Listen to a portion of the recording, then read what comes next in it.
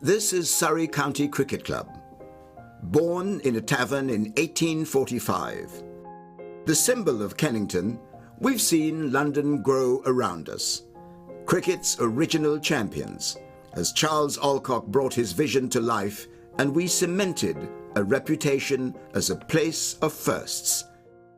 International football, FA Cup finals, international rugby, test matches, as well as where English pride came to die, before a great rivalry was born from its ashes. We share our feathers with royalty and pass on the honour of the brown cap through generations. We've seen England's best spend their careers with us. Well, that's Jack Hobbs. Head and shoulders, yes, over all other living batsmen. And the game's best finish under our gasometer. We've won 7 in a row thanks to Surridge, May, Barrington, Locke, Laker and the Bedser twins. In fact, we're well known for our famous siblings, but there's always been one family who've stood out.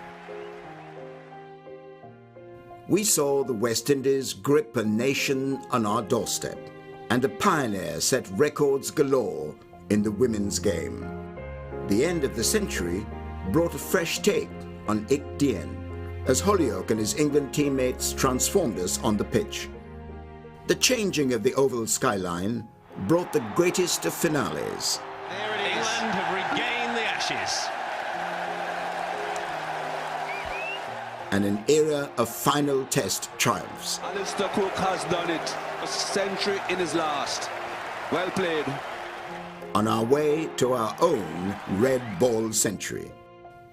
We're one half of the game's oldest rivalry and its only London derby. Oh my! Can you clear the pavilion? Local players are always the lifeblood of our side. But the world's best are attracted to us too. We've come through tragedies.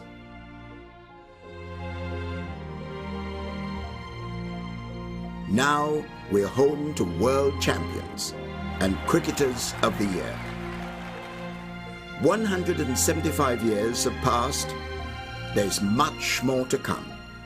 This is Surrey County Cricket Club, heart of London, pride of the county, the grandest stage in world cricket.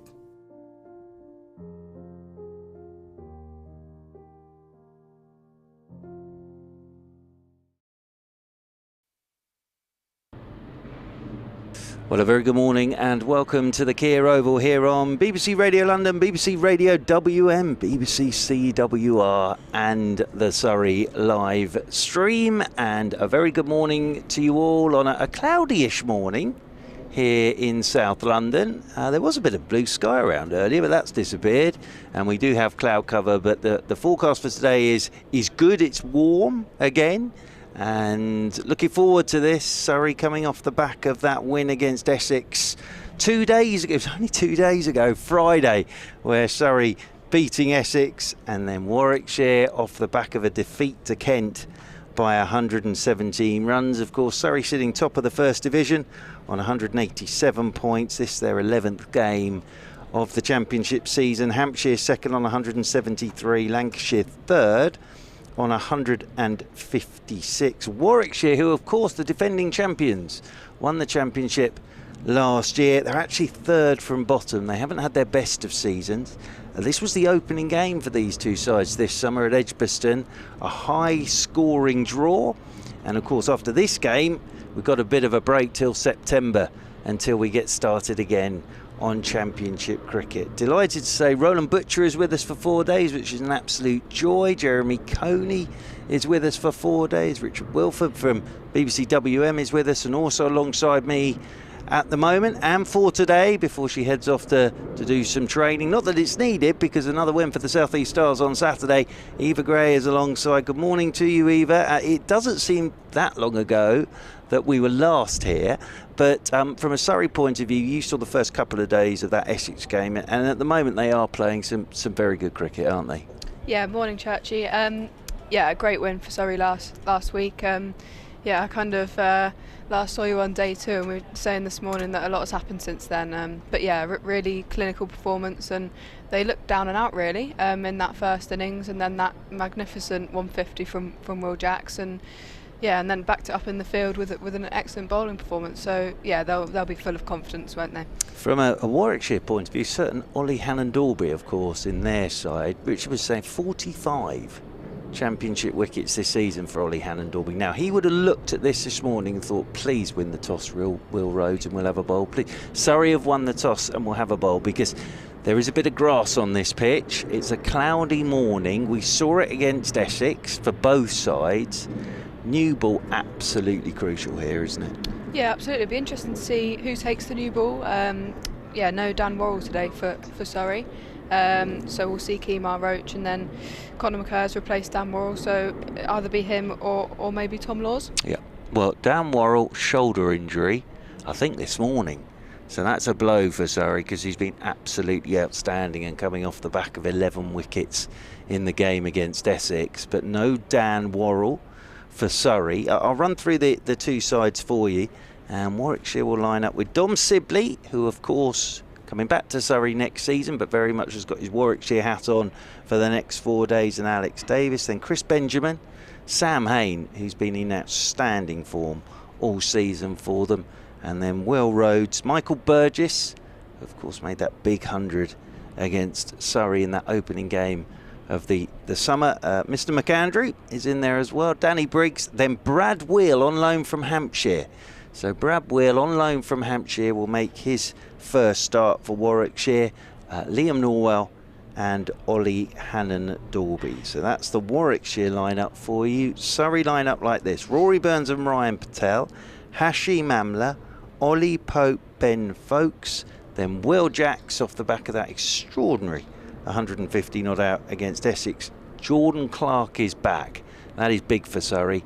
They've missed Jordan Clark in the last few games. He's very much, if he's fit, I've always said with Jordan Clark these days, if he's fit, he's the first name on that team sheet without a shadow of a doubt. So Jordan Clark is back. Jamie Overton, Tom Laws, Kemar Roach, and then as Eva was saying, no Dan Worrell due to a shoulder injury. I think he must have picked it up this morning. And Conor McCur comes into the side. Conor McCur played against Yorkshire at Scarborough, comes back into the side. Tom Laws, who a lot of people are talking about at the moment. Tom Laws, he might enjoy these conditions as well this morning. But as you say, it'll be very interesting to see who takes the new ball. I think it might be Roach and Laws. I think Roach and Laws might well take the new ball this morning for Surrey. But losing Dan Worrell is a blow. There's no doubt whatsoever about that. But Surrey, a lot of strength in depth, and they can bring in Conor McCur. Jamie Smith was also in the squad, and Cameron Steele, of course. Cameron Steele played the last game. But again, with Surrey here, they bat a long way down. Again, if you think that Tom Laws, as I say, in that game against Essex, came out as night watchman on the third evening, and then ended up 30-odd not out at the end and didn't look in any bother at all. He's coming in at 9. So Surrey again here, Eva, and we saw it against Essex, do bat a long way down, don't they? Yeah, absolutely. And even Jamie Overton as well. We saw earlier in the summer that 97 against New Zealand. Yeah, he's been batting a little bit higher up for Surrey than he has done previously in his career. But yeah, I mean, yeah, I think they'll be looking to kind of really turn the screw with the ball this morning or today, and then, as you said, they just bat so deep that any score looks like something that they can chase and then get a lead, I guess. Well, what we saw against Essex, and for Warwickshire listeners, and Warwickshire sort of, they were on top against Kent on that first day with the bowling of Ollie Hannon-Dalby. Then Kent sort of came back into it in their second innings, really. But what we saw here against Essex were in all sorts of bother, and then Rossington and Harmer did their stuff. Rossington got 100. Surrey were in deep stick at 112 for 7, I think it was. And then obviously Will Jacks, Tom Laws, Dan Worrell and Kemar Roach, and got them, both sides got themselves up over 300. So I just wonder whether this could be the same here, that, you know, once that new ball goes a bit softer, the afternoon seems to be the time to cash in as a batter, doesn't it? Yeah, absolutely. We saw a lot of tail end runs in that game, and yeah, that they kind of battered really well with Will Jacks, the Surrey team.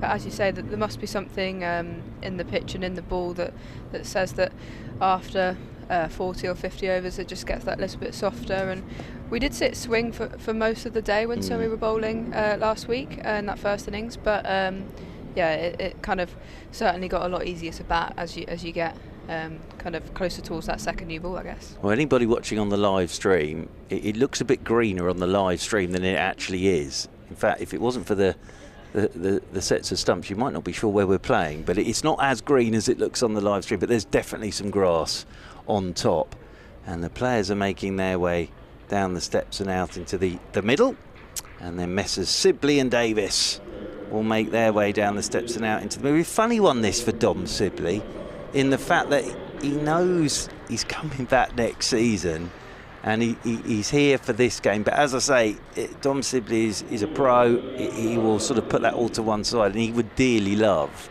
a big 100 here, wouldn't he? Yeah, definitely. I think he's looked quite good in terms of recent form as well. I don't know if he's kind of realised that he needs to go about his cricket with a little bit more aggression since this kind of new take in terms of England. But yeah, I think he was like 50 off 60 last week or something, so it'd be interesting to see how he goes about it. And I think it's going to be Kemar Roach to take that first over. Yeah, it is. Kemar Roach will take the first over from the pavilion, and Nigel Long and Billy Taylor are our two umpires. Umpire Long, as always, he always looks very elegant, Nigel Long, with his hat on and his sunglasses, but he always looks very elegant, isn't it? There are some umpires a bit like me, they look a little scruffy, everything doesn't quite fit, but with Nigel Long, everything seems to have been cut for him. Alex Davis will be on strike for this first ball, so Kemar Roach has the ball in his hands from the pavilion end. There's 4 slips in there straight away. Jamie Overton at first slip, Ollie Pope at second, Will Jacks at third, Ryan Patel at fourth. There's the backward point, there's a wideish mid off the captain Rory Burns, Hashim Amla at mid on, then Jordan Clark fit again, he's in there at mid wicket, and then there is the long leg, which is Tom Laws, I think, down there at long leg. And it's just going through a few warm-up deliveries here as Kemar Roach. We're just waiting for the big hand to tick round, and then Kemar Roach will bowl our first ball of the day. If you're just joining us, good morning to you. Surrey winning the toss, bowling first on a cloudy day here in South London. First ball of the day, Alex Davis, the right-hander on strike. Kemar Roach is in term. It's short, it hops at Alex Davis. He turns it down into the leg side, and up comes Jordan Clark to do the fielding. So banged it in there. First up did Kemar Roach, and just hopped at Davis, who played it down into the leg side. There isn't a run. Sibley wanders up for a little chat. Not the ball I was expecting first up from Kemar Roach, funnily enough. Kemar Roach, normally he goes up to the bat and sees if there's some swing, but bang that one in. As over the wicket he comes, that's Fuller. Oh, shout for LBW. Davis hasn't really gone anywhere there on the crease. There is swing, bit of movement, and then Alex Davis wanders off towards square leg. So a little question there from Kemar Roach back to Billy Taylor, but nice start this from Kemar Roach, Eva Gray, the short one, and then followed up with the full delivery that did just swing a touch. Yeah, absolutely. Big movement back into Alex Davis' pads there, and that's the length that Kemar Roach is looking for with this new ball. He's over the wicket again, is Kemar Roach. Davis forward he comes, plays it straight back up the pitch, and Kemar Roach does the fielding off his own bowling. Good crowd in today, good number already in. As I say, last championship game for over a month now, not until September again, so everybody's going to fill their boots with championship cricket for the next 4 days, and then it will be a bit of a wait. And actually, sort of from both sides points of view in different ways, very important game this, with a break, as over the wicket comes Kemar Roach to Davis, who's looking to drive to a full length ball, little inside edge. Certainly giving that one a chance to swing was Kemar Roach, and that potters up towards mid-on. And again, there's no run. But if you think there's a break for a month, Surrey, of course, top at the moment, but Hampshire keep winning, Surrey keep winning. So if either of those sides lose this game, or it's a draw and the other one wins, and then you've got the month's break. It sets it up very nicely from a Warwickshire point of view. Obviously down the bottom of the table, want to start moving up as in comes Kemar Roach. First runs of the day as Davis is forward, taking that off the stumps, nudges it into the leg side. Roach ended up with his hands going towards his face there. And on to strike comes Dominic Sibley for the first time. This one, of course, knows this place extremely well, does Dom Sibley. And as I say, he will have put all the moving to Surrey again next season firmly to the back of his mind, and will be looking to do a job for Warwickshire here over the next 4 days. I think Rory Burns was delighted to have won the toss.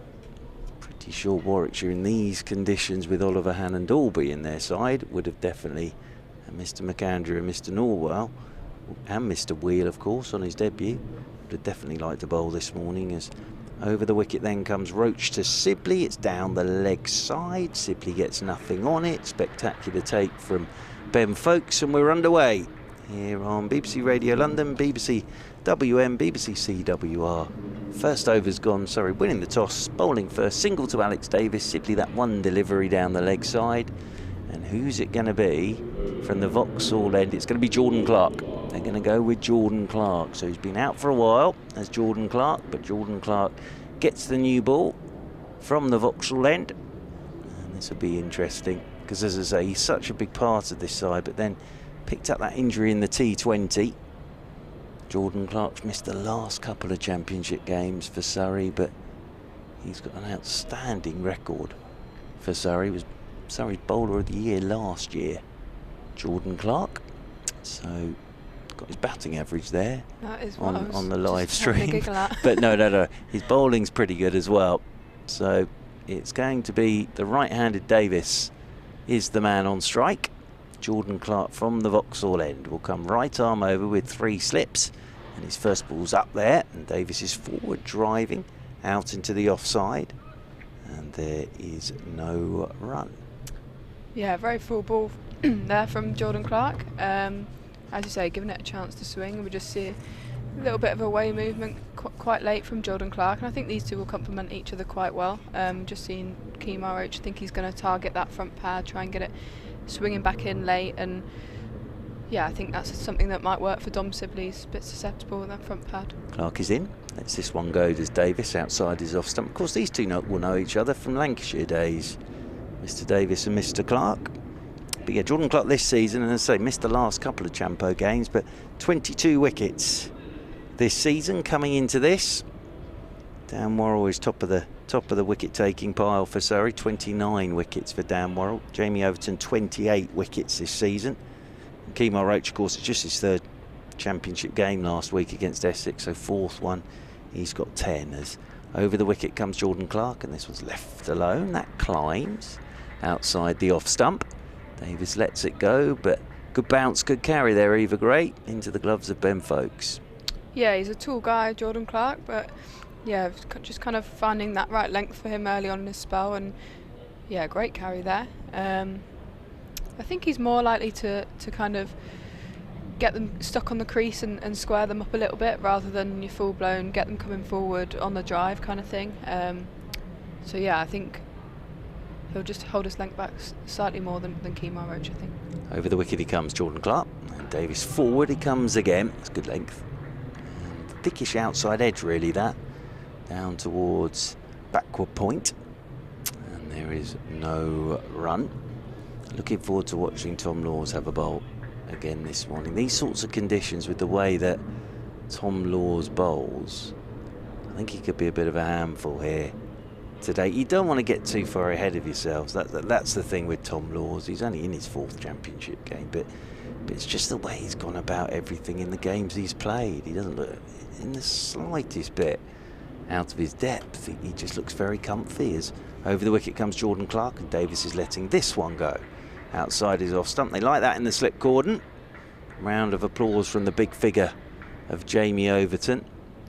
And Jeremy Coney was laughing at me last week, Eva Gray, but I think you'll understand what I'm saying here. The lovely thing is he takes wickets as well, which as a bowler is a good thing to have in your column, isn't it? But he does. He takes, whenever he comes on and has a bowl, he seems to pick up a wicket. And he's got this lovely knack of possibly not with the greatest delivery either, but he does pick up a wicket as over the wicket comes Jordan Clark, and Davis lets this one go outside his off stump. Good first over from Jordan Clark. Surrey will just plug away on that length and line on or about the off stump. End of the over, and Warwickshire one without loss. Davis has one, and Sibley is yet to get off the mark.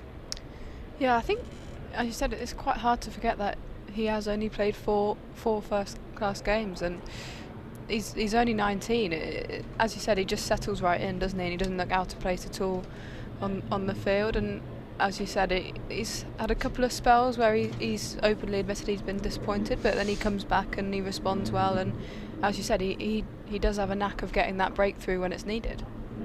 Over the wicket then comes Kemar Roach to Dom Sibley. Sibley's letting this one go that just comes back at him a touch. And that's taken low down by Ben Foakes, moving away to his left-hand side.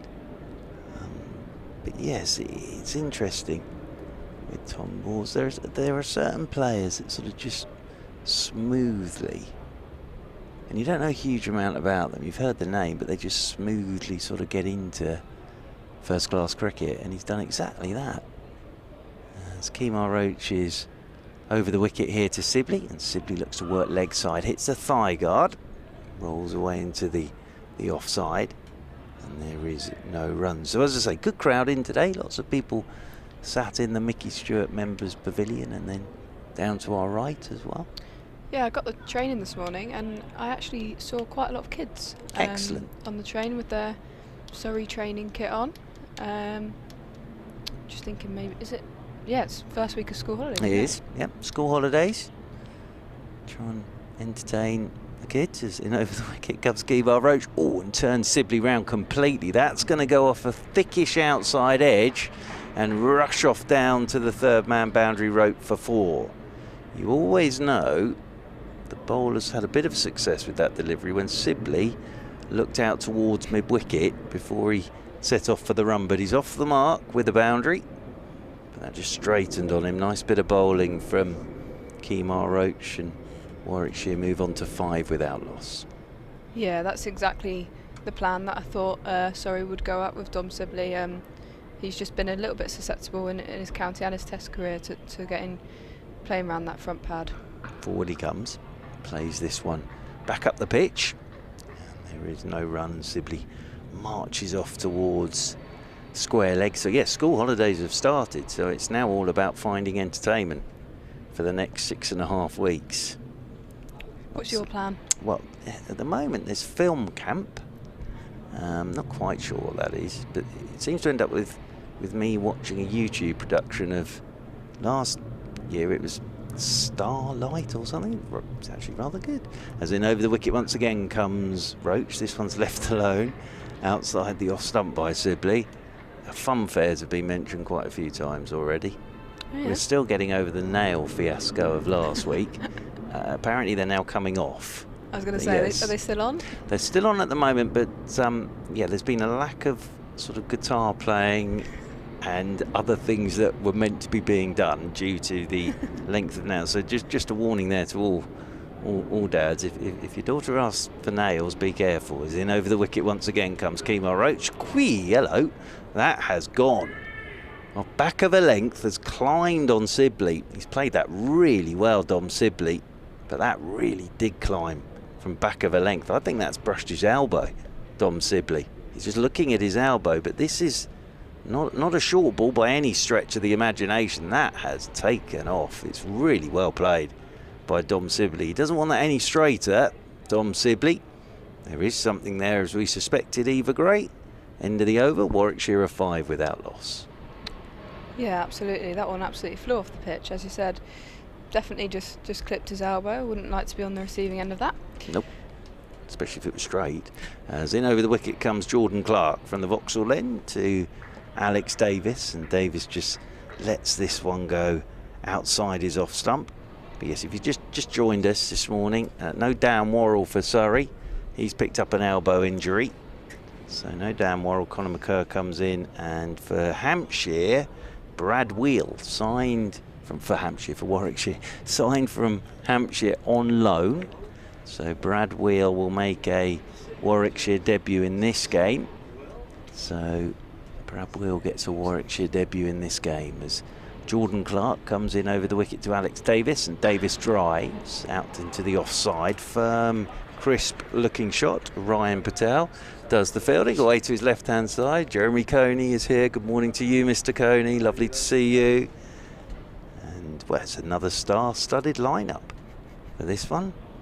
5 without loss, Warwickshire, and Surrey winning the toss and having a bowl. I just wonder whether we're going to see the one that goes the other way sometime soon from Jordan Clark. He's been plugging away outside off stump with that gentle away swinger and potentially just setting him up. Here he comes again, and that one again goes away outside the off stump. Davis has nothing whatsoever to do with that. Jordan Clark looks at his studs. His boot just slipped a touch there, I think, and he's just scuffing up the crease. Well, if Jordan Clark's doing it, Jamie Overton will definitely be doing it. Sometimes I feel that Jamie, when he comes on to bowl, should have a digger with him, because by the time he's finished, he's scuffed it up. His big boots have gone through the crease. Looks a right old mess. As in over the wicket once again goes Jordan Clark, and that's left alone again by Davis outside his off stump. So nice tight start this from Jordan Clark, yet to concede a run. Davis with a single off Roach, Dom Sibley with a boundary down to third man. As Rory Burns gets the ball in his hands again and has a bit of a natter with Jordan Clark. Yeah, he just looks like he's slightly struggling with his delivery stride. It can happen sometimes when it's a fresh pitch. Over the wicket he comes again, Jordan Clark, and this one, that did come back a touch, but after it had gone past Alex Davis. Fuller of length this time from Jordan Clark. Left alone by Davis, but definitely after it had gone past Davis there, Eva, just swung back at Ben Foakes behind the stumps. Yeah, I think just watching him there as well, I think that was the one he tried to get back in at those pads, but it just went slightly too late. I'm going to have a guest at tea time. Tom Hicks, who has written this excellent book. I interviewed Tom about it last year, actually. As in over the wicket comes Jordan Clark. Forward goes Alex Davis, pushes this one out towards backward point, and there is no run. Maiden over, and Warwickshire are 5 without loss. Yeah, Tom's here because Tom teaches overseas now, but his book's called Bowler's Name, and basically it's about playing a bit of first class in university, and that, you know, trying to make it as a cricketer, and then what happens. So yeah, it's really good. And Tom's here, as I say, teaches abroad now, but he's here with his dad today, so I thought it was a good opportunity to get Tom up to have a bit of a natter about the book as well. So I think Tom's going to wander up at tea time, probably come up at lunch to have a look around. I think he's got his dad and his godfather with him as well as Tom. They're getting a leg slip in now. Have you had a read? I did. I read it last year. I interviewed Tom during the winter about it, and there's some great stories in there. There really are. As Kemar Roach then from the pavilion ends, coming in over the wicket to Dom Sibley. Sibley plays this late down into the turf, running from Alex Davis, because that has pottered towards the slip cordon, and Davis called Sibley through. Very well taken single that by Alex Davis, and that will move Warwickshire on to 6 without loss. But they're keeping this leg gully in for Davis as well. We did see that first ball of the day just get big on Davis, but actually, as I say that, Ryan Patel for Davis comes out from that leg gully and goes into that 4th slip position. So 4 slips for the right-handed Davis as Kemar Roach is into him, and Davis lets this one go that comes back. He's just beginning to hone in on the off stump of Alex Davis, but that's what you wanted to see, Eva. That's the one that does come back a bit from Kemar Roach. Yeah, absolutely. It's really nice lengths here from Kemar Roach, and lines, I guess, as well. There's nothing short and there's nothing wide, so yeah, really tight start here from these two. Davis settling himself down over his bat once more as Kemar Roach comes over the wicket to him, and that again climbs at Davis. He helps it off him. Bit of a get off me shot that from Davis. Seen a couple of those now from Kemar Roach. Just wonder whether Surrey might think about getting someone in under the under the helmet there, because again, he sort of, it did get big on him, that Alex Davis. We've seen a couple of those now from Kemar Roach. Yeah, either someone in at short leg, or as you said, they've just taken that fielder there at leg gully out for Kemar Roach, but just having a look at that could go anywhere, couldn't it? Yeah, as Kemar Roach is in over the wicket to Davis. Davis, inside edge, hasn't got forward at all there. That'll be the previous delivery that's done that. He's just stuck on the crease. Little inside edge just past his leg stump. And they'll get the leg gully in now for Dom Sibley. There's a single to Davis though. He moves on to 2. Warwickshire 7 without loss after having been stuck in by Surrey this morning. In cloudy conditions with a touch of green on the pitch. You can't help but think this was a day for Dan Worrell, can you? Oh, absolutely. He'd have loved all this. As over the wicket once again goes Kemar Roach, and that's up on Sibley's toes, and he's driving. That did swing back in. Up towards mid-on. Nicely played that by Dom Sibley, because he didn't go around that front pad. Full face of the bat, and then drove it up towards Hashim Amla, but definitely got that one. Just a tail back a touch to Kemar Roach. Yeah, obviously it's early on in his innings here, but you can see that Dom Sibley's worked really hard on his game and his technique since he was left out of the England squad. And yeah, just with his back lift and his angles, it's looking good. He's in again. This one goes down the leg side. Sibley gets absolutely nothing on that at all. And taken by Ben Foakes, diving away to his left-hand side. So Davis 2, Sibley 5, and 7 without loss. On the walkie-talkie, Billy Taylor's on the walkie-talkie up to the scorers. Has he lost count of the number of balls in this over? We're only in there. If he's lost count now, we are in trouble. We've only had 5. But there we are. Yes, he's just double-checking that was the end of the over. So 5 gone, 7 without loss. Yes, Mr. Taylor there. We're early in the morning, and we all feel like it sometimes, don't we? We forget how many balls there are in the day and all that good stuff. But up there to the scores, just to double check. Yeah, I'd say every over I have to ask how many's left. Yeah, well, to be honest with you, I don't even know what day of the week it is. As Jordan Clark is in over the wicket to Davis. Davis lets this one go wide-ish outside that off stump again from Jordan Clark. And Alex Davis comes down to do some gardening. Yeah, well, with the way the games are coming at the moment, you can't, I looked at it on Friday and thought, right, well, cheerio everybody, we'll see you again on Monday. And it's the same for everybody. At the moment it is full on, and then it stops, and then we've got a bit of one-day cricket and the 100 for your good self. As in over the wicket once again comes Jordan Clark. Better gets him playing. Davis pushes away out towards backward point, and there is Tom Laws to do the fielding. Yeah, it is an odd one, isn't it? Yeah, we've just had our last South East Stars game before the 100. Yep.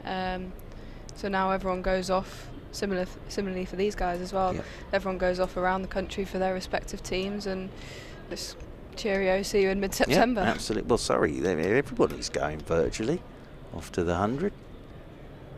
Over the wicket once again comes Jordan Clark to Alex Davis. Davis, that bounces. Just nips back at him as well. Plays it very well, Alex Davis. Hits the shoulder of his bat and then rolls away down towards that backward point region, and there's no run again, but that was well bowled by Jordan Clark. Just straightened his line up a touch there, did Jordan Clark.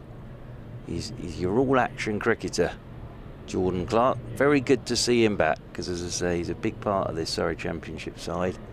He's Jordan Clark. A little side strain in a 2020 game, and missed a couple of championship games. Davis stands with that bat raised as over the wicket goes Jordan Clark to him, and shout for LBW. Height will be an issue here, as Davis was looking just to play that down towards fine leg. Leg buys the signal from umpire Long. Warwickshire 8 without loss. Sibley comes back onto strike on 5. Just thinking, Sibley hasn't actually been up to face Jordan Clark yet. This is the first ball he's going to face from Jordan Clark, Dom Sibley, because he hasn't conceded a run as yet off the bat, Jordan Clark. So first time he's got to have a bowl here at Dominic Sibley, Jordan Clark. Yeah, that one I think just expected to come away from the batter, but just sliding down leg side, and as you say, a bit high as well, I think. Sibley stands with that bat raised as forward he comes to Jordan Clark. There's definitely been a bit of a change in his setup I was just thinking since that. I saw him in the first game of the season, Dom Sibley. Definite change in his setup. Yeah, he was always quite twitchy, wasn't he? And had this big trigger where his hands come quite far out away from his body, almost out to fourth slip gully area. And he's still got that, but kind of similar to what Rory Burns has done. He's just gone back to the way it worked. Just not as extravagant with his movements, I guess. Not at all. There's a little bend of the knees, and then there's a little bit of that twitch towards extra cover with the hands. He lets this one go outside his off stump. Eva Gray, thank you very much indeed. Eva will be with us throughout the day here on BBC Radio London, BBC WM and BBC CWR, and the Surrey live stream, of course. Joined in a moment by the Middlesex of England batsman Roland Butcher. Lovely to have Mr. Butcher with us for these 4 days. Butcher and Coney. There's been a meeting of the two great men at the back of the box this morning. Roland Butcher, very good morning to you. Yes, Mark. Very good morning to you, and great to be back here at the Kia Oval. Happy memories for you of this place, Mr. Butcher? Yeah, some very happy ones, and also some sleepless ones as well. Against the Surrey attack? Well, particularly Sylvester Yes, Clark. well, it's the name that comes up every time. As Kemar Roach from the pavilion end coming into Davis. They've got the short leg in now, and forward goes Alex Davis. Plays this one up to mid-off, and there's no... As a former opener yourself, in these conditions, you know what's coming as a batter, don't you? Bit of cloud cover, greenish looking pitch. You know it's probably going to be pretty tough for that first hour, don't you? Yeah, you expect with a new ball, bowlers fresh, green pitch, that the bowlers will be in the ascendancy, but it's important really to just get over that initial period. Here comes Kemar Roach once again over the wicket to Davis. Driving is Davis. Again, full of length, Kemar Roach. And that rolls up to Hashim Amla at mid-on, and there's no run. But from a batting point of view, Mark, what's been important to note this season in particular is that the pitches have been good. Yep. So, you can rest assured that when you get through these sessions, that things will be good. I was at Lord's last week where they had a green pitch like this, and Middlesex won the toss. I'll come back to that in a minute. Well, this would be the interesting thing, is here comes Kemar Roach once again to Davis, coming back at Davis, plays it late down in front of him, and round comes Ryan Patel to do the fielding in there at short leg. Yeah, so Middlesex won the toss. Obviously thought we'll go in there, knock 4 or 5 over before lunch, finish the job after. A day and a half later, they scored 500. And that'll be the interesting thing here, because you normally come here and do say win the toss, have a bat, but in these conditions Surrey have decided to have a bowl. The other thing is the balls as well, which we've seen this season, as Kemar Roach is in to Davis. Oh, hello. Alex Davis has played about 8 shots at that, and in the end I think he was thinking of pulling that off the front foot, then letting it go, and in the end it's just ended up in the gloves of Ben Foakes, moving away to his right hand side. It looked as if Davis was going to pull that, and then had second thoughts off the front foot, and in the end it was sort of, it's under the bat. That's the thing. It's actually gone under his bat there, Davis. Yeah, quite an ugly shot. As Kemar Roach is in once more to Davis. Short ball almost plays on. That came back at him.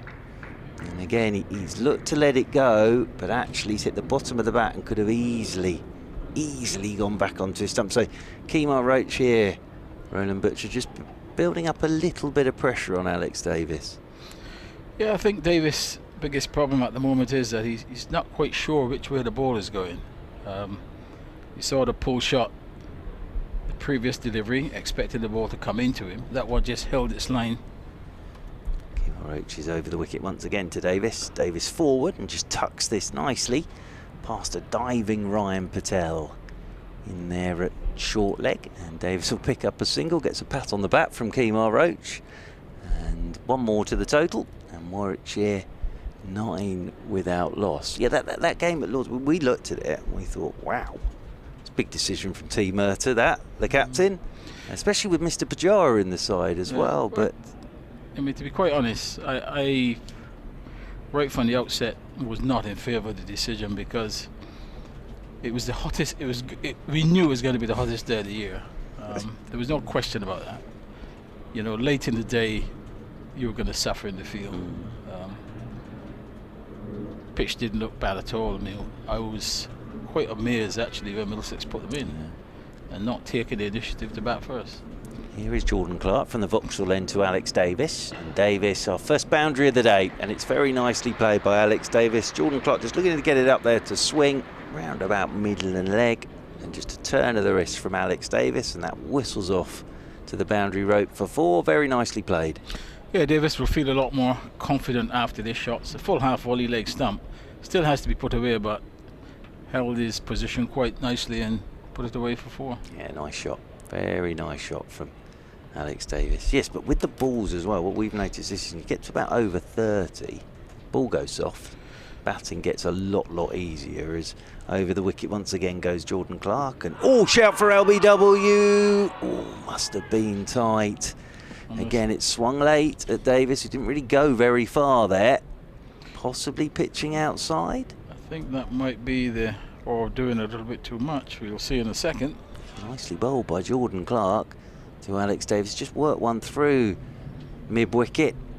But it's a pretty good shout, but umpire Nigel Long, quick shake of the head.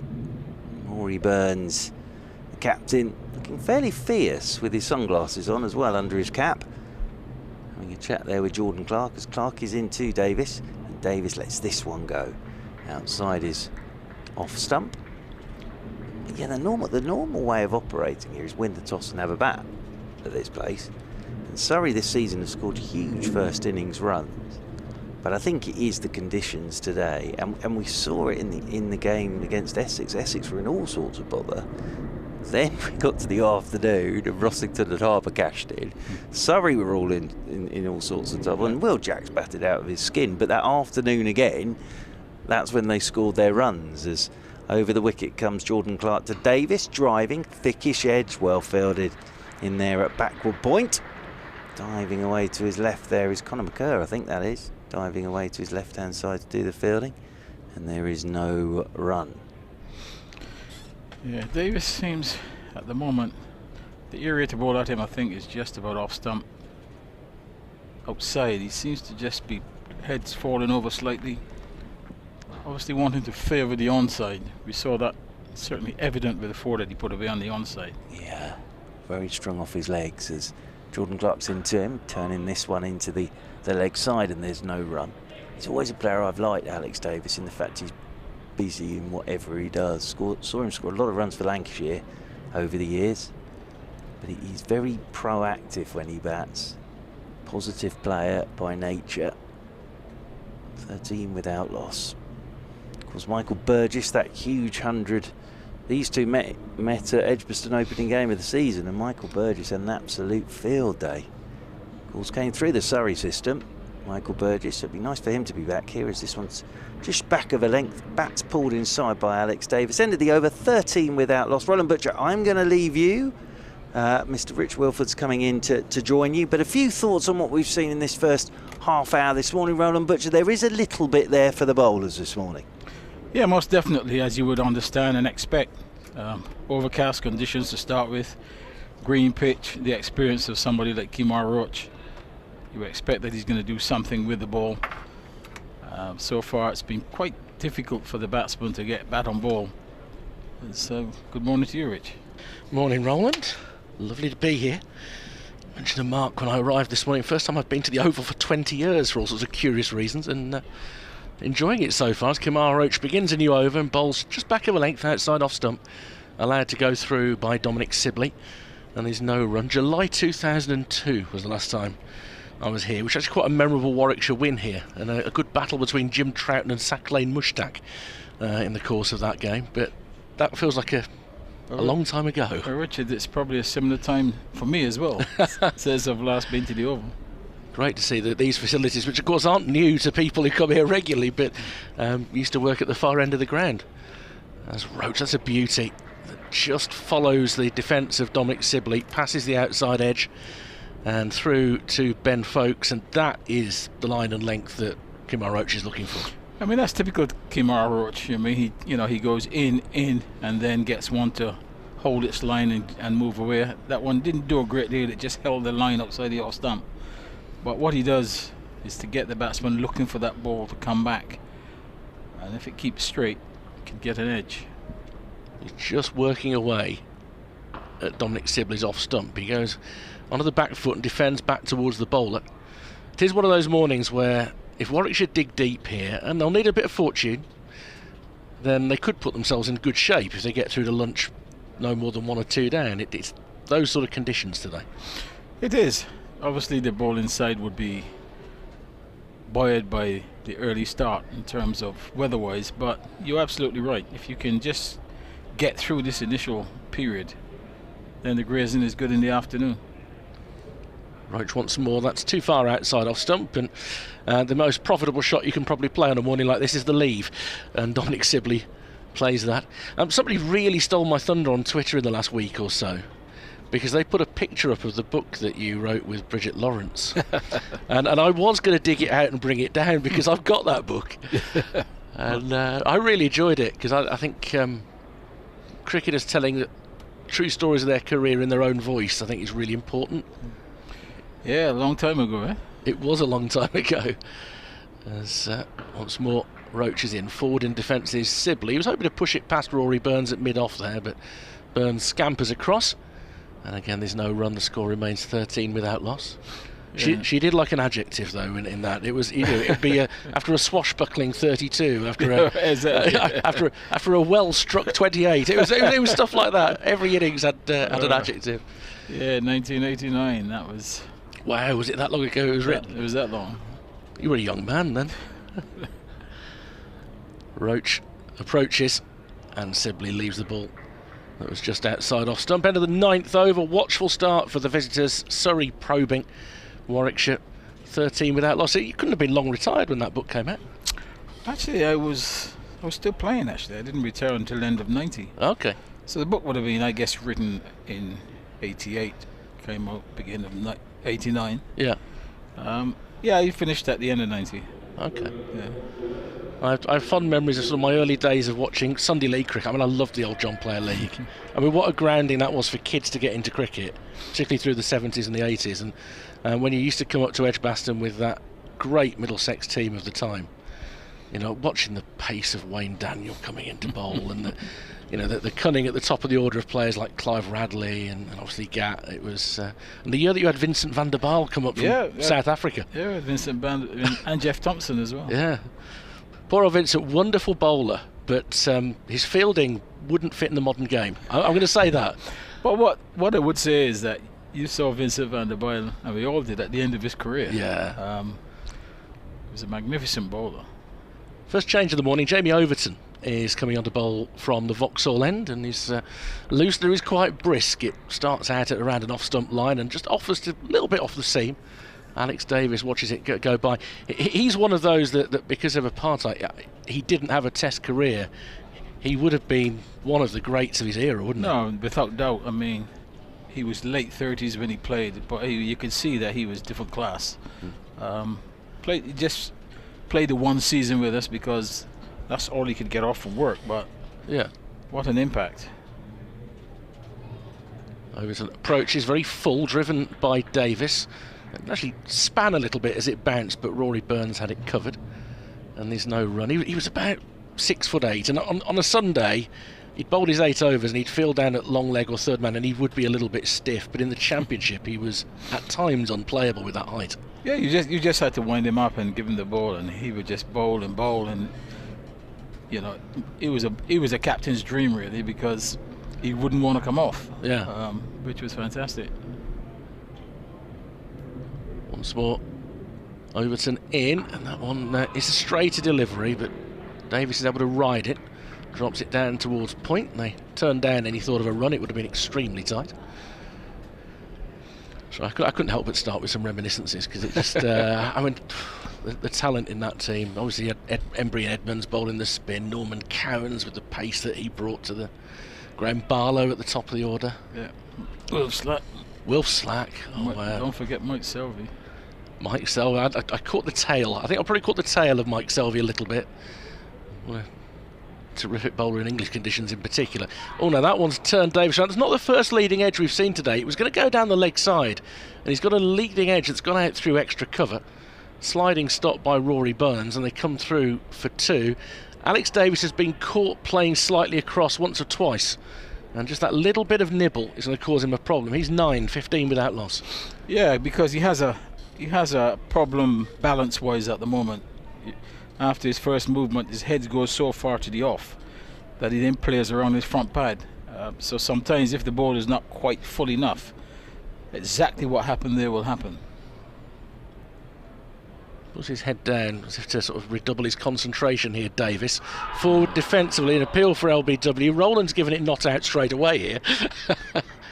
What did you see? Yeah, I think that's missing off.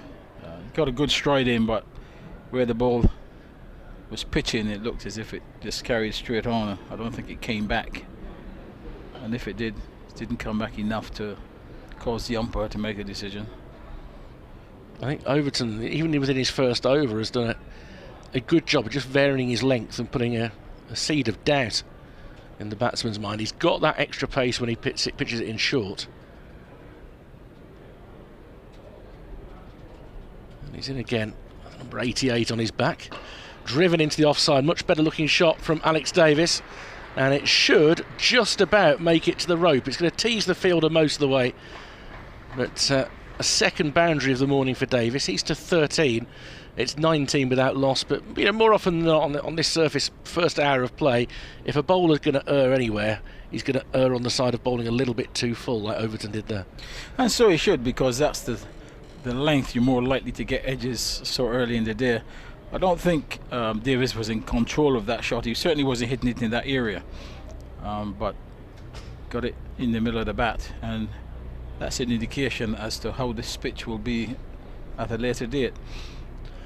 So when the sun broke through, and it's gone in a little bit at the moment, when the sun broke through, the shade of the wicket appeared to change colour straight away. It didn't look quite as green, and I would imagine that the colour will change over the days, however many days this match goes, and Warwickshire certainly will have to improve with the bat if they're going to make this a full 4-day game and compete.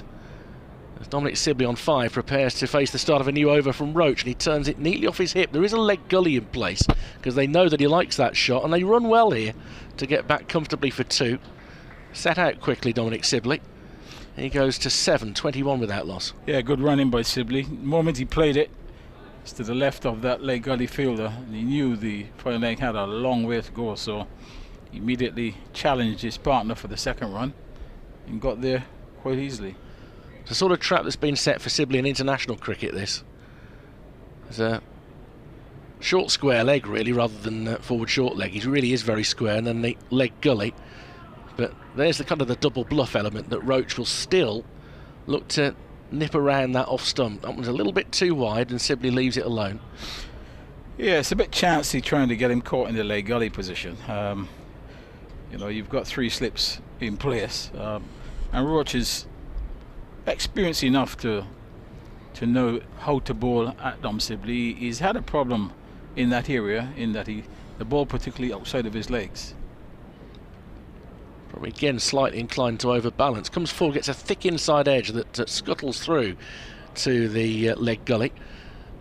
And there's no run. Yeah, he tends, or the problem he did have earlier on was because he fell over a little, the ball outside of his body. He was never in a position to keep it on the ground. It was always played, even when he did strike it nicely, it was still aerial, which captains decided, well, if you're going to do that, we're going to put a leg gully in place and just to stop that shot. He has made an adjustment this season, which we'll come to in a moment, as Roach approaches once more, and Sibley just a tip and run to Hashim Amla, who comes in from mid-on, and he does hit the stumps with his throw. Nice bit of fielding by Amla, but Sibley had judged it very well, and again on mornings like this, little push and run and keep the scoreboard ticking over is valuable. Good piece of work by Amla, but Warwickshire on to 22 without loss. Yeah, Amla did well here because the batsman went very, very early indeed, and a quick getaway, quick throw, pick up from Amla, really going, he had to throw in the opposite direction, so he did well. I mean, let's be fair, he's fielding in the gentleman's position there at mid-on to keep him out of danger, but that's a terrific piece of fielding. As Davis now guides the ball down towards third man. It'll be a sprint from point, and that will keep them down to 2, but the runs have been ticking over in this over. 24 without loss, and Davis to 15. I mentioned, Roland, that Dominic Sibley's made a real adjustment. He spent a full winter in the nets. He turned down a tour with England Lions because he just wanted to work on the technique, the flaws that had cost him his England place, and he is more square on now than he was. He had a slightly open stance when he was playing for England, and the thing that we haven't seen yet much today, but he plays a lot straighter. The straight drive and the on drive is a far better shot for him there. This ball's left alone outside off stump, and the cover drive has come into play more. Almost all his runs playing for England seem to be behind square. Yeah, I mean, his setup before certainly allowed him to play in those areas. He did have a degree of success, but he also had a lot of failures as well because of that. I mean, it's good to see that he has taken the time out to put in the work, you know, turn down the tour, which a lot of players wouldn't do. So, you know, he's obviously keen and wanted to get back in the England side, and that's good for him and good for the game. Plus we have the changing landscape. It's something Rory Burns has had to deal with as well, where Ben Stokes and Brendan McCullum seem to want dashes at the top of the order, and that's a tough ask as Overton begins his second over with a short ball, and Sibley is a tall man, so he gets above a ball that might have been at the throat of Alex Davis. It was on the chest of Sibley, and he's able to guide it down, and there's no run. Well, I wouldn't advise Burns and others to change too much, because sometimes when you try to do that, you know, it takes away from what's made you the player you are. I don't think Burns has scored so many runs because he couldn't play. I think his, you know, he did have a confidence problem in the last year or so, but Overton left alone, a short ball outside off stump.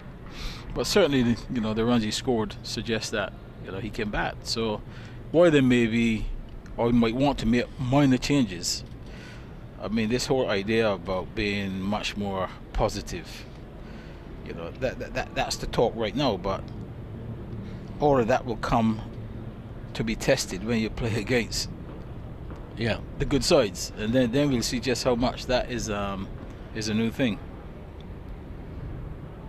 Overton in to Sibley, who's guided this almost directly into the hands of fourth slip. I think it bounced before it got there, and I do think he was wanting to get it through to third man, but with the slip cordon that is that busy, I'm not sure it's a wise shot. Yeah, I mean, he's probably better if he's going to play that shot square. It's probably better to cut, because then he at least he's gone after the ball with some venom. If they catch it, then it's got to be well caught. He's only had about a third of the strike so far this morning, Dominic Sibley, who leaves a ball that's back of a length, and it's past him at about hip height, and carries well through to Ben Foakes. Yeah, you know, England chasing 275 plus to win in 4 successive Test matches. I mean, you and I might not live to see that happen again. The fact that it's happened when Ben Stokes takes over, partly it's about the positivity and the incredibly rich vein of form that Johnny Bairstow has been in, but you don't expect those things to keep on happening. Of course not. I mean, listen, I'll finish that in a second. Overton in, and that one lifts again, and Sibley's trying to play it, but it carries well over his bat and through. Yeah, well ball, nice delivery, good pace, good length, got the desired effect, except he didn't get the outside edge. But no, listen, you must remember that this year is a year for runs in cricket in England, and it must be treated as a one-off. I would not expect that every season that England would be able to play like that, or chase, as you say, chase 275 plus in the 4th innings and get it easily. I don't think that's going to happen too often. No.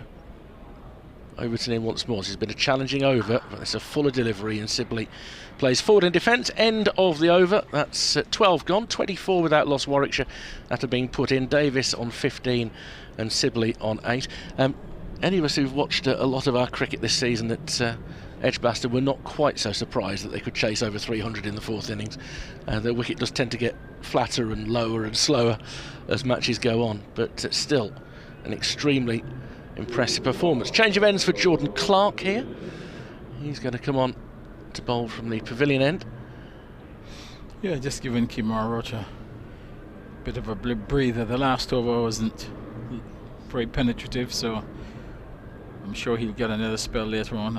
I'm quite pleased that we've actually gone past the point now where at Lords they changed the ball after 9 overs. I thought being at Chesterfield a few weeks ago when they tried to change it after 10 overs, that was something special, but they didn't succeed, and the umpires in the end decided not to. But they actually changed it after 9 overs at Lords. Yeah, that's one of the reasons I think the batsmen have had so much success this year. Clark onto the pads of Davis, who tickles it through a vacant square leg. They'll think about 2, and they've been quick between the wickets so far, and they are again. They safely get through. Davis to 17 and 26 without loss. I think we had a day's play at Northampton a few weeks back where there were about 7 balls used in the day. Some of them didn't last very long at all, and clearly something has gone horribly wrong with the manufacturing. But it's not the same game, is it, if you keep on changing the ball? No. I mean, especially, it's part of the bowler's art is looking after and preserving and getting the shine right. And but most of the time, actually, the fielding side is asking for the change. Back of a length, and just that one offered to move further away after it pitched, left outside off stump by Alex Davis. Yes, not much pace in that delivery. I mean, at Chesterfield, once they did get the ball change, Derbyshire were cruising, and then lost the last 6 wickets for about 20 runs. No, probably a change of ball that did it. Were you a good shiner of the ball when you were fielding? Not really, because I tended to feel more slip, so yeah, the ball always made its way back to mid-off. Fair enough. You were spared those duties. Davis driving with a thick outside edge. It squirts through to point. Yeah, I think Mike Gatton was our ball shiner. He liked shining it. Clive Radley as well. Very good. A good fielder, Clive Radley. Sharp. 26 without loss. Coverage courtesy of BBC London, BBC Radio WM, BBC CWR. Cast of fine voices with us throughout the course of today as forward comes Davis in defence. Maybe got a little inside edge onto the pad there. There was some oohs and ahs, but no appeal forthcoming from Jordan Clark. Roland Butcher alongside me now. Jeremy Coney is going to be with us. Eva Gray from Surrey, who's about to be playing in the 100. And Mark Church will be back in 10 minutes when I've got my local radio duties to do. But it's great to have such authoritative voices here enjoying the cricket with a smile on our face, Roland. That's what we're doing. Yeah, I mean, it's for me, it's great to be this side of the fence. Clark in. That's a fuller delivery. Davis coming across his stumps, gets half of his bat on it really, and it trundles up towards mid-on. Amla will amble in to pick up.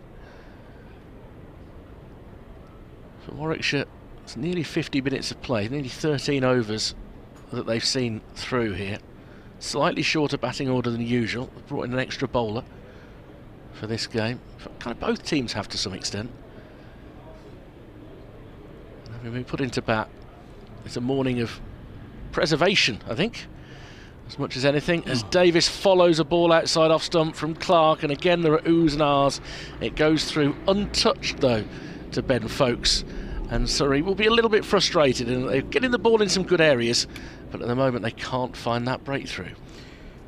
Yeah, not a good shot, that last ball by Davis, really. Not quite sure whether to leave the ball or play it. Ended up just pushing the bat at it. All he could have done is just guided that ball to one of those slip fielders. Fortunately for him, he didn't. Slow going by Warwickshire, but obviously that's not the problem right now. The problem really is to just survive. If you can get to lunch, as you said, the pitch colour would change this afternoon. The ball would get a bit softer, and batting would be easier. Overton to begin his 3rd over. Sibley stands tall to a ball just outside off stump, defends it, picked up in a very agile manner by Overton. He and his brother Craig are remarkably good fielders for their size. They really are, and the fact that they're both extremely competent slip fielders speaks volumes for them. Mind you, back in the day, I mean, when I first started watching cricket, Big Bob Willis was a decent slipper. He was, though, which you're loath to put your quick bowlers in that sort of area because you want to look after their fingers, but I suppose it's the same with the batsmen, isn't it? Overton, he's got the outside edge on this. It's turned him round. It was a ball that looked like it was angling down the leg side. It may have just straightened a bit. And the outside edge of Sibley whistles through the slip cordon and down to the pavilion for 4. A full shot gets him into double figures. 12 to Dom Sibley, 30 without loss. Yeah, this is good delivery, just turning Sibley around. Fortunately for him, the outside edge is flown between the third slip and the gully. As you said, there's no third man, so he gets himself a boundary, but all credit to the bowler there. He certainly produced a good delivery. There's not much in the air at the moment for the bowlers. It's not doing an awful lot, but that has seemed quite a bit. And it's not easy to get it. If you aim at leg stump from where he's bowling over, not easy to get it to move back across the right-hander like that. And Sibley is forward with a little bit more authority, but still the outer half of the bat. And it squirts out to point. Yeah, I think the batsman's playing actually for the ball to be doing more than it actually is. And hence they see the ball a certain line, expect it to do a lot, and then find that it's not. Overton, an England Test bowler now, enjoyed his debut, did particularly well of course with the bat, and he bowls that one pretty much gun barrel straight, and it's met by an equally straight bat by Sibley. Overton fields in his follow through and then gives Rory Burns the shining duties. You're right, it's nice to see no quizzical looks at this ball just yet. You get used to the fact that Will Rhodes tends to stand at mid-off for the Bears, and he's looking at the ball almost constantly. Every time it comes back to him, am I seeing any damage now? Forward defensive might just split the seam or something. Overton again in towards the legs of Sibley, and once more it's a leading edge. How many of those have we seen so far this morning? And he's again, he's not quite playing the line of the delivery there. I mean, if you can see the replay of this one, you will find that again Sibley's looking for the ball to do more than it actually did, and just ended up playing it a little bit early. I'm just really hoping that it will come up so we can have a look at it again. But yeah, I think it might not this time. Yeah. So yeah, LBW is increasingly looking at part of the equation this morning. That's a shorter ball from Overton, and he just nudges it to the leg side, and Overton runs across to mid-wicket to get to the ball first, because that's the way that the field is laid out. Single to end the over. So Dominic Sibley goes to 13, and the score is 31 without loss. Have we ever changed in the summarisers chair at this point? Yes, we it are. looks like it. And yeah, good start by Warwickshire. Certainly they haven't lost any wickets, so they will be quite pleased the way things are going. As for Surrey, they will be hoping to pick something up soon. I am going to make way for Jeremy Coney. Excellent. From one international cricketer to another. I mean, come on. This is what's known as untold riches. It's like I've come to work in London this week. Tremendous. There's no shortage of scoreboards around here as well. Bit of a scoreboard overload away to our right. You've got one that's got a slightly traditional format and one with a lot of information on, and there's even a little one just away to my right that just has the overall score and the number of overs. And I think the time written underneath it as well. As Jeremy Coney slides seamlessly into position. Good morning to you. Morning, Richard. And Clark begins a new over down the leg side. Sibley was playing at it but got nothing on it. You don't want to get strangled at this point. It's been a little bit attritional this morning, but you know, when you put into bat, that's kind of what you have to do if you're Warwickshire. Well, they've so far escaped without any damage, haven't they? 31 on a greenish pitch, you'd have to say. About 2 alongside from the last one where they met Essex in the last week. Tends to be a little bit flatter on that side towards Tennyson School. Yeah, it's Bishop. Sits there, you can see the sign on the front as Sibley comes forward and defends into the offside. I agree with Roland. Not a lot of swing movement today. If it has, it's come from Jordan Clark, bowling from the Vauxhall stand in towards the pavilion end, just a little bit away from the 2 right-handers opening. The field's generally pretty much the same. One slip less for the other bowlers than Clark, and I think that's fair. I do think if you're going to bowl a full length, then the 4 slips is better. Clark puts this onto the legs of Sibley. Another quick single. They're very keen to get through for a single. Kemar Roach came in from mid-wicket to get there. Doesn't hit the stumps like Amla did earlier. And they come through comfortably. They've been sharp with that. 14 to Sibley, 32 without loss. Well, that's a good move, isn't it? I mean, when you're out against a greenish pitch and a new ball, a team that's looking obviously to push on and try and establish a championship winning position, singles and changing around. If you look at, there's quite a lot of difference between the height of these two players, and so the lengths are going to be different to operate from. And the more diminutive Davis on strike now and squirts a thick inside edge down to long leg, and he gets a single. 18 to Davis, 33 without loss. So, you know, I'm all in favour of that, those quick singles. Yeah, so it's been an interesting one. I see Worrell was down in the original.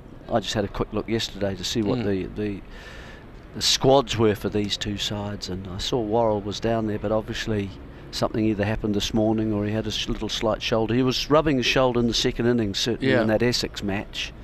So whether that was the problem, I don't know. But I mean, he got 11 wickets in that game and bowled a wee bit, but got some significant swing. Sibley forward, and again a quick single. Just sort of kills the pace of the ball, pushes it out to the offside. Burns comes round to cover the field. But Sibley had a 15. They're just ticking over a bit more now, the Bears. 34 without loss.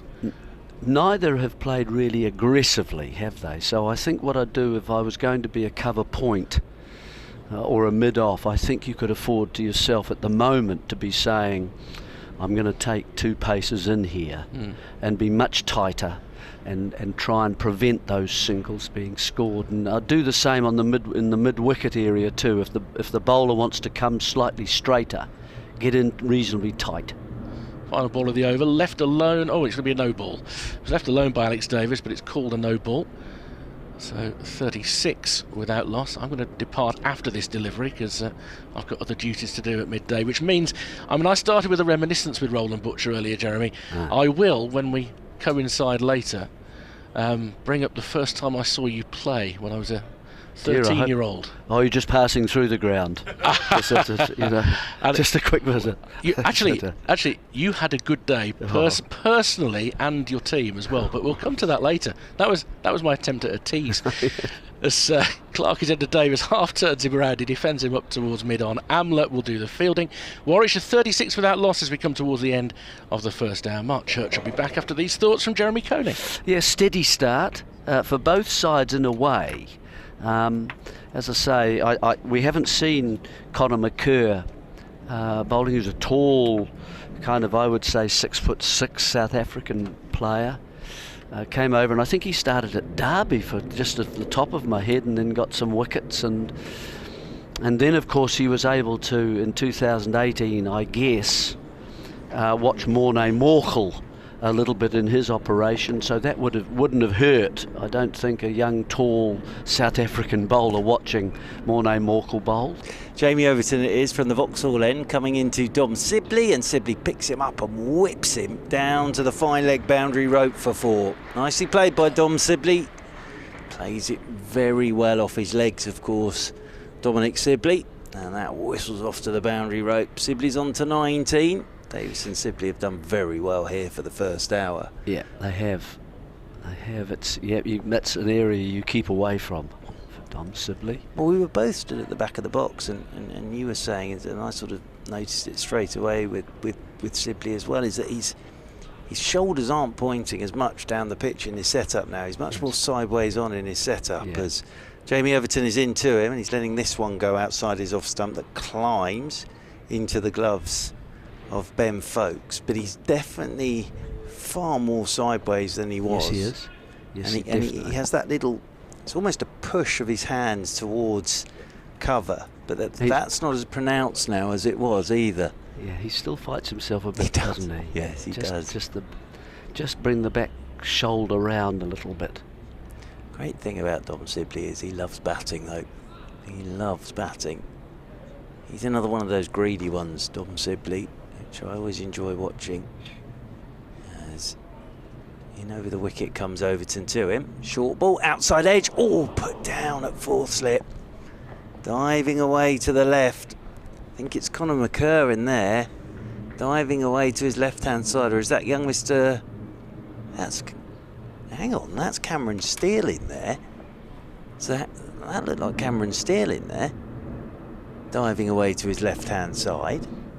So who's off? Hang on, I'm just going to double-check that on the live stream. I've been wondering this all morning. If I'm brutally honest, I have been wondering all morning where Conor McCurr is. As over the wicket comes Jamie Overton.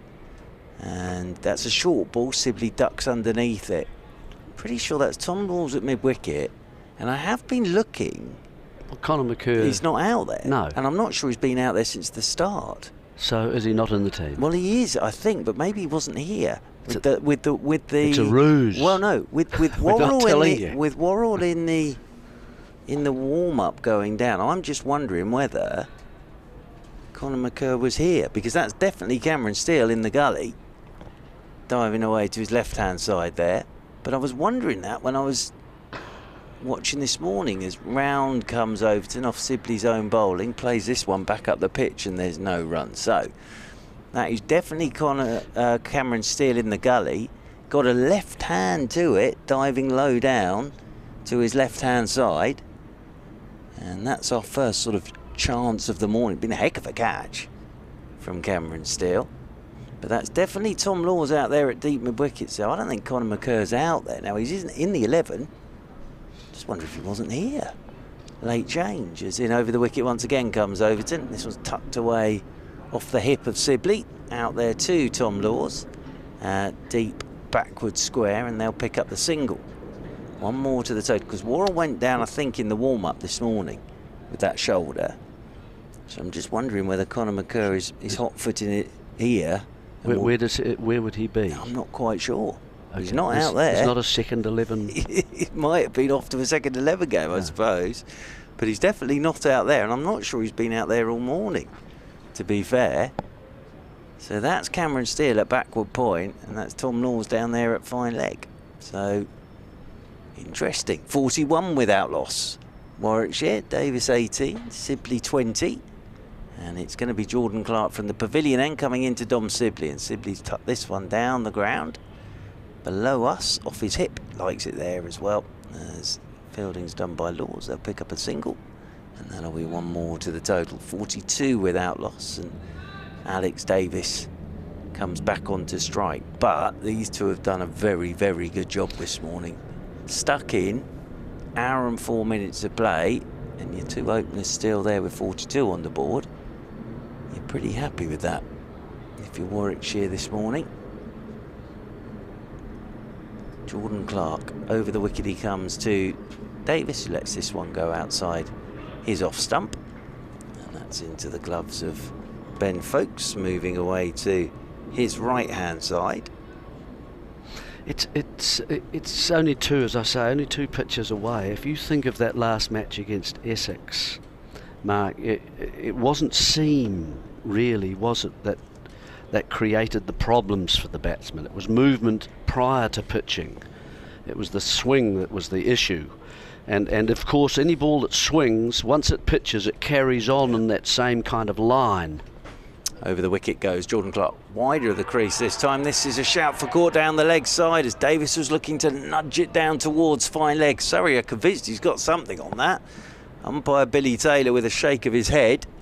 Jordan Clark sort of with that shrug of the shoulders back towards Billy Taylor, as if to say, well, what else did it hit if it wasn't his bat? But big shout behind the stumps. Well, Foakes is absolutely convinced. Davis just turns his back and walks off. Well, it doesn't involve the thigh pad, does it? Unless he's clipped his pad. But I mean, that again, the timing of that, it was actually quite a wide delivery down the leg side from Clark.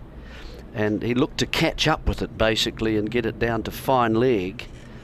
Over the wicket comes Jordan Clark again, and forward goes Davis. Plays this one solidly back up the pitch, and there's no run. So it's not as if there were other things around that it would strike. It was the bat that was close. It's just a question of, well, there clearly was a bit of a sound somewhere, wasn't there? Whether the timing of the edge of the sound, in other words, lined up with the bat close to the ball. Oh, Surrey second 11 in action. So Conor McCur's not coming from a second 11 game. No. So well, he's not out. He's not out there. As in over the wicket comes Jordan Clark, and this one's let go outside the off stump by Davis, and that's one bounce into the gloves of Ben Foakes, tumbling away to his left-hand side. I genuinely thought I was going mad this morning, and it's happening, Jeremy. I've got to that age where I'm seeing things. Yes. Yeah, and I thought I was seeing things this morning. Yes. I thought Tom Laws had grown by 8 foot. Stuart Surridge, was he And back out there too? He saw him out there as well. That's lovely. Yeah, the Bedses were open in the bowling. They went all right this morning, to be fair to them. Warwickshire 42 without loss. But, oh dear, I feel a bit better about things now, because I did think I was going a bit. Well, the question is, where is he? Yeah, I'm not quite sure. As in over the wicket once again comes Jordan Clark, and forward goes Davis. That hits the face of the bat. He's played that pretty nicely, actually. As Alex Davis, just the face of the bat, and that runs off down to the third man boundary rope and away for 4. And Cameron Steele shepherds that and then goes and gets the ball from the gutter. Nice length delivery. That's well played by Davis. Deliberately just opened the face and ran that off down towards the third man boundary rope. So very good start this for Warwickshire. 22 to Davis. Sibley has 21. And Warwickshire are 46 without loss. I wonder whether, I mean, we've seen sort of little chances, half chances. One was put down, but it was reasonably tough one. Jamie Overton from the Vauxhall end is into Sibley. Good delivery, climbing outside the off stump. Sibley sort of drops the hands there, and that goes past the outside edge. Yep. Taken by Ben Foakes away to his right hand side. Seen a bit of that. I just wonder whether 2 men are required there at mid wicket, whether Amla can lope around that sort of that mid wicket area and just simply move the man in. I'm not quite sure why there's that gap between the 3rd and 4th slip there, or 3rd and 5th slip it is really. Here comes Jamie Overton once again over the wicket to Sibley. Pulls the bat inside the line. Yeah. The old curtain rail there from Dom Sibley. Whether it's they feel that, you know, with the movement, if there is any movement away, it's going to go wider, or whether they feel that Sibley squares up a little bit more and therefore presents the edge, it's going to go wider. I'm not sure, but there's definitely a little gap between that 3rd and 4th slip, and that's where 2 balls have gone. One in the air and one has been put down. And I think that's enough indication you need that 4th slip. Jamie Overton is in, and this is dug out by Sibley. Right up there on the toes of Sibley. And that's pushed up towards Rory Burns at mid-off. And there's no run. So yes, there we are. Either that, or you, as I say, you could suggest. I think the backward point is there. He's in the game almost as a captain as a catcher for a sliced drive from Sibley, or from Davis, and also the mid-off's important. As Overton's in again, short ball. He loves it there. Cool. He'll put that away all day. Will Sibley just moves across his stumps, takes it off his hip, and that whistles off to the square leg boundary rope for 4. And I was saying to you at the back of the box, Jeremy Coney, as the 50 comes up for Warwickshire, terrific start this. I'd never seen anybody hit the ball as hard as Sibley off his hip. Yeah, you mentioned that. It's always been, ever since he first broke into the Surrey side, that was more a genuine flick off his hip, but he has this straight back shot off his hip as well. It's a massive strength, but he's fighting himself quite a bit not to do it all the time, is Dom Sibley. Yeah, the danger starts to happen when you're playing at the deliveries that are just a bit straight. Over the wicket again goes Overton, and forward he comes. Again, looks like he's playing around that front pad, but he'll get a single up there towards mid-on. Sibley moves on to 26 and 51 without loss. Well, Rory Burns at the moment doesn't have the option of Conor McCur, because even I know if he's not out there, he can't bowl. That's good, solid, solid commentary. Do you know, that's why. I know I'm sat next to Mr. Roland Butcher, who's obviously batted for England in Test matches. Mr. Jeremy Coney's captained his country. But that's the sort of thinking. No, that's what we like to hear. We do like to hear that. Thanks very much indeed. As in over the wicket comes Jamie Overton again, and Davis will work this one down off his hip. towards fine leg. Jordan Clark's going to give him the hurry up to the bowler's end. Jamie Overton, it sort of hits him amidships and then hits the stumps and the bails don't come off. So Jamie Overton's now pointing at the stumps to say, how did the bails come off? End of the over, 52 without loss for Warwickshire. And then he checks it out, flicks it off. Make sure that it does come off. Chewing gum underneath. Davis 23, Sibley 26. But as I say, even I've worked it out. If Conor McCur's not out there, he can't bowl. Well, they want Conor McCur there, don't they? They having won the toss on the green pitch on the first day, it'd be nice to have that extra seam. They haven't used Laws yet, but he's going to be coming on as I speak. That's why you captained your country, you see, because you're so far ahead of the game. So I can see. Yes. Whereas I'm just after the event in everything, Mr. Coney. But they would have had 5, wouldn't they? Yeah. 5 seamers basically, and so that it wasn't probably, I think, to Burns a decision that was very difficult. Look down, cloud cover as well, a little bit cooler, wee bit of breeze, not a lot. I don't know what it's like actually down at ground level there, but we can see the flags around the ground, all heading in the opposite direction of the Archbishop Tennyson School. We still don't know what that direction is. No idea. Well, you at all. don't. I don't. I've got no idea which direction that is. From the commentary box, it's to our right, as Tom Laws from the pavilion end is in, and Davis allows this one to go outside his off stump, and that's taken again by Ben Foakes, moving away to his right-hand side. Now, you've been somewhat distracted over the past few minutes, obviously looking at where would Conor McCur be. The mystery of Mr. McCur. Yes. Now, I'm just double-checking again. Again, with my memory, you see, the thing is, Conor McCur was not in the initial squad, which I didn't think he was. He wasn't. So no, Jamie he Smith. He may well not be here. So he's Jamie on his Smith was way. there. As in over the wicket again. Oh, an outside edge, and Tom Laws straight into the attack has picked up Alex Davis. And this is the thing about Tom Laws. That's the length. Davis forward, outside edge, Overton with the catch, and Tom Laws picks up Alex Davis.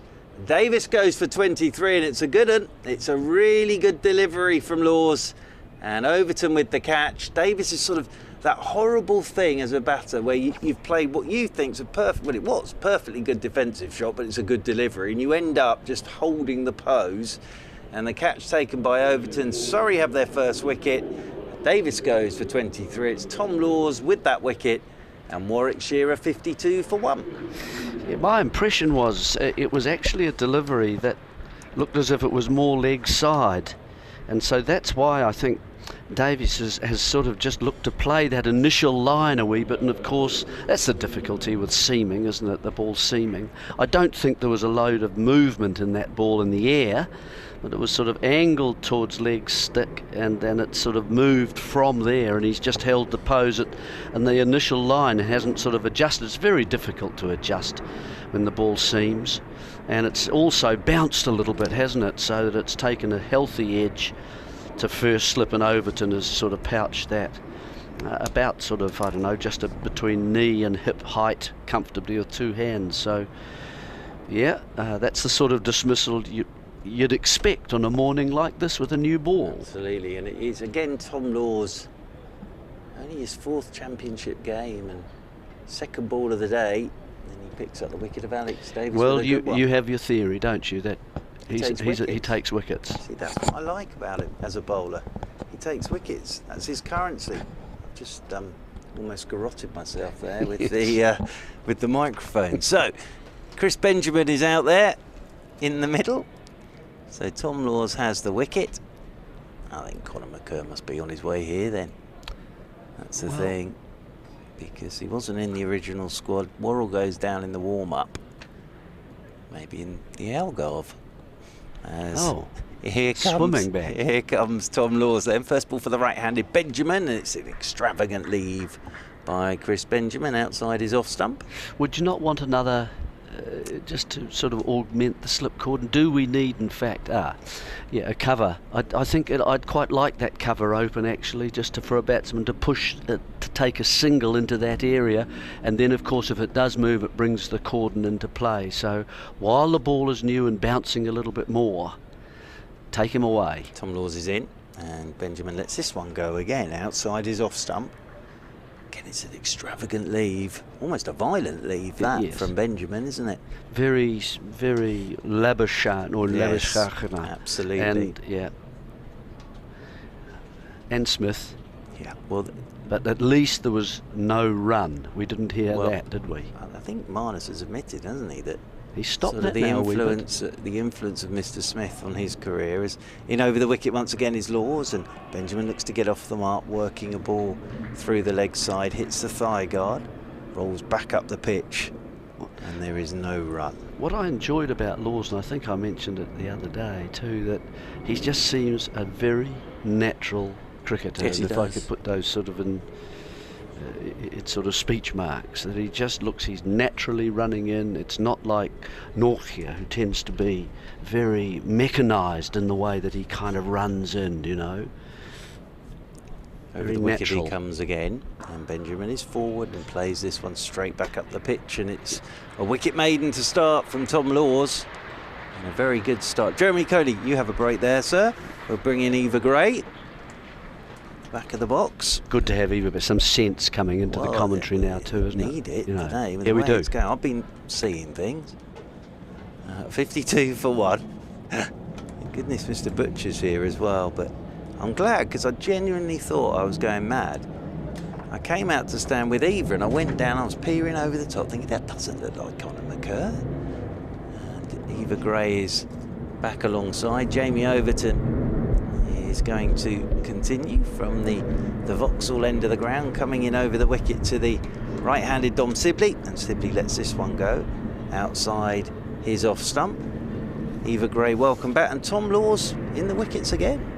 Yeah, absolutely. We spoke about it this morning, and just makes things happen, doesn't he?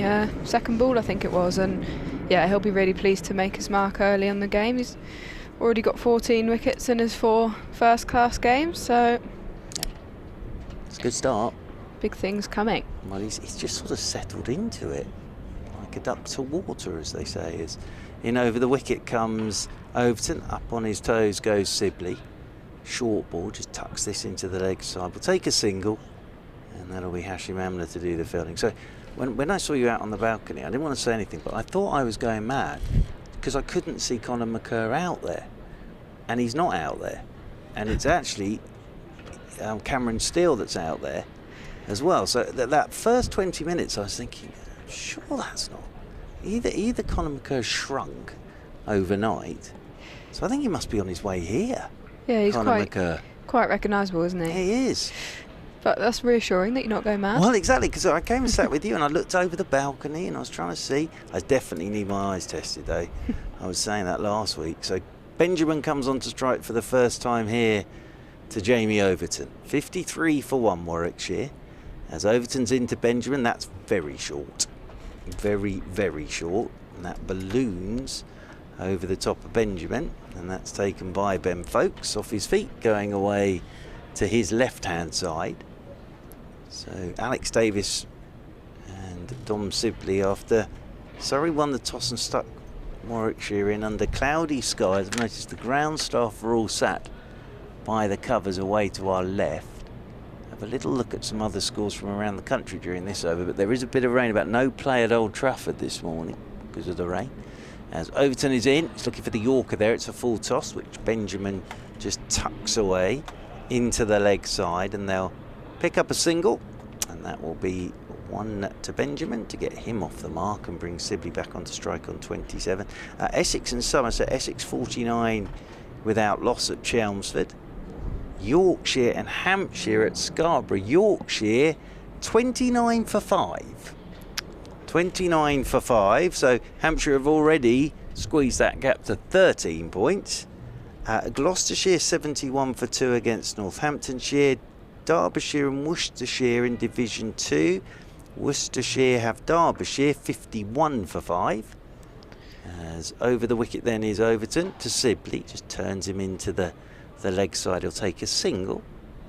Sibley moves on to 28, 55 for 1. Durham 54 without loss against Middlesex. But yeah, the interesting one's that Yorkshire-Hampshire one at Scarborough. And Yorkshire 29 for 5, 3 for Mohammed Abbas, 1 for Carl Abbott. Barker be in there somewhere as well, I would have thought. He normally is. Just puts a bit of pressure on Surrey for this absolutely. game. Well, this is the thing. Each side keep winning as Overton comes into Benjamin, and Benjamin gets a short wide one, which he's cracked towards backward point, and Kemar Roach has tumbled across to his left to do the fielding, and they'll get a single, and that'll be one more to the total. So Benjamin moves on to 2, 56 for 1. But yeah, Barker 1 for 11. Live, Hill, Kohler, Cadmore, Tattersall, Waite all out already. So Scarborough, it's busy. End of the over, 56 for 1 Warwickshire. Yeah, the really pleasing one was that win last week against Essex. We spoke about it all week. There he is. Conor McCur's here, everybody. Oh, thank goodness. I haven't got to go and be stuck in a dark room for a long time. So there he is. So off goes Cameron Steele. So Conor McCur has arrived. He obviously wasn't here this morning, so he won't be able to bowl for a bit. Won't be able to bowl before lunch, but Conor McCur is here. So there he is, down there at long leg, as Tom Laws comes in from the pavilion end over the wicket to Benjamin, and Benjamin is forward and pushes this one down towards backward point, and there's no run. I'd love to know how much warm-up he's done. None. Absolutely nothing. How long ago did he arrive? arrive? Obviously he wasn't here. Worrell's gone down in the warm-up. Phone call's gone to wherever Conor McCur was.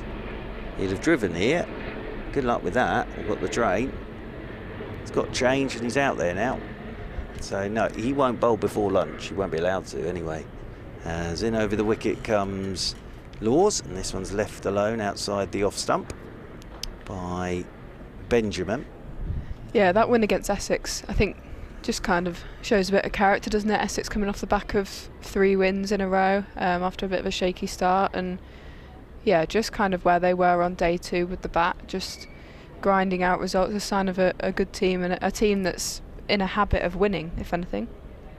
Yeah, but then Hampshire go and win their game. So every time, each side keep going back at each other, as this one's a short ball from Laws, pushed away by Benjamin down towards backward point. Jordan Clark does the fielding and there's no run.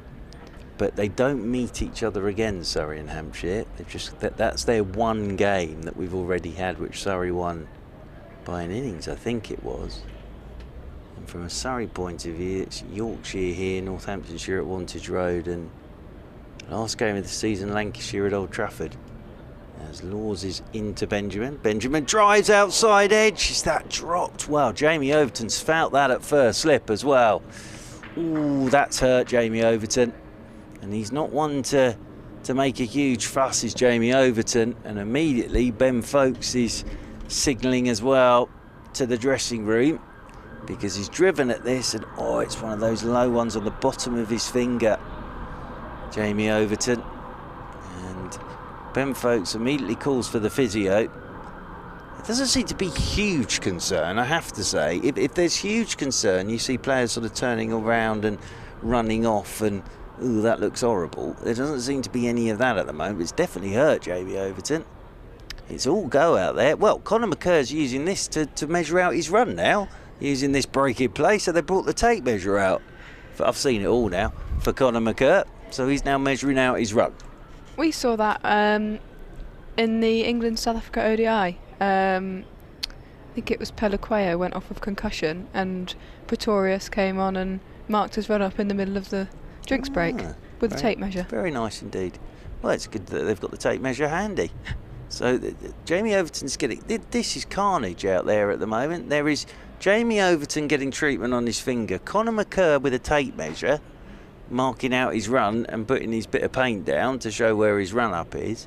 Jordan Clark with the physio and Jamie Overton. And now, if you arrived at the ground now, Eva Gray, you'd think, what have I come to watch? Matthew Dunn's out there. That's a good man to have with the tape measure. So Matthew Dunn's in charge of putting the tape measure down at the end. This has turned into sort of changing rooms or whatever, one of those sort of makeover of your house programs. with Conor McCurr measuring out his run. Jamie Overton's all right, I think. He's still out. The physio's run off, and Jamie Overton's still there. So I think Jamie Overton's all right. Matthew Dunn's still acting as tape measurer out there. It's chaos. 56 for 1. There are more people out there than I've seen all season. In this one look at the amount of people that are out there now with nothing going on. And now it's Matthew Dunn having to wind up the tape measure as well out there in the middle. And yes, anyway, this is all very exciting, I have to say. That was absolutely bizarre. Jamie Overton still laid on his back, clearly in a lot of pain, and physio's just run off. Yep, just gone. Jamie Overton's back on his feet again now. Decided that he's fine, nothing wrong with him. And Matthew Dunn was out there with a tape measure. So it's all go. And we're ready to get underway again. As Tom Laws from the pavilion end is in over the wicket to Benjamin, who's turning this one off his hip down towards Conor McCurr, who will do the fielding. So Cameron Steele, you have to sort of put it down as that chance for him in that slip position off Dom Sibley earlier. Yeah, I was just about to say he won't want to have another one like those come his way, and I think he's just moved out to extra cover now from first slip. Yeah, Jamie Overton has moved from slip very sensibly. So Ryan Patel's at third slip. Will Jackson's gone across to first with Ollie Pope at second, just to take Jamie Overton out of there. Now, whether it carried or not, I'm not sure. I think it probably hit him on the half volley. As in over the wicket comes Laws to Sibley, who pulls the bat inside the line. Outside is off stump. So, end of the absolute chaos out there. Conor McCurr has finally arrived, so Conor McCurr is out there. Jamie Overton's fingers still on. Conor McCurr has marked out his run-up. End of the over. Eva Gray brings some sense to proceedings, and in a moment you'll be joined by Richard Wilford. Yeah, I think Chris Benjamin will be keen to get a score under his belt here. He made his mark in the 100 last year for Birmingham Phoenix. Bit of a match-winning performance on his debut there, and he's come into this Red Bull side, but he's top score of 24 in his last 6 innings. So yeah, I'll be keen to make his mark on the Red Bull game. And I think McCurr's going to bowl. Having said that he's not going to bowl before lunch, I think he's coming on to bowl. Yeah, because I think has Overton gone off to actually have his fingers looked at properly. I think Mark is absolutely correct that he's kind of made it on the half volley and probably got it right on the end of his finger, which is the worst thing. In my case, it's something that used to happen more often playing basketball. Oh, yeah. Horrible when a basketball's on the end. That's why most of my fingers aren't quite straight. But yeah, Conor McCurr, the 5th seamer to be used this morning by Surrey. Comes into bowl to Benjamin, who leaves alone outside off stump. So Benjamin, I don't think has had a life. Sibley, I think, has had a life. Put down very awkward chance at Gurley off the bowling of Jamie Overton. And I've been outside. I was lured out there by the fact I saw you sat outside earlier. I thought, oh, that's nice actually. Get a bit of fresh air. It's murky. I mean, it really is murky out there. And there's a bit of drizzle in the air. And it's dark. It is definitely a bit dark right now. And the Bears would love to get through another half hour intact. Surrey will want wickets, having put them into bat. In fact, there might be a little bit more rain, because I notice people moving in the stands at the moment as Benjamin covers up outside off stump and blocks it into the offside. Just in the pavilion, there's some lateral movement up towards covered areas, and then also the stand to the left of the pavilion. And now there's people starting to move here as well. I was looking at the radar, and this rain doesn't exist on the radar. In the same way that I arrived at the railway station yesterday at Birmingham New Street to find that the train that I'd got a reserved seat on didn't exist. Always helpful. Yeah, I ended up at Hogwarts. But yeah, I think there is a little bit of rain in the air at the moment. Yeah, a bit of movement from the groundsman out there as well. Yeah. As McCurr is in, just back of a length and shouldering arms and leaving alone is Chris Benjamin. Dominic Sibley will go and have a conference halfway down the track. Might be as much as anything saying, don't think that we're about to go off, don't play to the rain, just play everything on its merits, because these are the sort of phases as a batting team you don't want to lose a wicket and then find yourselves trudging off to the pavilion for a break. Yeah, absolutely. Just a bit of concentration needed here. Only half an hour till the lunch break anyway. And yeah, big innings this for Benjamin. And he gets onto the back foot and guides that nicely through third man for 4. That was an authentic shot from Benjamin, who is naturally busy at the crease, and he just got nice and tall on his toes to steer it down for his first boundary. He's got 7, 61 for 1. Yeah, what would you say, Richard? Do you think this is a kind of chance to show what he's got in the Red Bull game for Chris Benjamin? A bit shorter runs recently, but yeah, you've seen more of him than I have. He's under a bit of pressure in the Championship. He had another good T20 campaign. I mean, there's a batting lineup they played exceptionally well, and a couple of games they missed out. One of them, sadly, was the quarter-final. So at the moment, you know, he's a prodigious white ball player, and I'm sure he'll make some headlines in the 100. But he would set his standards high. He's got a chance at number 3, and he'll want to seize it if he can. McKerr in, just outside off stump, forward resolutely in defence, plays it back to the bowler. Rob Yates, out of form, having not been allowed to open this year, has been left out for a few weeks. Made good runs in the Birmingham League at the weekend, and batted well for the seconds last week. So I think he'll be back in Championship contention after the 100 and the Royal London One Day Cup. 3 has been a problem spot for the Bears. So you're right, Benjamin's got a chance to make it his own, hasn't he, really? Final ball of the 22nd over, and he's leaving that alone outside off stump. 7 to Benjamin, 28 to Sibley, 61 for 1. And again, you know, I've had a bit of a campaign in recent weeks. I mentioned it to Grace Ballinger, and I think we probably spoke about it when you were up at Edgbaston. But at the moment, this is the sort of cricket that you don't get a chance to play in the women's game, in that, you know, batting through sessions, trying to make deal with conditions like this with the red ball. And there's got to be a way. Now you've got these sort of regions, there's got to be a way of bringing some 3 and 4 day cricket in, hasn't there? Yeah, absolutely. And everyone I've spoken to is very keen for it to happen. I guess it's just similarly to the men's that have got a very hectic schedule at the moment. Sibley pushes forward, first ball of a new over from the impressive Laws, out towards cover, no run.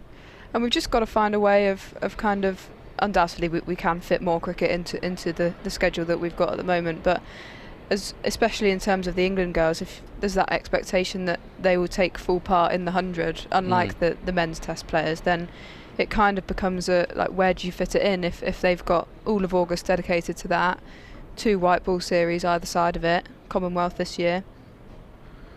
Short of a length, oh, and it's been dropped at third slip, and Patel will feel that's a very straightforward chance. Laws has his hands on his head, and Sibley gets a second life, this time on 28. And that really was one that you would say was routine, really. Yeah, nice height coming through. Just seeing on the replay. Yeah, I'll expect to take that. I think that kind of goes down as a dolly, really. Nice height. I think he was just caught in 2 minds about which way to go with his hands, pointing up or pointing down. But yeah, feel for Tom Laws there. It's 1 or 2 drop catches. Yeah, I mean, if the other one fell short, that one certainly didn't. It was waist height as he sort of went down to one knee. Next ball left alone outside off stump. 2 lives for Sibley on his way to 28 against his former and soon-to-be current county as the floodlights start to come on. Here, that's how murky it has become. Actually, if anything, it might be slightly brightening, because I think the worst cloud is just coming beyond us. It's carrying on beyond us now, and head down to Brighton or somewhere. Laws is in again, and Sibley looks to turn it towards mid-wicket. So Roach is in quickly to field, and there's no run. So yeah, the kind of the demand for it in the regional kind of game is definitely there for a longer format, but it's just kind of how you get that into the schedule. And yeah, undoubtedly we could play midweek games, but that requires people being available midweek, which currently is something that we don't have. You need more professional players to do that. With half the team teachers and God knows what. So Sibley turned around again, a little hit by Laws. It squirts out to extra cover. No run. So I think it's just got to come in phases, really. Yeah, I mean, currently we only play each team once in the 50 over game, and then split into 2 groups for the T20s, and we play 1 group home and away. So we don't actually play that many games, but we're so limited with what we can do if we can only play it on the weekends. Wasn't completely over. Another outside edge that goes along the ground this time, and it'll be 4 to Sibley through the vacant third man. He has bowled really, really well, Tom Laws, 19 years of age, 3 probing overs, has 1 wicket, 1 drop and 1 more that fell in front of the fingers of Jamie Overton. 32 to Sibley, 65 for 1, I think. Are we rotating again at this point? And I think Eva is probably going to make way for Roland. Is that right? I don't know how long you've been sat there. I was outside for a bit, but we have a fine rotating cast. We've been joined by listeners to Sports Extra as well. Welcome aboard to the Oval. As I'm Richard Wilford. Had to be joined by Roland Butcher. Jeremy Coney is here as well, and Eva Gray, you were just hearing, who plays for Surrey, and the South East Stars, about to play in the 100 for the Oval Invincibles as well. And Mark Church will be along just before 1 o'clock as Conor McCurr begins a new over, and that is going to be edge to slip, and Benjamin has gone for 7. Well, they've been threatening to take more wickets, Surrey, having put Warwickshire into bat. And Benjamin there, no sort of shot really. He's pretty much offered a bat to that delivery from McCurr, and he's taken comfortably just to the right of first slip. Will Jacks with the catch. Warwickshire 65 for 2. Yeah, that really is catching practice. Delivery that should have been allowing to go through outside the off stump, and really all he's done is just pushed the bat at it, guided it straight to first slip. Good sharp chance, about just above waist height to the right. Gladfully accepted, and really Warwickshire have just lost a couple of wickets here when it seemed as if they'd got over that initial new ball, even with the sunshine in. We've got the sunshine in plus the lights, and Surrey would be, I guess, getting that wicket would feel justified in putting the opposition into bat. Yeah, I mean, they'll believe that it could be 3 or 4 before lunch now.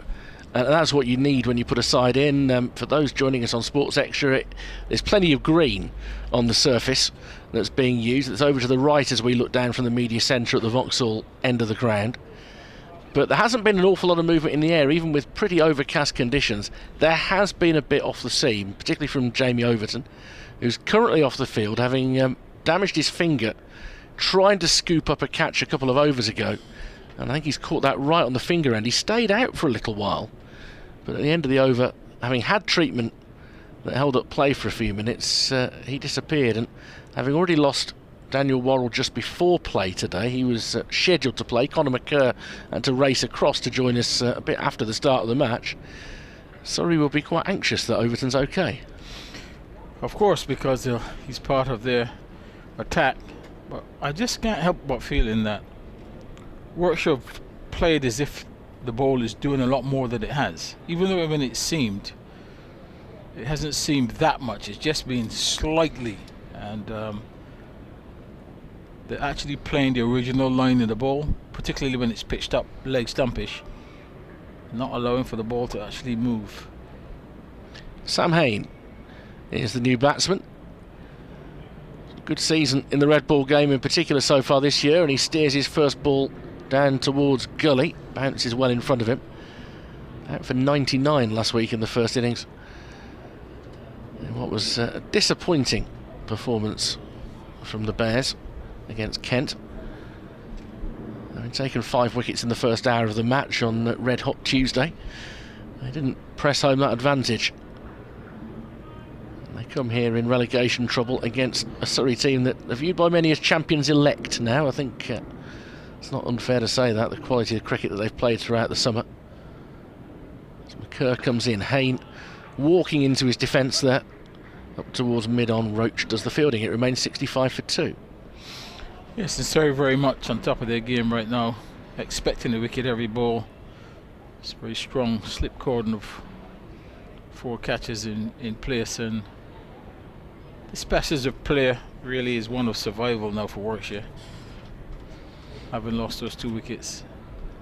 Yeah, it's been that sort of morning, but having seen off the initial burst from Kemar Roach, fit again Jordan Clark and Jamie Overton, it's the 4th and 5th seamers that have taken the wickets as Hain guides the ball up to mid-on again, just moving across his stumps to try and negate any movement. Yeah, those first 2 deliveries, I think Hain's played quite well actually. He's got nicely into position, covering the ball completely, hitting it in the middle of the bat, even though they're defensive shots. Looks very much in control, not prepared to steer leg side of the ball, just getting across and into line.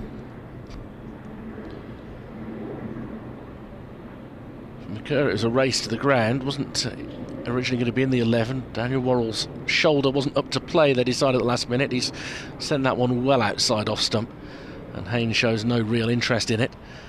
Floodlights came on about 7 or 8 minutes ago, and since then some blue skies broken through. Such is the nature of the British weather.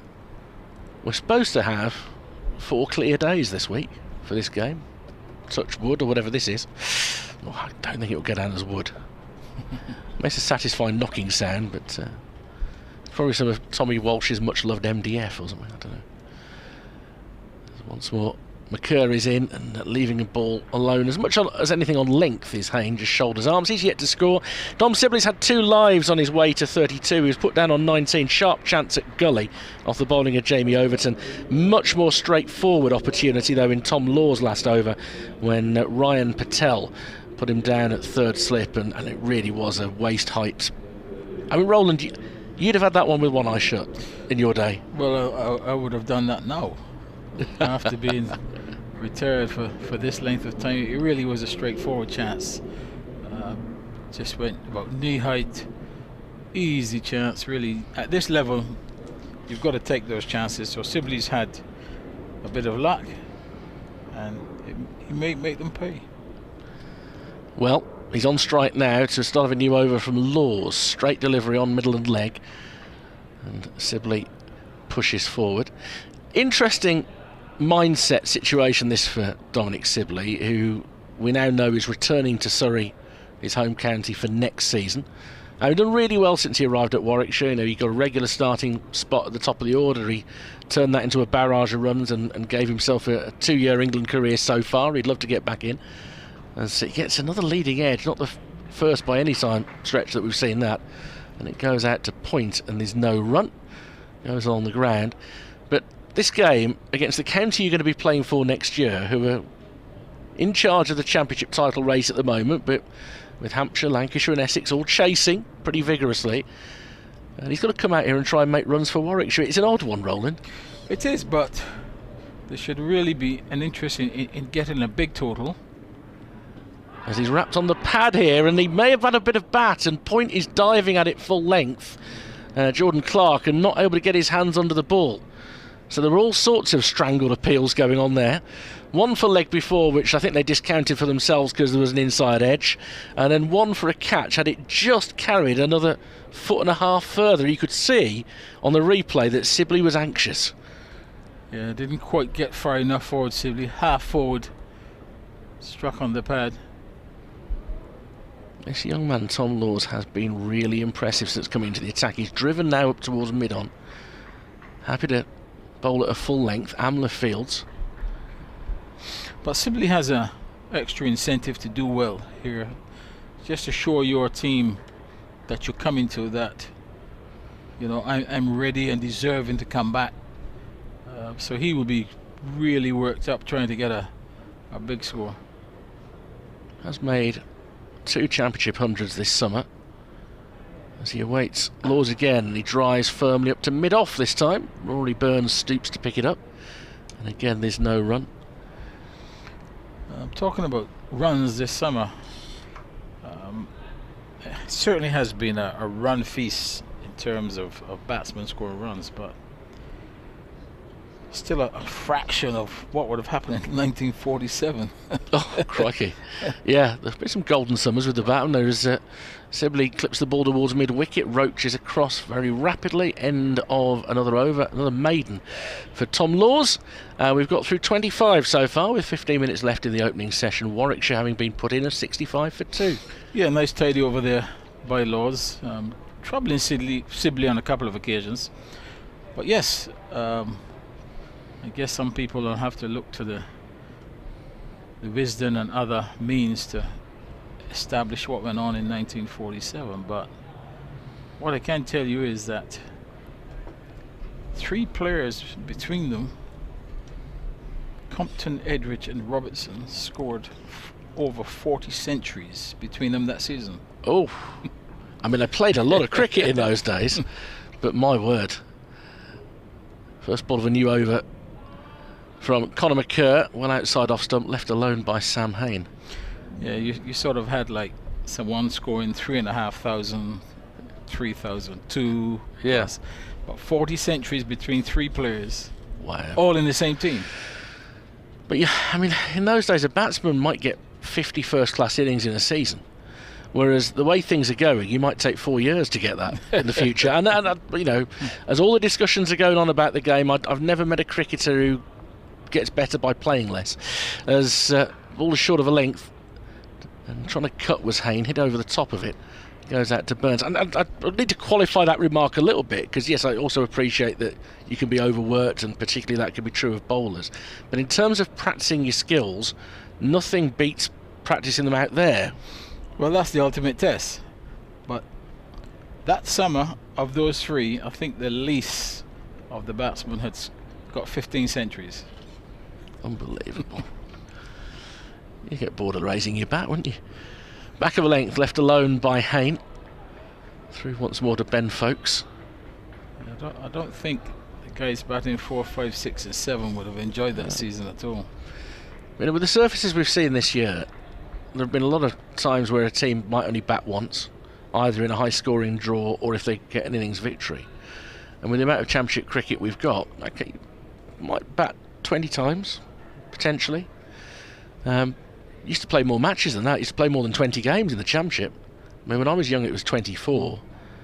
So that just the opportunities to play out in the middle aren't as many as they are. You have to make the most of them. I mean, you know, I get that argument. McCurr in again to Hain, gets above the bounce, wants to guide it down to third man, gets it squarer than he intended. At the third attempt, Roach brings it under his control, has a bit of a laugh at his own expense, and it remains 65 for 2. Yeah, I think these days, obviously, the first benchmark, people try to get 1,000+ runs, which is considered, you know, a pretty good season. Some people got there quite early this year, although the days of 1,000 runs before the end of May, that's nigh on impossible. That's well outside off stump from McCurr, left alone. I mean, you'd need a couple of Sam North East innings to be able to do that. I mean, the thing that was so striking about that this week was the fact that it set up a victory. So it wasn't a case of a massive score. You know, I know they've scored over 700, but they've turned it into a win. So, and his third county, Sam North East as well. So maybe he's found the right home for him at Glamorgan. McCurr back of a length, and Hain will get off the mark, neatly clipped in front of square on the offside, just took the pace off the ball. He has one end of the over, 66 for 2. We should get another 3 in before the lunch interval, so 29 in the session. Be a little bit behind, not helped by the delay for the finger injury to Jamie Overton, which say that will have Surrey minds concentrating a little bit. Not been an easy morning to bat, to be fair. If Warwickshire got in 2 wickets down, I think they'd feel they'd done okay.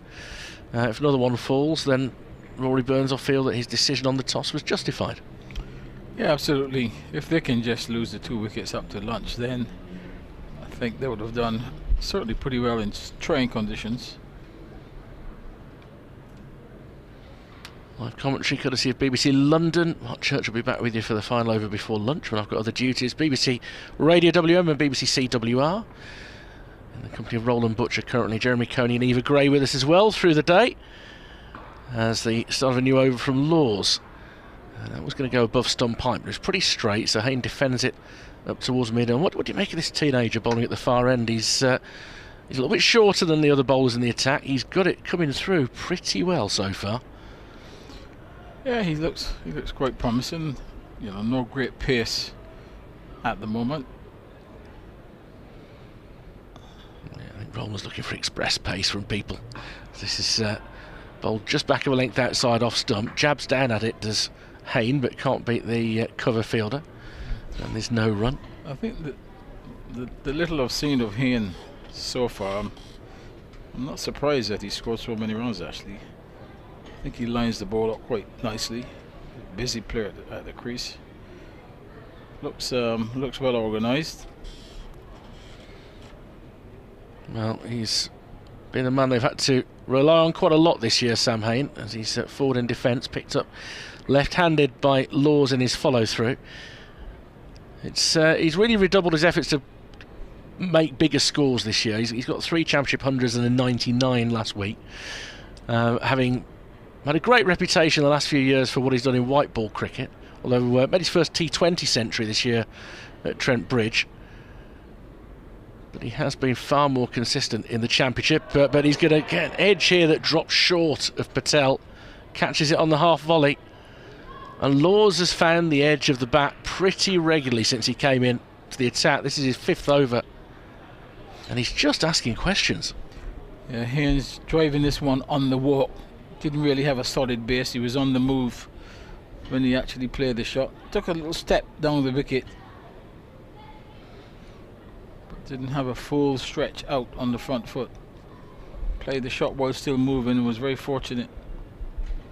You can see him chiding himself, and he just jabs his bat against his pad and gets ready for the next delivery. And if anything, he's over-adjusted there. He's played it with the inside half of the bat back into the bowler's follow-through.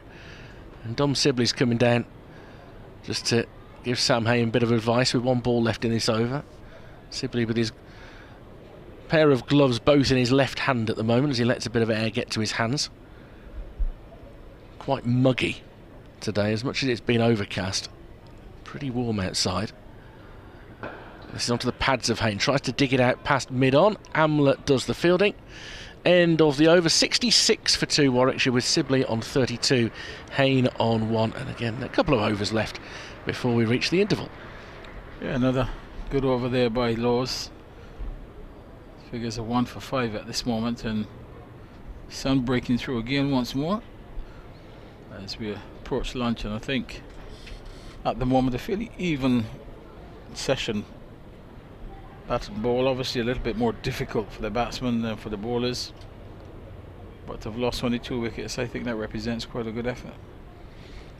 Judging by the flag on the top of the pavilion, it's wrapped itself around the flagpole at the moment, which has rather undone my work. But a few moments ago it was blowing almost directly on the angle of Kennington Lane back up to Kennington Road. But it needs to unfurl itself at some point there as Conor McCurr begins his 4th over, and that's angling away from the right-hander Sibley, who lets it go through to the wicket-keeper. Mark Church has angled in position because he knows I'll have to leave before the final over of the session. He's ready. He's there. He's in his long shorts today. They're not too short. We're not getting too much thigh, which as a result of a petition of the members. I might go 3/4 length tomorrow. It's going to be a warmer day tomorrow, I think. So McCurr, nice line. Nice line. Sibley has played inside it, but I don't think he judged it that one. Just that little bit of movement off the seam we've seen this morning, Roland. Yeah, once again this one just moved slightly off the pitch. Not a huge amount. Sibley half playing inside the line. 3 slips and 3 slips, almost a 4th slip, 5th slip, really waiting for a little edge. Sibley shoulders arms to a ball that goes through at about hip height. Again, not really troubling the line of even a 4th stump there. Tantalisingly 6 minutes to lunch. Sam Hayne's been doing a lot of gardening, but it's not necessarily areas where the ball's been pitching. There seems to be sort of little bits of something on the surface that he wants to brush away with his bat, and then he retreats to the non-striker's end. Don't know what he's seeing out there. It seems to be bothering his eye line anyway. As Sibley comes forward, it goes past the outside edge, hands on head from Conor McCurr. Not much carry there, taken quite low down by Foakes. But Sibley again not quite on the line of the delivery. Yeah, this was a good delivery. Just getting Sibley onto the front foot. And just literally tails in slightly. Sibley's played well inside the line of that delivery, and goes through harmlessly to the keeper. It's the perfect line for the bit of nibble off the seam that he's getting, McCurr. But then when he drops it a bit shorter as he does now, Sibley can leave it on length, because we're getting the sort of carry that you expect from the oval when you go back of a length, and you bowl a little bit shorter, maybe a little bit quicker. Yeah, I think Sibley's much more comfortable when they're both short and he can get onto the back foot. He's looked much more organised and controlled. When he's had to come forward, that's been where the problem has been. Kurt, shirt hanging out. Right arm over, and it's that similar delivery. Back of a length, left alone by Sibley. Warwickshire 66 for 2, approaching lunch. Mark Church returns after these thoughts from Roland. Yes, and another maiden over by McCurr. He's only just come onto the field, but so far has made his presence felt. He's picked up 1 wicket in his first 4 overs. As the sun disappears once more, we still have the lights on here as we approach lunch. There was a bit of rain around as well earlier, but that's disappeared now, thankfully, as Sam Hain settles himself down over his bat. Tom Laws, who's bowled a very nice spell from the pavilion ends into Hain. That's nicely played by Tom Hain. Just tucks this one away. Through the leg side it goes. And Kemar Roach should get this inside the boundary rope. Kemar Roach will get this inside the boundary rope, and they'll get back for 3. Ben Foakes was just shaping to have a shy at the stumps at the bowler's end, just to give Sibley a bit of the hurry up. 69 for 2 then. Warwickshire. It's been a very interesting morning in cricket, it really has. Yeah, very nicely timed that shot by Hain, just coming gently into his wicket, using the pace of delivery to hit it through mid-wicket. I don't think Kemar Roach would have enjoyed that chase too much just before lunch. He can put his feet up for 40 minutes. They're getting an extra slipper in there. Cameron Steele's gone in at 4 slip as Sibley lets Laws go outside his off stump. Jamie Overton still not out there. Jamie Overton attempting to take a catch at first slip, which I think maybe just bounced in front of him. And finger. And then he stayed out there, but he's been off for a while now. So Cameron Steele, who was out there at the start of play, with no Conor McCurr here. Conor McCurr's arrived. Late call up for Dan Worrell, who shoulder injury in the warm-up as Laws is in. Oh, and goes past the edge of Sibley's bat. That's a lovely bit of bowling from Tom Laws. Great length. Sibley just pushing forward, playing the line of that. Just goes past his outside edge. Taken by Ben Foakes. Yeah, lovely delivery. Just bowling that one, getting in close and just shaped away. Sibley playing down the middle stump, and the ball just moving away outside the off stump. In again comes Tom Laws to Dom Sibley. He's had a couple of lives as Sibley lets that one go outside his off stump. One Cameron Steele, he was out there for Conor McCurr. Tough chance down low to his left in the slip cord, and then Ryan Patel putting him down as well off Laws. But yeah, so Conor McCurr got a late call, got here, straight out there, and a wicket in his second over. 69 for 2. Warwickshire as Laws is in again to Sibley. Forward he goes, and just pushes this one out into the offside, and Sibley moves on to 33. 70 for 2. Hain comes back on to strike on 4. Yeah, and Sibley was stuck on 32 for some time now. I'd be quite pleased to just get that single, get off strike as we approach lunch. If he gets through to lunch, then he would have done his job, albeit with a bit of luck. But you're really asking your opening batsman to just hang in there. Don't expect it to be easy, but he's done just that. He has. He's played well this morning. Dom Sibley stood on up at the non-strikers end now as Hain's back on to strike, and this one's turned by Hain into the leg side. They'll just stroll another single as Hashim Amla comes round to his right to do the retrieval work. Now just checking what the umpires are doing here. That will be lunch. It's been a very interesting morning. Surrey winning the toss, deciding to bowl first. Dan Worrell injured his shoulder in the warm-up. Conor McCurr had to be called here because he wasn't in the original squad. Davis and Sibley did a very good job and put on 52 for the first wicket until Davis was caught by Jamie Overton off the bowling of Tom Laws for 23. Then Conor McCurr arrived in his second over, had Chris Benjamin caught by Will Jacks at first slip for 7. Sibley's had a couple of lives, he's on 31. Hain has 5. And Roland Butcher, I don't think Warwickshire will be too upset with that, having been stuck in to go to lunch at 71 for 2. Yeah, honours even. You know, when you set the opposition in, you obviously hope to pick up early wickets. Surrey's bowled well. Warwickshire's had a little bit of luck, and you do need a bit of luck in those circumstances. I think going to lunch at 71 for 2 represents quite a fairly decent performance by Warwickshire, and at the same time they get some testing bowling. So as the both teams leave the field, I reckon at this moment in time, I think both teams will be very satisfied with the position they're in. Roland Butcher, thank you. Roland will be with us all afternoon with Eva Gray and Jeremy Coney. So lunch here at the Kia Oval, and here on BBC Radio 5 Sports Extra, we'll hand you to Mr. Kevin Howes in Scarborough. And here on BBC Radio London, BBC Radio WM, BBC CWR and the Surrey live stream. Lunchtime then with Warwickshire 71 for 2. And we'll be back with you in 40 minutes' time.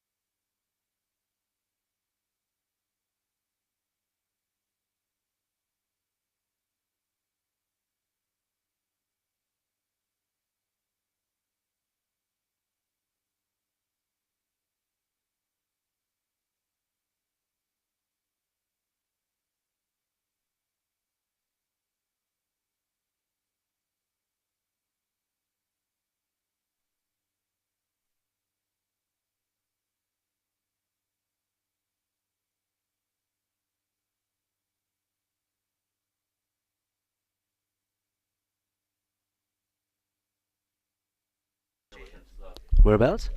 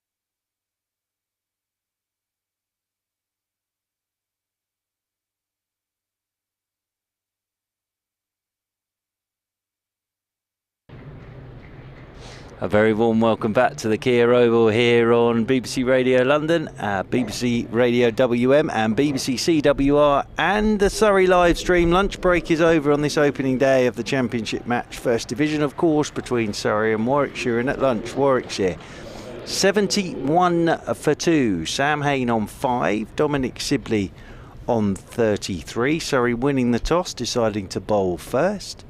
And the first wicket to go, that of Alex Davis, who put on 52 with Dom Sibley. Played very well, but was then caught by Jamie Overton off the bowling of Tom Laws for 23. And then Chris Benjamin caught by Will Jacks off the bowling of Conor McCurr for 7. That doesn't tell that the whole story of the morning. At one point it was like Piccadilly Circus with players coming and going, and Conor McCurr with his late call-up and got here and came straight into the attack and picked up his wicket.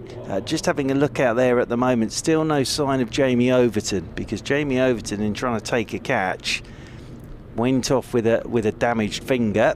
So no sign of Jamie Overton. It's going to be Jordan Clark to get us started after lunch from the Vauxhall end. Roland Butcher is here, Eva Gray is here, and Jeremy Coney is alongside me to get us started after the lunch break. And Mr. Coney, it was a very busy session this morning, wasn't it? All sorts of things going on. Hopefully slightly calmer post-lunch session. Well, certainly Surrey always had just 11. But they always had 11 on there. People were lining up to get into their whites. Yeah, 2 wickets for 71 runs. I guess if there was going to be a side to be happy about that, it perhaps would be Warwickshire, just a little more. But 1 more wicket, of course, so that's how close it is. As first ball after lunch, Hain on strike to Jordan Clark, and Clark back of a length. Hain just straightened up on him a touch, pushes it down to Kemar Roach in that backward point region, and there's no run. And Sibley was, what, 2 for 33 yes. himself, so he's been dropped twice, both in the slips. One a sharpish chance early on at the pavilion end, diving to his left, Cameron Steele, one of those extra people that you've been talking about, at a sort of about a 5th slip. As over the wicket comes Jordan Clark once again, and short ball as Sam Hain pushes this one out into the offside. Jamie Overton's just crept on. There he is. He's down by the groundsman's workshop. He is. So there he is, Jamie Overton. So he's okay. He's obviously not going to be fielding in the slip cordon with his finger, but I suppose for Rory Burns that's good news, because if he wasn't able to bowl he wouldn't be out there. So Jamie Overton is down there at fine leg. Yeah. So, and the other one, of course, was Ryan Patel. Put Sibley down a comfortable catch at 3rd slip off the bowling of Laws. As Jordan Clark is in, and this one's let go outside the off stump from Sam Hain. Just swings away a touch. What might be slightly I wouldn't say encouraging for the Surrey bowlers. It's been the fact that it hasn't moved quite so much as they thought it might while the ball was still new. It hasn't swung much for them, and they've basically got 5 seamers selected in their side. That includes McCurr. So I'm thinking more towards the second innings as well, as a longer view of the game. As Hayne waits for Jordan Clark, and forward he comes, plays it straight back up the pitch. Jordan Clark does the fielding off his own bowling, and there's no run. So that's something that they need to, to sharp. I'm talking really also about the catches, because they've got to sharpen that up. You can't be taking 12 and 13 wickets every time you bowl. At some stage in one of the matches, it probably is going to cost you quite a few runs. Yeah, that Cameron Steele one was tough. Ryan Patel will be disappointed with the one he put down for Sibley. This one's allowed to pass again by Sam Hayne outside his off stump. And if you look at the way that even the points are structured and where the teams sit at the moment, you've got obviously Surrey at the top on 187 points, I think it is. But Hampshire are breathing down their necks, aren't they? Yep. And they've had a very good morning at Scarborough. Yeah, 41 for 6. Yorkshire deciding to bat on that pitch and not going.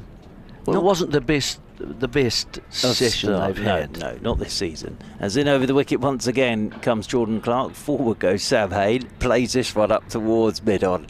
And there's no run. End of the over, 71 for 2. A maiden over first up after lunch. Sam Hayne has 5. Sibley has 33. Well, rain threatens there, of course. There was a bit of rain. And I wouldn't have really wanted to have sat with the faithful this morning at Scarborough, because I can imagine what the conversation would have been, and some of the shouts towards the Yorkshire players. Oh yes, yeah. absolutely. I could do better than you. Oh, without a doubt, yes. Without a doubt.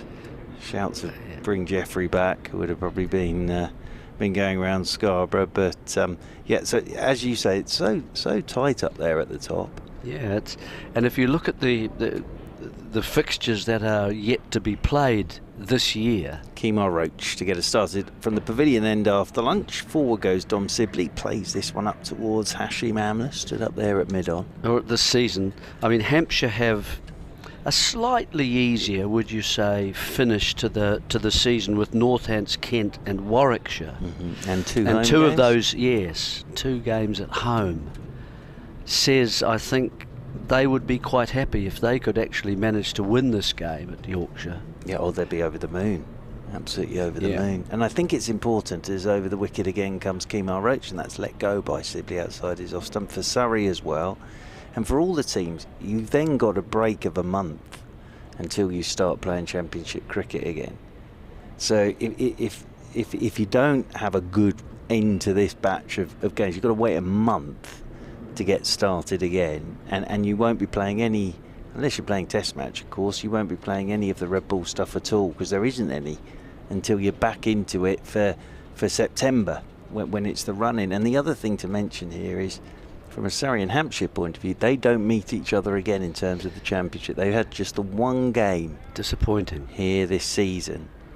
And you could get to the point where it's so tight at the top between those two, and yet they're not playing each other. So it's a shame that, as over the wicket comes Kemar Roach to Sibley. Sibley lets this one go outside his off stump. Yeah, that's disappointing. Isn't it is, and I think it would be nice if you have got two sides that are very tight in, that they get to play each other again, and sort of it's that almost like that deciding game. But that's not going to happen, because everybody only plays one side once, and it just happens this year to have been Surrey and Hampshire. That's their one game, which is a shame really, as they're sort of up there as 1 and 2. As in over the wicket again comes Kemar Roach. Forward goes Sibley, clips this one up towards Hashim Amla at mid-on. Just another element of undervaluing. Well, it is, and also I'll go back to the point I was laboriously making last week, is the fact that we still don't, none of these players and counties know what we're playing next season either. Haven't got a clue. So we don't know if there's a relegation, is that right? Well, we don't even know whether it's three divisions of 6 or one division of 12 and one of 6. Nobody knows. As in comes Kemar Roach, and this one's allowed to pass outside the off stump by Dom Sibley. All I would say is I would be making damn sure that I finished in the top 6 of the first division. I would really be making sure I'm in the top 6 of the first division. Because it's going to be very interesting to see what they do. Because the latest I read was that there might be 2 games abroad. So there could be 2 overseas championship games early before the season starts, if that makes sense. As in over the wicket once again comes Kemar Roach, and the on drive here from Dom Sibley up towards mid-on, and there is no run. End of the over. It's been sort of muted before. End of the over, 2 maidens, 71 for 2. Overseas? Overseas. What, the Isle of Man? Yes, indeed. Okay. Yes. Or the Orkney Islands. Yeah. they do cheap accommodation in March. Dear me. So yes, I think to full of free. The only way I can see what that is sort of pointing towards is to free up the schedule. March time, you head off to Dubai or somewhere and play a couple of games of championship cricket in Dubai, and then you've freed up. Yes, I don't know. We're waiting different to pitches see. There. Waiting to see. Exactly. It's Yes. to get them used to overseas conditions. Here is Jordan Clark from the Vauxhall end. Short delivery. It hits the thigh guard of Sam Hain. Rolls away to the leg side. West Indies has been muted as well. And first run after lunch is a leg by. Oh, you see, personally, I'd be utterly devastated if Surrey had 2 games, I don't know, one against Hampshire and one against Yorkshire. No, in Barbados. Yes. I'd be absolutely devastated by that. If I had to go to Barbados and do the old commentary on that. But that's what, again, these are all just things that are being put out there at the moment. So, yes, but at the minute, what we're saying is that we'll have some pictures down in New Zealand, of course. Come there. It's a long. It is away. It is away, but that's all right. Why not? Get used to overseas. 3-day game in New Zealand. That'd be absolutely marvellous. Yorkshire against Northants. Eden Park, as over the wicket comes Jordan Clark to Sibley, and Sibley first runs off the bat after lunch in typically Sibley fashion, just nudges this down into the leg side and picks up a single, and Dom Sibley moves on to 34, 73 for 2. They've done it before, you see. They've done it before where they've had this MCC versus the champion county as sort of the season opener, which used to be at Lord's, and then they took it overseas to Dubai. So that was always sort of end of March, sort of your first 4-day game of the season. As in comes Jordan Clark, and Hain allows this one to go that comes back outside his off stump, nicely taken by Ben Foakes, tumbling away to his left hand side. But as I say, I think hopefully sooner rather than later all will be revealed, Mr. Coney, and I'm hoping it's a big revelation. I'm hoping it's bells and whistles revelation for the way it's all going to work. I'm hoping for some disco lights, possibly Sir Andrew Strauss emerging from smoke with a piece of paper to read it out, just to add to the excitement. As in comes Jordan Clark. This is driven by Sam Hain quite beautifully, away through the covers for 4. That's a lovely shot from Sam Haines, just lent on that whistles away through the covers for 4 runs. He's in good form, is Sam Hain, and he moves on to 9, and Warwickshire move on to 77 for 2. Yeah, he got 99 the other day, didn't he? But a good stride and flowingly appropriate to the bowled ball, wasn't it? Had sympathy with it and just the appropriate shot. No one there really was going to stop that. He also pierced the 3 men in the covers as well, so bisected 2 of them. Over the wicket again comes Jordan Clark. This one's left alone outside the off stump, and Hain comes down to do a touch of gardening. I mean, that shouldn't worry Clark too much though. Okay, he just got a little bit full, but it was about sort of 5th stump line, and if he's going to play those sorts of strokes, he's still got the 3 slips in there. You don't want to go too wide, because then the edge just can sometimes just go wide of those 3 slips. He's just got to perhaps play with also a little bit of pace. In again he comes to Hain. Oh, that's a good leave from Sam Hain. That's done everything bar hit his off stump. Even Haynes looking back at Jordan Clark, and there's a quizzical look from Ben Foakes, but it is a good leave in the fact that his off stump's still standing. But it's tight, I think that's fair to say. It's a very nice bit of bowling from Jordan Clark, and that is millimetres from taking out his off stump. End of the over, but it's still there, and 77 for 2 Warwickshire. Yeah, so there's chances there for Surrey today. They haven't made the most of them.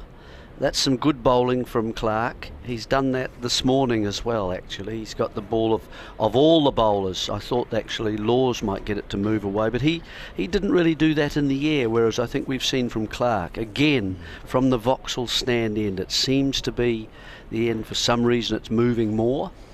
Kemar Roach coming into Dom Sibley, and Dom Sibley, lovely drive away through the covers. Off goes Rory Burns in hot pursuit and dive, but that's gone over the rope with Rory Burns. He sort of run out of room there a bit, did Rory Burns with the dive, and that's away for 4. Sibley moves on to 38, and Warwickshire move on to 81 for 2. Nice crisp shot that from Dom Sibley. Yep, just a bit of a loosener from Roach, just a little full. And between extra, cover and mid-off. Good place to score. Sibley didn't often score there, did he? A year or two ago. In over the wicket again goes Roach to him, and he's letting this one go outside his off stump. Yeah, he's definitely gone back to sort of standing more orthodoxly at the crease as Dom Sibley. Well, that might just allow him to have his back lift a bit straighter. It means that he can therefore access different parts of the ground. It was very much leg side based, wasn't it, when he was playing for England? It's always been a huge scoring area for him, that through the leg side. Yes, it's very orthodox really now. Roach is into him and he's up on his toes and he's just digging this one out, playing it straight back up the pitch, and there's no run. And they need him to score some runs, don't they? I mean, if you look at batting points alone between these two sides, Warwickshire have actually got 20 batting points in 10 games, an average of 2 per match, which is what, 250? You're out for 250. That means, yes, exactly. So, and that's not enough with the scores that we've seen this year. Surrey, as Roach is in, and this is left alone outside his off stump by Sibley. By comparison, have 36 batting points, almost double. So there's quite a marked difference immediately. And the fascinating thing with Surrey with those batting points is a couple of times with like the 600s, they haven't actually picked up maximum batting points. They've sort of just put them to one side and gone, fine, we're not going to get to that 400 in 110. What we are going to do though is make sure we put one massive score on the board. As in comes Roach again, forward comes Dom Sibley, plays this one out into the offside. Round comes Jordan Clark to do the fielding. So we've mentioned Hampshire's finish, somewhat more tame maybe than Surrey, who have 2 away games. There's just one at home, and that's I think against Kent, is it? Yeah, one at home against Yorkshire. Yorkshire. And Northants and Lancashire at Old Trafford. Oh, Lancashire the last match. Yeah, that'd okay. be interesting. So that's... As in over the wicket once again comes Kemar Roach, and that's let go wide of that off stump again by Dom Sibley. End of the over. 81 for 2 then Warwickshire. Hayne has 9, Sibley has 38. Yeah, Yorkshire here, and then that's right. Northamptonshire at Wantage Road, and then the last game, which funnily enough, when the fixtures came out, I sort of looked at last game Old Trafford, Lancashire, and was thinking to myself, it'd be quite good if there was something on that, because, you know, Surrey Lancashire games are always great affairs anyway, and up at Old Trafford for the last game of the season could be yes, could have something on that, definitely, absolutely.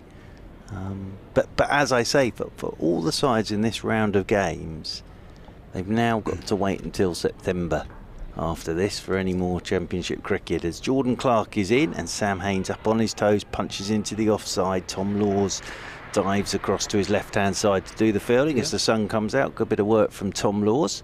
It's good, that's part of that natural sort of cricketer, isn't it, from Tom Laws? Yeah, and I guess Warwickshire in this match too, having lost a little bit disappointingly, I would have thought, the way that it happened also at home against Kent in the last match. 98 points now. just above Somerset and Gloucestershire. Jordan Clark is in, and Haynes letting this one go outside his off stump. You know, I don't want to put pressure on them at all anyway, because they'll have put it on themselves enough, really. Well, the interesting thing is when you look at their results as well, that draw with Surrey opening game of the season, then went and beat Essex by 10 wickets. It's a good start, that's a very solid start. Then lost to Somerset by an innings and 82 runs, 3 consecutive draws, lost to Lancashire by 4 wickets, drew against Northamptonshire, and then have lost their last 2 against Hampshire by 8 wickets and Kent by 117 runs. As this is a short ball way down the leg side, and Ben Foakes has done very well to get a glove on that, because it swung away from him as Hayne ducked underneath it. Byes will be the signal, but he did very, very well to get a glove on that, did Ben Foakes, and that'll be 1 more to the total. And I was sort of looking at the table as well, and where Hampshire have kept themselves in this is that they've lost a couple, but out of their 10 games they've won 7. Surrey have won 6 out of their 10 games and drawn 4. A couple of those draws, they may well have got wins had it not been for rain on the last day, as Sibley's beaten by a good one from Jordan Clark off a goodish length. Just a little bit of shape, goes past the outside edge of Dom Sibley's bat. And then you look at well, it's always the same way, isn't it? But down that bottom of the table, Yorkshire 1 win, Kent a couple of wins, Northants 1 win, Warwickshire 1 win, Somerset a couple of wins, but 5 losses for Somerset, and then dear old Gloucestershire having a horrible season, haven't won a game, lost 7 and drawn 3. As in comes Jordan Clark again, lets this one go outside his off stump. Yeah, I don't know the details of Warwickshire, but it looks as though they perhaps with those points have had quite a few draws. Yeah, they have. They've had 1, 2, 3, 4, 5 draws. So coming into this one, 10 games, 1 win, 5 draws, 4 losses, sit on 99 points. And the interesting thing is there's sort of a gap now developing with the top 3, Surrey, Hampshire and Lancashire. It's a bit of a gap developing with those 3 now. As in over the wicket goes Jordan Clark again. Sibley drives back up the pitch. Clark does the fielding off his own bowling. Good bit of cricket all round that, because it's a lovely shot and a good bit of work off his own bowling by Jordan Clark. The end of the over, and 82 for 2. Warwickshire after lunch. Hayne has 9 and Sibley has 38. Surrey winning the toss and sticking Warwickshire in today. The sun's trying to come out as well. Well, it is out now, because it's very nice out there, very pleasant. Well, let's see if perhaps as it warms up, is there any chance to get the ball to swing a bit more? Well, I think what will please Warwickshire is what we have seen this season is round about now, normally 40 overs, something like that. Nothing. The afternoons are fairly quiet for the batters, so they'll be hoping that's the case this afternoon. Will Warwickshire. And of course, with Surrey winning the toss and inserting, it's sort of the proviso now of the bowling side to bowl the batting side out. Warwickshire aren't in any rush here, obviously. They've been stuck in by Surrey. As Kemar Roach from the pavilion end is into Sam Hayne. That's a very solid looking defensive shot. That's the shot of a man in form. Just that defensive shot from Sam Hayne. He does some gardening on a length outside his off stump. Ooh, Derbyshire. So Yorkshire 64 for 6 at Scarborough. Derbyshire against Worcestershire at New Road 78 for 7. Ooh, some wickets gone down. And those are the only 2 where it's like that. Everyone else seems to be scoring runs. As here is Kemar Roach, short ball, and Hayne ducks underneath this. And Ben Foakes takes that one, moving away to his left hand side. Durham, solid start for them against Middlesex up north. 95 without loss. Durham in the 2nd division, that is. It's raining at Cheltenham again. It's a shame they got a bit of rain last week at Cheltenham, didn't they, during the heat wave. Hottest day of the year ever, of course, last Tuesday. Ever. As in over the wicket once again comes Kemar Roach, nicely tucked away by Sam Hayne off his hip. Out towards deep backward square. There is Tom Laws to do the fielding, and they'll pick up another single. Hayne moves on to 10. Sibley comes back onto strike on 38, 83 for 2. I think that we'll do it, but I'm sure the sides do look ahead to what's to come in September. But as I say, Surrey lose most of their players now to the 100 for a month, so they don't see them for a while. As Kemar Roach is in to Sibley, that's a good leave from D. Sibley. Coming back at him outside his off stump, just shoulders arms and then marches off towards square leg. I don't know the exact number, it's something like 13, 14 players. It's the same last year, are off at the 100. So for the one-day competition, it'll be a very different looking Surrey side in the one-day comp. But yes, they sort of all say cheerio to each other and then meet up again in September. But of course, Eva's off to the 100 as well. As in over the wicket comes Kemar Roach, and the on drive here from Dominic Sibley up towards Hashim Amla. He's not involved in the 100. Hashim, he won't be involved in the one-day stuff either. He'll come back for Championship cricket, which is quite right too. So Mr. Amla stood up there at mid-on. Same with Kemar. Mr. Roach won't play the one-day stuff, but will play the Championship stuff. But it's an opportunity for others. Remember last year, Jamie Smith captaining Surrey in the one-day competition, got them to the semi-finals. Over the wicket again comes Kemar Roach, and that's gone the other way. It's away from Dom Sibley, and he lets it go, and it's taken by a tumbling Ben Foakes, moving away to his right-hand side. End of the over, 83 for 2, Warwickshire. Yeah, you mentioned the downgrading of 50-over cricket generally there. That's an example of it, isn't it, I guess? And in the past few days, we've seen a number of people coming out and saying it's a dead format, basically. I'm a bit miffed. I'm actually, quite intrigued at by that. your thoughts on that. I find that we know why it's happening, but I'm not sure why we don't actually. I mean, it's the premier format, let's put it this way, in women's cricket. Yes. Isn't it? Yeah, absolutely. No test cricket. No, absolutely. And that's how women, I don't know, they might judge themselves on their one-day performances and whether... Jordan Clark is into Sam Hain, nicely played by Sam Hain, just pushes this one out into the offside. They'll pick up a single, one more to the total. Hain moves on to 11.84 for 2. I mean, in a way, it is the test format, yes, if you like, we for were talking women's about cricket. this with Eva, yeah. But I think it's an excellent bridge as a format between Test cricket and 2020. I'm not totally against 2020 at all. No. Just a little bit concerned about how many games are played. As over the wicket once again comes Jordan Clark. Forward goes Sibley.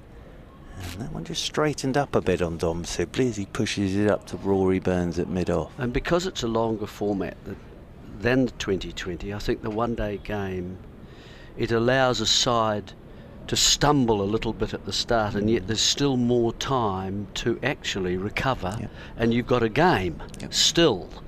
And you don't get that with 2020 at all. It's very hard. As forward goes Sibley, that's nicely played, just turns it through the leg side. We'll get a single out here to Conor McCurr on the deep mid-wicket boundary. Well, I've got my... Mr. Coney, I know how much you love my theories because they're utter rubbish most of the time. See, I'm still... we were having this chat about 2010 with 50-over cricket, and then India went and won the World Cup in 2011, and suddenly it was 50-over cricket again because India won the World Cup. Then it all got reinvented again in 2015 with the way that Australia and New Zealand obviously went about it. As forward comes Hain, pushes this one into the offside, and there's no run. Now, all I'm saying here is, if you were an inspector or you were Inspector Poirot looking at the evidence in this country of what's happening with 50-over cricket in this country, and the fact that you're playing your 50-over competition when the 100's on, and none of your main players are actually playing in the 50-over competition, and the England team that stumbled over the line to win the World Cup in 2019 is breaking up at who's coming through, and most of those players that are coming through are 2020 players, as this one's turned into the leg side by Sam Hain, rolls out there towards deep backward square. He'll get a single, one more to the 20 to the total, 86 for 2. I would say, as an inspector of the yard, I would say the evidence points to the fact that we're not that bothered about 50 over cricket now in this country. Well, you did give it a great deal of value, didn't you? 4 years Yeah. for leading up to that the 2019. You actually made a series of motorways Yep.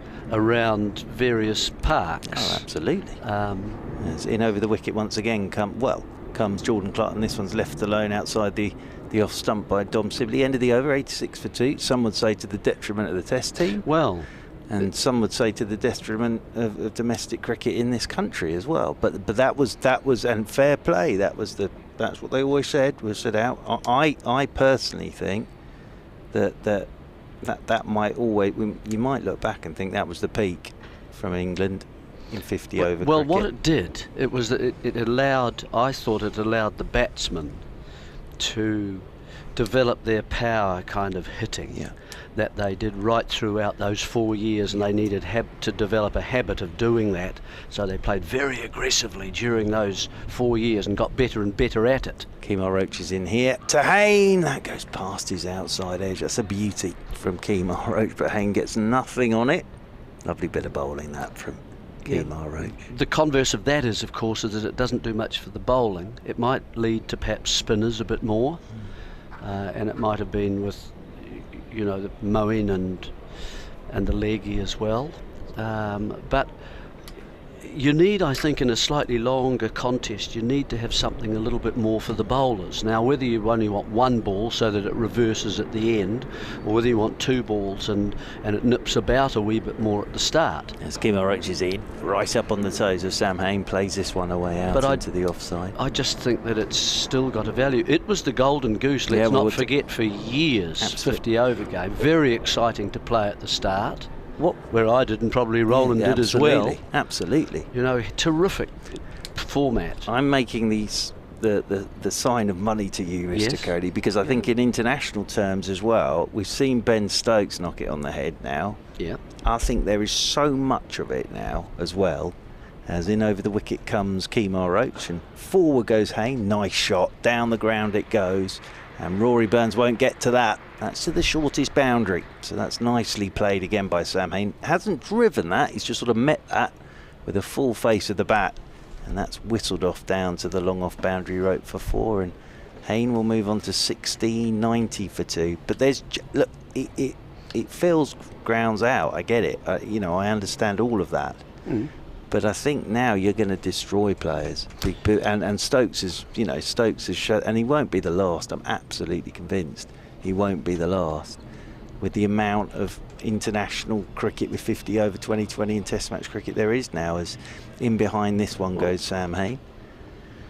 But there's a cry, isn't there, amongst certain people also to drop the 2020. There is. That won't happen. I don't think. No, because again, there's that whole thing about profit. Yep. And that drive for profit and using the game to make money. Absolutely. And I think with England as well. That's not helping the game necessarily. But my other thing with England now is that, as I say, and I said this last year, where's your next crop coming from if they're not playing 50 over cricket? As in over the wicket again goes Kemar Roach, and this one's pushed into the offside, and they'll get a single. One more to Hayne, he moves on to 17. You've explained it beautifully as always, but it's a longer story, 50 over cricket. It is a long, whatever. And a lot of these players now, look at Liam Livingstone. Liam Livingstone, the way he plays 50 over cricket is the way he plays 20 over cricket. Right. So if it was a 20 over game, he'd be walking off with and you'd be saying, wow. But in the 50 over game, how much 50 over cricket has he played in the last few years? Hardly anything, I would have thought, if you looked at it. So I think now, and we were having these chats back in 2010 as 40 over cricket was being mentioned, as this one's left alone by Dom Sibley outside his off stump. End of the over, end of Jeremy Coney. Thank you, Jeremy Coney. Eva Gray's going to come in. We're going to have a double change here because I'm going to go as well. But Eva Gray is going to come in and take the place of Mr. Jeremy Coney.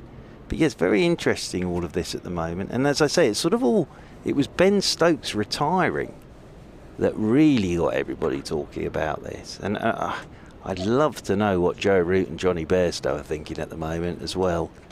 But very, very interesting. We'd love to tell you what's happening next year in terms of domestic cricket in this country, but nobody knows. Eva Gray, your thoughts on Surrey's bowling after lunch, and then you'll be joined by Richard Wilford. Yeah, sorry, just been plugging away at length since the lunch break, and Jordan Clark here to continue. And that's on a length, and it's clipped out to deep mid wicket, fielded by Conor McCurr out there. See, that was you showing the versatility that we know of you. Giving us time to get into position. Yeah, so 21 runs added in half an hour since the lunch interval. Conditions look a little bit more benign. A couple have still beaten the bat. Clark has bustled in his comeback game after injury, and he gets an edge that goes straight down into the ground and is fielded comfortably at second slip, neatly actually at second slip. Simply looked round anxiously for a moment. We've seen two of the best shots of the day from Sam Hain, a cover drive and a straight drive, both for boundaries. And Warwickshire have got to make their hard work from earlier in the day pay. Surrey have got to back up their captain having chosen to field, so that's where the balance is at the moment. Yeah, absolutely. Playing really nice with soft hands here. Lots of edges going straight down. Ooh. That's a beauty from Jordan Clark. That's probably pitched around off stump, offered away from the seam, and for all that Sibley has been batting for more than 2.5 hours, didn't know an awful lot about that as it whistled past the edge of his bat. Yeah, they've been really watchful, these two. And good work up top from Alex Davies as well. Just, yeah, really probing lines and lengths from the Surrey seamers. The pitch hasn't offered too much considering the grass that is on offer, but yeah, those edges just soft hands into the ground.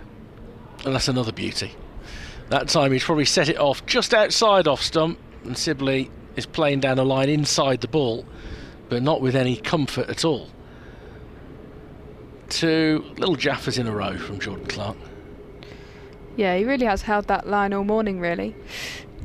Yeah, he took the new ball, Jordan Clark, and didn't have much success early on, but he saw a bit of swing and potentially bowled a little bit too wide given the swing that was on offer early on, but still probing on and around that off-stump line. Yeah, it's a beautiful line this over. Just think the shape of the delivery as it's coming out of his hand at the moment is exactly what he'd want it to be, but at the moment he can't get Sibley to nick off, and then he can't get the line right and strays onto the pads of Sibley and clips him behind square. It'll only be a single because Conor McCurr's around very quickly, but now up to 40 Dominic Sibley and 93 for 2. He lunched well, as you do at the Oval. It's what I consider today, that was the acceptable face of couscous. You're not a couscous fan usually? You have to make sure you get some flavour into it. It is better than that other filth though. What is that? What's that pulse-like thing that's a bit like cat litter? Not quinoa. Yeah, that's the quinoa, fella. Yeah. Oh dear. Quinoa is a massive aberration on the face of this earth. Apparently it's not even a sustainable crop, so it's not going to be around for long. But no, that is like flavoured cat litter, quinoa. You can keep that. I bet there's a lot of it around London as well. So next delivery's onto the pads of Hain. Thinks about a quick single, but Amla's in really rapidly. And there's no run. You're not going to launch a defensive quinoa, are you? No, not really. I think I've had it a couple of times, but once it was alright with a mixture of beetroot and goat's cheese. Okay. Which is something that you would get served downstairs. Yeah. Now, to be fair, both of those accompaniments are going to lift a dish. Definitely. Love beetroot, love goat's cheese, love them together. But yeah. There's all sorts of grains and wheats at the moment, though, aren't there? Bulgur wheat, the other one. Yeah. Not sure about that. Yeah. Is that vegan friendly as well? I think so, yeah. I'm not sure, if I'm honest. Found myself drinking vegan friendly beer last night. Oh no. It was nice. Huh? It was really good. There was nothing wrong with it. As Kemar Roach comes in to bowl to Sibley, and that one perhaps kept a tiny bit low outside off stump. A sprawling Foakes. Make sure that he grabs it. Sibley left it alone. I was made aware of a beer last weekend that it's a recovery beer, and it's got what is it? Especially for after cricket games, I presume. It has that sort of effect, a bit like the sort of sports drinks. Exactly. It's like it must have a lot of protein in it or something. But what a great gimmick that is. Overpriced, but Roach full, driven without any timing up to Burns at mid-off. So genuinely meant to aid your recovery after a session. Yeah, absolutely. Of physical exercise. Although I can't imagine that usually when you see these guys having a beer after a game. It's just the standard, just your standard lagers, but the option is there if it's needed. I have introduced some of the Warwickshire players to slightly more entertaining beers over the years. You've got to teach a little bit. Roach on middle and off, forward in defence stoutly is Sibley. Now, I did need a beer when I got to the hotel, travelled down yesterday evening, and I mentioned to you in passing, having booked my train down and reserved a seat, I arrived at New Street Station, having caught the train from my own local station, to find that the train I was booked on didn't exist anymore. It wasn't that it was cancelled, it's just they'd changed the timetable 3 days earlier, and even the staff at the station were surprised by it. So I was delighted with that first part of the journey. That's a lovely drive from Sibley, but a very good stop. Clark at short extra cover, snares it one-handed. So they said, well, I just missed the 5:10. I was meant to go on the 5:30, didn't exist. Saw the last two carriages of the 5:10 leaving the platform, because the ticket officer said, get down there now, with your suitcase, everything. So I had to wait for the 6:10. So I thought I'd had a bit of a tweet off with the operators of said service.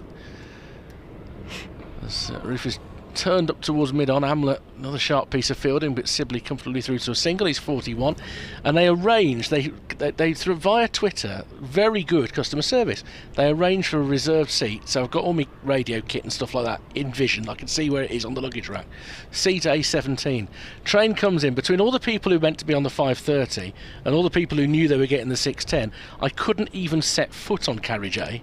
Oh no. Could not get up the steps for all the people pouring off it. And ended up standing all the way down to Euston, so I was thrilled with that. Nightmare. It seems like every form of transport's in a pickle at the moment, isn't it? Yeah, they didn't do a great job at that. Roach bowls to Hayne, just back of a length on a round off stump, defended back down the track. On the plus side, there were three of us in the area from Coventry down, stood by the toilets, as you do. And we became good company. We did the British thing, we had a chat. And there was a guy who I found out at the end of the journey when we shook hands, he was called Ricky. And he was from Willesden, and I'd overheard him talking a lot about boxing on the phone when I first got on the train. So I said, what, are you a promoter or a trainer or whatever? He said, no, just a fan. And we got talking. Very proud member of the African Caribbean community here. Loves Roland Butcher, so it tied up very nicely. Says that he went to school with the likes of Philip de Freitas and Chris Lewis, so he taught cricket. And then there was a lady who'd been reading a book leaning against the wall, and then she started joining in. Once we stopped talking about cricket, so we made fast friends, and they were giving me recommendations of where to go for a night out while I'm here. And I think that's the right way to deal with adversity, isn't it? Absolutely. Make it into a positive. Here's Jamie Overton back for the first time since the interval, and for the first time since he banged his finger earlier. And he bowls well outside off stump. Love the exaggerated follow through for that first ball. We can see the red soles of his shoes as he goes 3/4 of the way down the wicket. Yeah, I'm a big fan of a long follow through, especially if it's a close one or something. A few words at the end, although I have to say the words in women's cricket aren't particularly oh really? Frightening. I dread to think what you do in terms of sledging. There's not a lot, I won't lie. Overton approaches once more from the Vauxhall end, back of a length, shouldering arms is Sibley. See, part of me imagines that it could get quite unpleasant if in women's cricket you went full on sledging. Yeah. I think there are areas that you could go down that if we went down as a man we'd be in real trouble. That's all I'm saying. Yeah, we definitely have enough ammunition on each other. Everyone knows everyone knows about the private lives, the personal lives, but I feel like it's just an unwritten rule that you just don't go there. Yeah. Well, I think that's fair enough. Yeah, quite entertaining there. Overton, back of a length down the leg side. There's an appeal for a caught behind, but what it just was a spectacular take from Ben Foakes. Goalkeeper style, and your goalkeeper would have flicked it round the post for a corner. He snared it two-handed and saved 4 byes, but I don't think Sibley got anything on that. Just off the thigh, I think. Yeah. Great take, though. Great take. He's a lovely wicket-keeper to watch, Ben Foakes. Yeah, Ricky Clark was saying last week that apparently he spends so many hours stretching Just obviously he does his work in the gym and he does his skill work, but a lot of stretching. Okay. That's a beauty from Overton. Lifts from almost the length. Goes past the top of Sibley's bat. Challenging over. Tom Laws is warming up at the moment in the covers, so it may not be long before we see him. In fact, they may well Surrey do a double change, because they've seen what we've done here with the double change, and they're going to do it themselves. They're going to emulate us. Yeah, I reckon that's exactly what they're thinking. Yeah. Could you do sort of slice sledging where somebody's coming into bowl, not a very good ball, and you look at them and say, "What conditioner are you using?" I mean, would that work? I don't know. I've got no hair, but you know. Overton onto the hip of Sibley, who clips that through his strong spot, sweet spot of mid-wicket for a single. 95 for 2. I'm not sure. I feel like there's so little, sledging or chat or whatever, that if someone even like gives it a go, everyone just laughs. It's not. That diffuses it, doesn't it? Yeah, laugh through it. I like that. It's like, good attempt, but like not quite. So it kind of loses its. Hard to do with a straight face, actually. If people take that attitude, it's hard to sledge. That's a good lead from Hayne, who got that front foot across just to cut down the angle. Goes through from Overton. Plenty of fire in the belly of Overton, judging by that over. Warwickshire 95 for 2. We've seen some good balls in this session. It just looks a little bit easier to bat out there. Yeah, definitely. I mean, we always see good carry here at the Oval, but a couple of those just lifting off a length, as we said, and yeah, I don't think Surrey have bowled too badly. I think that the Warwickshire batters have played them really well, been very watchful outside that off stump, not chasing anything that's too wide. Saw a really good spell this morning from Tom Laws. He had a catch put down by Ryan Patel that it would have expected to be taken, really. But yeah, the pitch just not offering too much, and you'd expect a bit more considering how much grass there is. There's a tiny bit of movement through the air, but nothing too spectacular, so just got to be patient, I think. This could be quite a significant half an hour, given how well he bowled earlier. It is a double change, and Tom Law's first ball probably does move off the seam, but it moved from quite a wide angle and just went further wide. The flag on top of the pavilion, every time I draw attention to it, it goes a bit limper again, but if somebody had walked past the pavilion and said, in which direction is Waterloo Station, the flag was pointing straight at it for a moment there. That was the walk I had this morning. Enjoyed that. From your hotel in Waterloo? Yeah, about a mile. It's a nice little stroll this morning. Oh, that one's just back of a length. He's fishing at that. Leaden-footed is Sibley. I don't think it went through at the height that he was expecting, and might have rushed him a bit as well. It's not been the most convincing 42, this. No, not at all. We've seen a lot of thickish edges flying kind of down past the slips or along the floor, and that one he just caught on the crease there. Played about 3 different shots, tries to come forward, decides it's too short and has a stab at it, but plays and misses. And now leave a ball that only goes about half stump height. I'm not saying it's showing variable bounce, but there's not quite as much carry as there was again in the first hour and a half. Yeah, it just looks like there's little patches where the ball maybe hits the areas with not as much grass on, maybe where they just lift off the surface, as we saw from Overton, but he doesn't look like a tall fella, Tom Laws.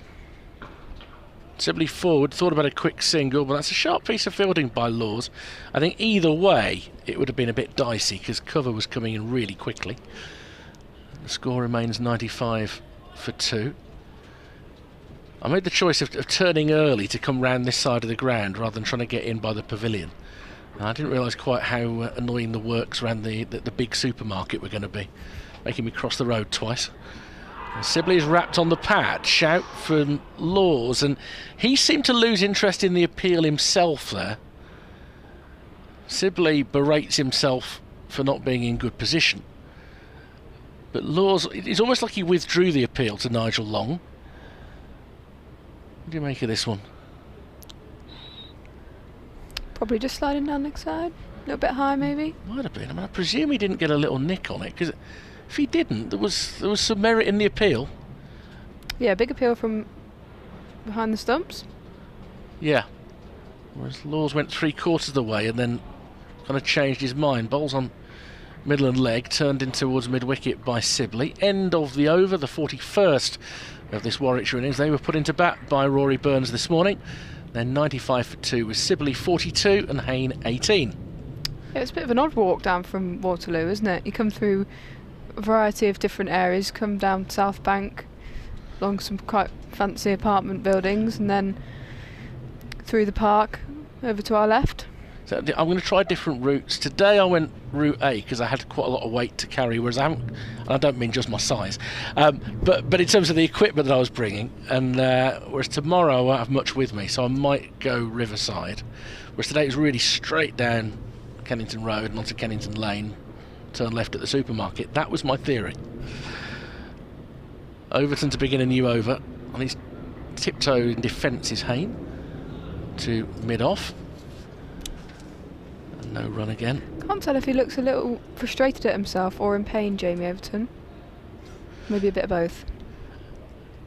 Yeah, I wonder how his fingers are. But, I mean, the most important thing for Surrey, having lost Dan Worrell this morning before play, he's actually looking at his fingers now. It may be that it's actually discomforting him a little bit on release. So I think you may well be right.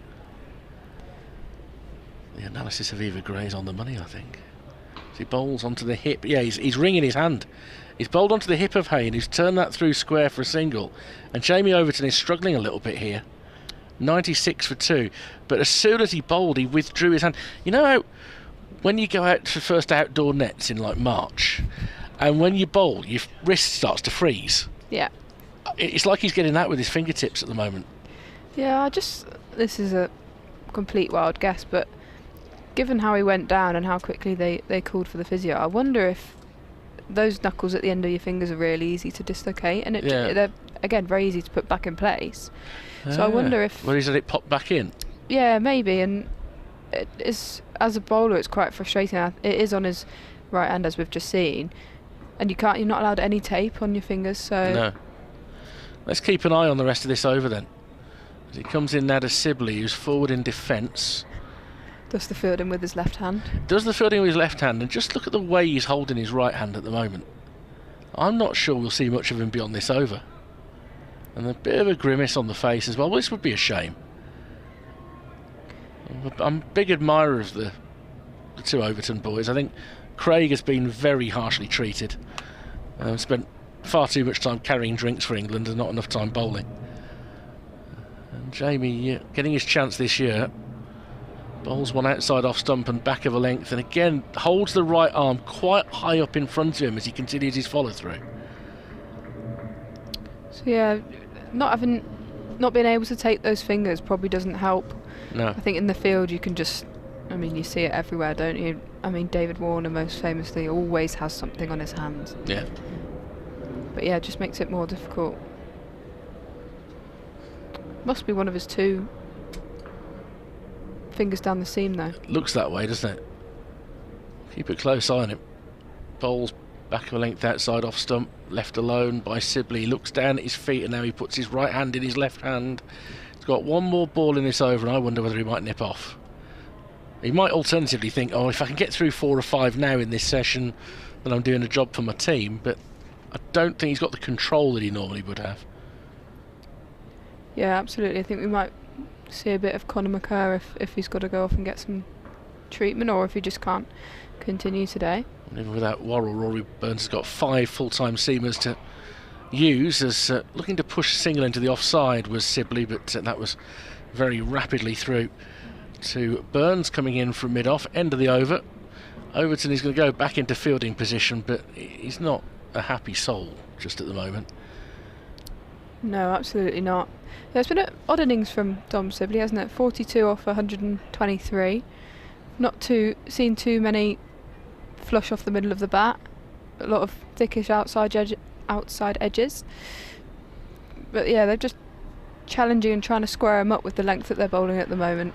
Not seeing too much swing, so just trying to use that little bit of lift off the pitch.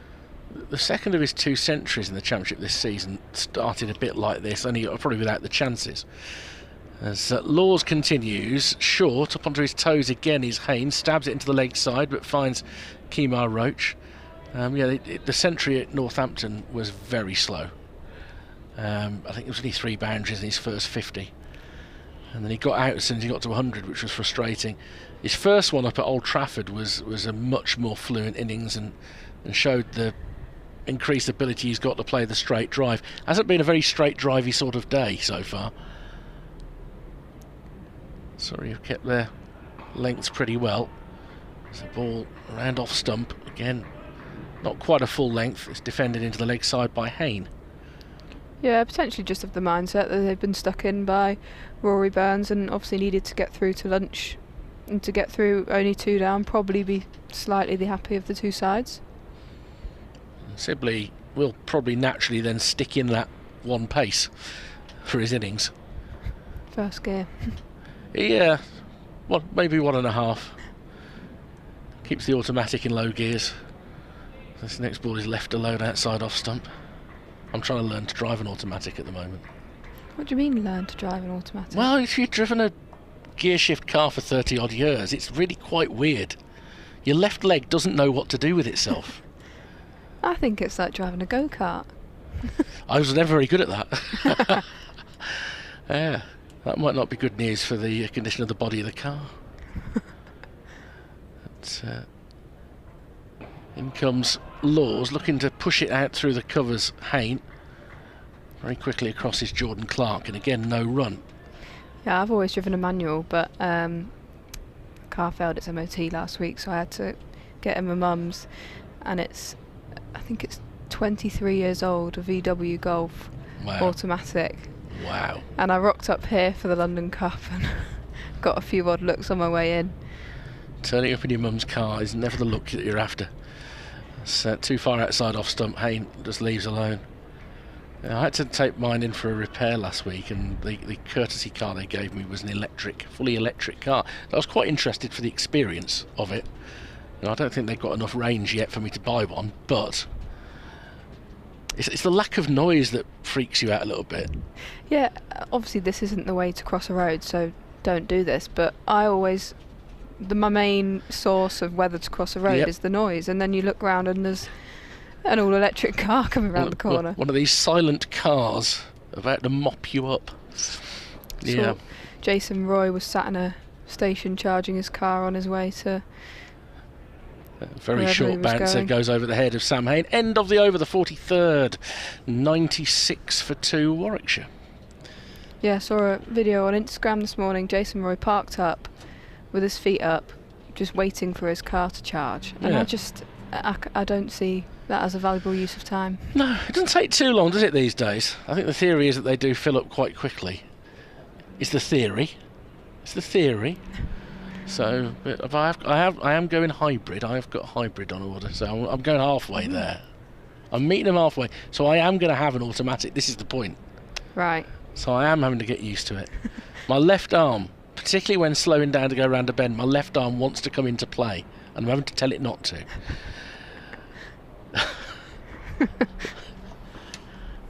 Can't slap it because the other hand's busy, but Overton, it's first ball of a new over, and again it's short and it's going a stump and a half high, and as a result Sibley had no interest in playing that at all. They're keeping the score very quiet. They've only scored 25 runs in 55 minutes since the interval.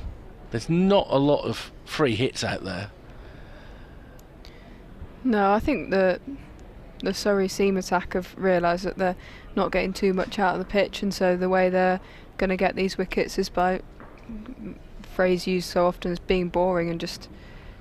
Yeah, no harm in it. That's a good delivery as well. Good length on Midland leg, defended back down the wicket and fielded by the right boot of umpire Nigel Long, which is slightly unusual. Yeah, we speak about it so often, and obviously slightly different format of the game, but we have all these analysis meetings kind of looking at what our opposition, what their weaknesses are and their dismissals and stuff, and so often it's that you've got to target the stumps and bowl that hard length. That one's down the leg side. It may again have clipped the thigh of Sibley. There was a half appeal from Ryan Patel at third slip. Nothing from anybody else, but another good take down the leg side from Foakes. That might have been Ryan Patel's guilt at having put Sibley down a bit earlier. Yeah, so obviously they'll have their individual plans to each batter, and one of them might have a weakness to a full and straight or something like that. But more often than not, your plan, certainly to start with, is pretty similar to plug away at that line and length, and yeah, be a bit boring about how you go about your cricket. Overton, short of a length, steered up towards mid-on. Amla will field.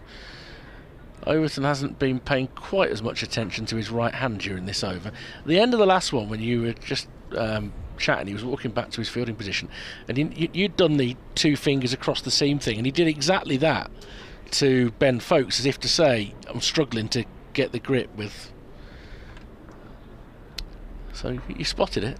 Yeah, I just wonder how that comes out of his hand then. Can't imagine. You'd worry about control, wouldn't you? Yeah. He's in again, that's very full, driven through the offside, and Sibley will be frustrated by that because he's picked out the cover fielder, Jordan Clark. It's always often difficult when they've got their jumpers on, you can't see the numbers, but because he's identifiable by his sleeve tattoos. Yeah. Jordan Clark. Gives him away, it gives him an idiosyncrasy. Yeah, it's worth saying actually that they've set the fields quite well here. That earlier on in the innings, they probably would have seen a big gap there to try and tempt that drive, but still got the 3 catches in. But he just says into the offside. He thought about a quick single. Hayne wasn't interested. Scuttling back is Dominic Sibley. I think as Mark is sitting here, I might make way, because I think we might be close to a bit of a sort of double change scenario. So 96 for 2 Warwickshire. They've barely scored a run in the half hour of being sat here. And after these words from Eva, then Mark will be back. Yeah, seeing a lot of these Surrey seamers challenging that outside half of the bat of Dom Sibley. We've seen a lot kind of just squirt off the splice of the bat, or some run down to third man, drop into the covers as we just saw there, looking for the quick single, but definitely challenging that outside half of the bat, but not enough to just catch the edge as of yet. But it'll be Tom Laws to carry on, and he's bowled really well so far today. He has indeed, and Tom Laws getting ready to come in from the pavilion end. All very tight stuff from Surrey since lunch. It really has been, as Laws is in to Hayne, and Hayne will just clip this one into the leg side, rolls in there towards Kemar Roach at mid-wicket, and there's no run. You know I'm a huge admirer of you on commentary and cricket, and I'm never getting in the car with you. If you're treating it like a go-kart, that's all I heard is it's like driving a go-kart. It is. An automatic. It's just stop and go, isn't it? Deary me. I like the thought that Jason was just sat with his feet up, charging up his car this morning. As one of the funniest things I've ever seen. As in over the wicket comes Laws, short one, well played by Sam Hayne, sways inside it, and taken by Ben Foakes. It's a name I won't say the name, but very famous cricketer, very, very famous cricketer. Played a bit for Surrey. And it was a pre-season game in Oxford, and he had one of the first electric cars. Never really seen them before. And we were heading off for the opening day, and we walked into the car park, and he was stood looking a bit bemused by the fact his electric car had run out of electric, but there was nowhere to plug it in. As there's a short ball here from Sam Hayne, and this is pushed by Hayne up towards mid-off, and there's no run. And Gary Wilson, formerly of this parish in Derbyshire and Ireland cricket, he looked and said, "What's the problem? I've run out of electricity," and presented this cricketer, very famous cricketer, with his iPhone charger and said, "Well, try this." As over the wicket once more comes Hayne, and Hayne's pushing this one, Laws apologies, and Hayne's pushing this one out into the offside, and again there's no run. So this was before the days where you had, there was probably one electrical plugging in point. It was a lovely car. Had to get cabs in and out until we... And then I think you had to ring the people who made the car, who then came with the thing and plugged it in. Whereas these days you can sort of plug it into a lamppost, I think, can't you, in London? As in over the wicket comes Laws, and Haynes across his stumps, looking to work an angle here. Doesn't want to be missing that, Sam Hayne, and the fielding's done by Kemar Roach, moving away to his left-hand side. Yeah, these charging docks are definitely more, they're everywhere, aren't they, especially in London, but it still does baffle me. I get, as you said, if you run out where there isn't a station... I think they're at the bottom of some lampposts now. Really? Yes. And I agree with what you said, they don't make much noise. And you can, if you're really sort of up there, as in over the wicket once again comes Laws, you can put an app on your phone, I believe, end of the law's over, and you can press it and it will come out the garage and pick you up. And they drive on their own. Right. Yes. So, yes, I'm still, I have to admit, a manual, not an automatic, but the electric car is on. But yes, the iPhone charger was presented to this very famous cricketer. And the joke didn't go down well. With us, it did, but not with him. Eva Gray, thank you very much indeed. Roland Butcher is going to come back in and join. Jamie Overton's still going with his finger. What I would say with Jamie Overton with an injury is he's very demonstrative about an injury, as this one's pushed off the back foot by Dom Sibley down towards backward point, and there's no run. He's an incredibly brave fella, is Jamie Overton, and he doesn't tend to go off unless it really is hurting, but it obviously is hurting. But if you watch his expression, he lets you know it's hurting as well, Jamie Overton. Roland Butcher, welcome back. Quite quiet start, this very tight stuff from Surrey since lunch. We've just had the 25 runs added since lunch as over the wicket goes Overton to Hayne, and 26 now as Hayne just works this one. Sibley, apologies, just works this one out towards deep backward square and will pick up a single. Sibley moves on to 43, 97 for 2, but it's been pretty disciplined stuff from Surrey since lunch. Yeah, Mark, good afternoon to you. And yes, Surrey being disciplined, but also you've got to give Warwickshire credit to the way they've hung in there. The odd ball has kept doing something, particularly bouncing, but I think the approach of these two batsmen really has been one to just sit in there and things will get better. Overton in over the wicket to Hayne. Short ball. Hayne just ducks underneath this. Because, of course, this is all Dom Sibley as well. 43 from 131 deliveries. And we know with Dom Sibley, he won't worry about the fact if there is a quiet patch. He can bat and bat and bat and bat. Well, I mean, and that's the right approach. You know, Surrey have put Warwickshire into bat, and really, you know, Sibley's job is to just bat and bat as long as possible. You know, the best part of the day is yet to come. Absolutely. As in over the wicket comes Overton again. Another short one. Up on his toes goes Hayne. Just tucks this one out towards Conor McCurr, who's out there at deep backward square. They'll pick up another single. Warwickshire 98 for 2. Sibley comes back onto strike on 43. The only thing about England's new way of playing test match cricket, Mr. Butcher, that slightly concerned me is I've seen a couple of reports where people have said Sibley was one of them. I think he got 50 or 50 odd balls, and the report was he's trying to bat the way he needs to get back into the test team. As in over the wicket comes Overton to Sibley. Short one. Sibley sways inside this, and that's taken by Ben Foakes up above his right shoulder. But conditions dictate as well, don't they, the way you play? Well, conditions and the opposition. And listen, he will get back in the side by weight of runs, not by the way he plays, by weight of runs. If you can be ultra aggressive and don't score many, or just hang in there and make plenty. So the choice is yours. Absolutely. As running away from us is Overton. Comes into Sibley. Full length ball, and that turns Sibley round completely. That's a great length from Jamie Overton. That's a terrific delivery from Overton. Just a little bit fuller, that one, to Dom Sibley, and beat the outside edge of the bat. And Warwickshire remain 98 for 2. Yeah, super over to finish, Super Bowl to finish the over. Didn't seem to do a great deal. I think Sibley just got the line wrong. He was, first of all, squaring up, and then thought that the ball was shaping away. In actual fact, the ball just went on its way straight on. But he was in such a position that it appeared as if the ball had done plenty. Just was a bit fuller as well, that delivery, I think, from Jamie Overton. Tom Laws into his 11th over as he's in here, and this is left alone by Sam Hayne outside his off stump, because Warwickshire at the moment doing a really good job. 98 for 2.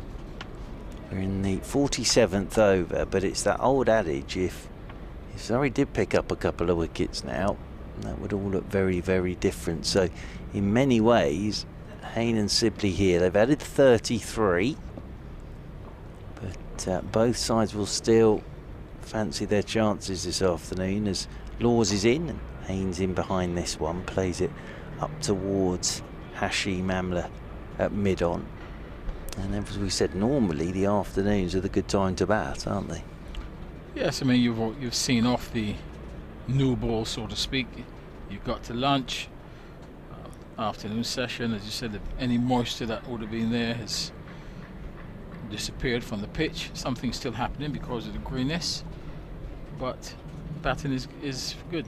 As Laws is in, and this is beautifully played by Sam Hain. It's lovely placement.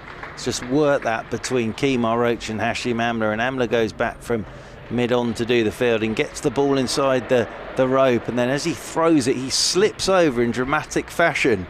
There does Hashim Amla. That's kept the slip cordon amused, but it is the 100 up for Warwickshire. Lovely shot from Sam Hain. Everything that Hashim Amla does normally is very elegant, but that wasn't the most elegant bit of work that Hashim Amla's ever done. And as I say, it amused Jacks, Pope and Patel in the slip cordon, but the 100 is up for Warwickshire. Sibley comes back onto strike on 43. As Tom Laws right arm over the wicket he comes, Sibley forward and just clips this on the top of the bounce up towards Hashim Amla at mid-on, and there's no run. Yeah, lovely shot by Haynes, just using the inward movement to the delivery and timed it superbly. Yes, Amla had a long run out to the boundary, and with his trademark underarm throw, listeners, he's not actually throwing it along the ground, he throws it underarm in the air. As in over the wicket once again goes Laws, and up on his toes again goes Sibley, pushes this one into the leg side. There's Kemar Roach to do the fielding. Just having a look at Jamie Overton down there at fine leg, and he's okay. He's feeling that finger, but he's okay. He, as I say, is a very strong fella, but he's his expression is one of pain and anger a lot of the time when he's bowling anyway. Jamie Overton, as Laws goes a bit wider on the crease this time. Sibley's gone. Great bit of bowling, because it's just bounced on him. That's it, the face of the bat. As he was looking to let it go, he just went a bit wider on the crease, and Dom Sibley looks at the toe end of his bat, but it's a good bit of bowling from Tom Laws. Goes a little bit wider, and then, oh, good ball, just lifted, and he was looking to let that go and clip the toe end of his bat, and Sibley goes for a well-made 43, but that's a good time for Surrey to get a wicket and break this partnership. It's Laws again, and Warwickshire, Roland Butcher, 101 for 3. Yeah, good perseverance by Laws. He's bowled 10 overs, he's picked up 2 for 13, so he's done his job. He's done an excellent job. I think Sibley will be very disappointed with that dismissal, because it was a little bit outside the off stump, but I think because of Sibley's initial movement where he squared up, it's difficult now to find exactly where his off stump is, so you end up playing almost in a chest down position. So really that was, as well as it was good bowling, it was more down to, I think, a technical flaw in playing that delivery. And there was a bit of extra bounce there as well from that delivery from Laws, but Sibley, toe end of his bat, as he walked off he was just looking at the toe end of his bat. But it's Tom Laws again, and Will Rhodes, the captain, makes his way out there to join Sam Hain. Yeah, I think Sibley, as I said, he played at that delivery because having moved into that new position, he wasn't sure where the off stump was, and that's the problem. You know, if you stay in the side on position, you then get a much clearer picture of where the off stump is, so you can leave. Once you're there, you've lost all perception as to... It's when your shoulders open up and you're looking down the pitch at the bowler, isn't it? And we did notice that he's obviously changed his setup and gone back to being more side on in his setup, Dom Sibley, because he was those two shoulders did point down the pitch, didn't they? That dismissal, he certainly reverted to his old and then tried to take the bat away, but it was too late. So Tom Laws with his second wicket. Impressive figures again from the young man. 10 overs, 6 maidens, 2 for 13. Will Rhodes out there, the captain, joining Sam Hain. They're going to get a leg gully in now for Sam Hain. Just sort of saying, add a couple of wickets to it, and haven't really gone anywhere yet, Warwickshire. They've got their heads down here. Surrey will be having a sniff around Will Rhodes and Sam Hain as short ball, as Hain's up on his toes here. Ooh, and he's just feeling his side after that delivery from Jamie Overton. Sam Hain, as he played that, immediately started having a bit of a stretch there. Just felt something in his side. Elsewhere, bit of a recovery from Yorkshire at Scarborough, Mr. Butcher. 105 for 6 now, they are. So a bit of a maybe it is going to be that whole thing that we talked about this afternoon. It's going to be lots of runs in Scarborough. In comes Overton, looks for the Yorker. That's well played by Sam Hain. Drops the bat on it, gets the feet out the way. Yes, Will Frayne is 42 not out, and Dom Bess is 36 not out there. So they were at one stage, of course, in all sorts of bother at 33 for 6. But Yorkshire now 106 for 6 against Hampshire. So with those 6 wickets as well, we're back to the 14-point gap, I think, now at the top, because Surrey have obviously picked up a bowling point now with that wicket of Sibley. It's a short ball here to Sam Hain, who pushes this one down into the leg side, and there is no run. They're due to get underway at Old Trafford at 3 o'clock because there's been rain in Manchester. Essex 128 for 2. I think Peter Siddle picked up Alistair Cook. Of course, Siddle now plying his trade for Somerset against his former county Essex. So 128 for 2 Essex. Sun's out here in South London as Jamie Overton is into Hain. Oh, and Hain's flicking at this off his hip. It's bouncing to the right of Ryan Patel, who's in that leg gully position. Not really there for that particular shot. Just wants it to get a bit bigger on Sam Hain there, Jamie Overton. But Hain moves on to 24, and this brings the left-handed Will Rhodes, the Warwickshire captain, on to strike. Rory Burns will be pleased with the way his bowlers have gone about it since the lunch break. Good crowd in today. Lots of people all dotted around the ground. Nice temperature today.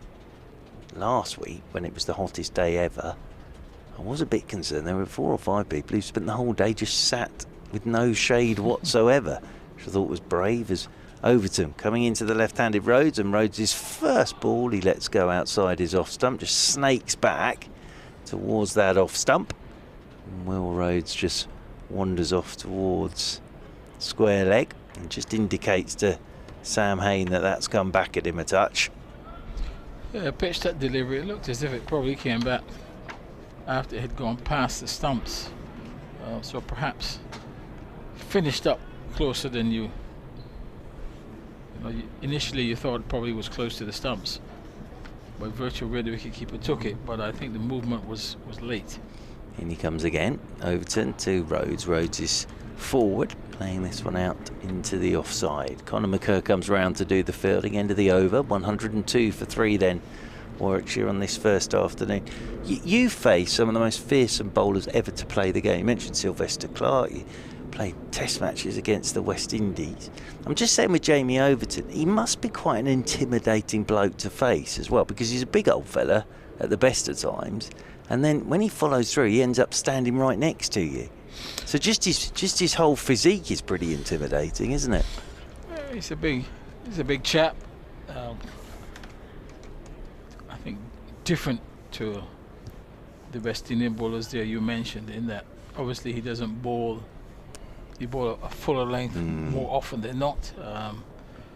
Doesn't particularly use the short ball sparingly. As in comes Tom Laws from the pavilion end to Sam Hain, who lets this one go outside his off stump.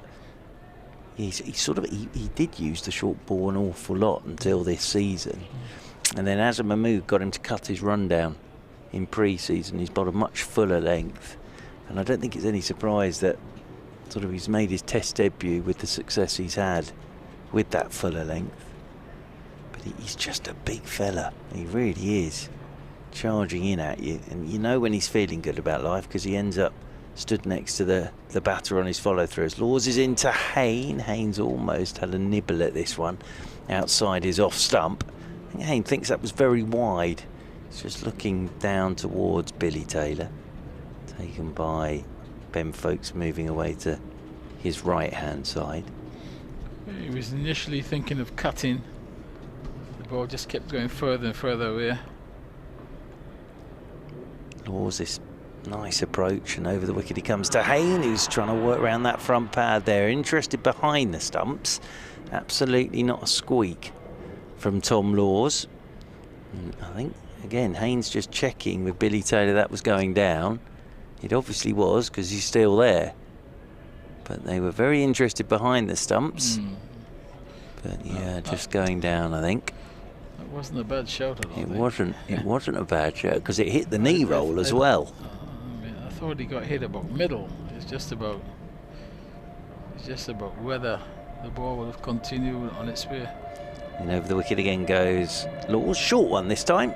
And Haynes just swaying inside that, letting it go. Started this game with 841 first class runs this summer, Sam Hayne. So he's had a very, very good summer with the bat. Good player, Sam Hayne.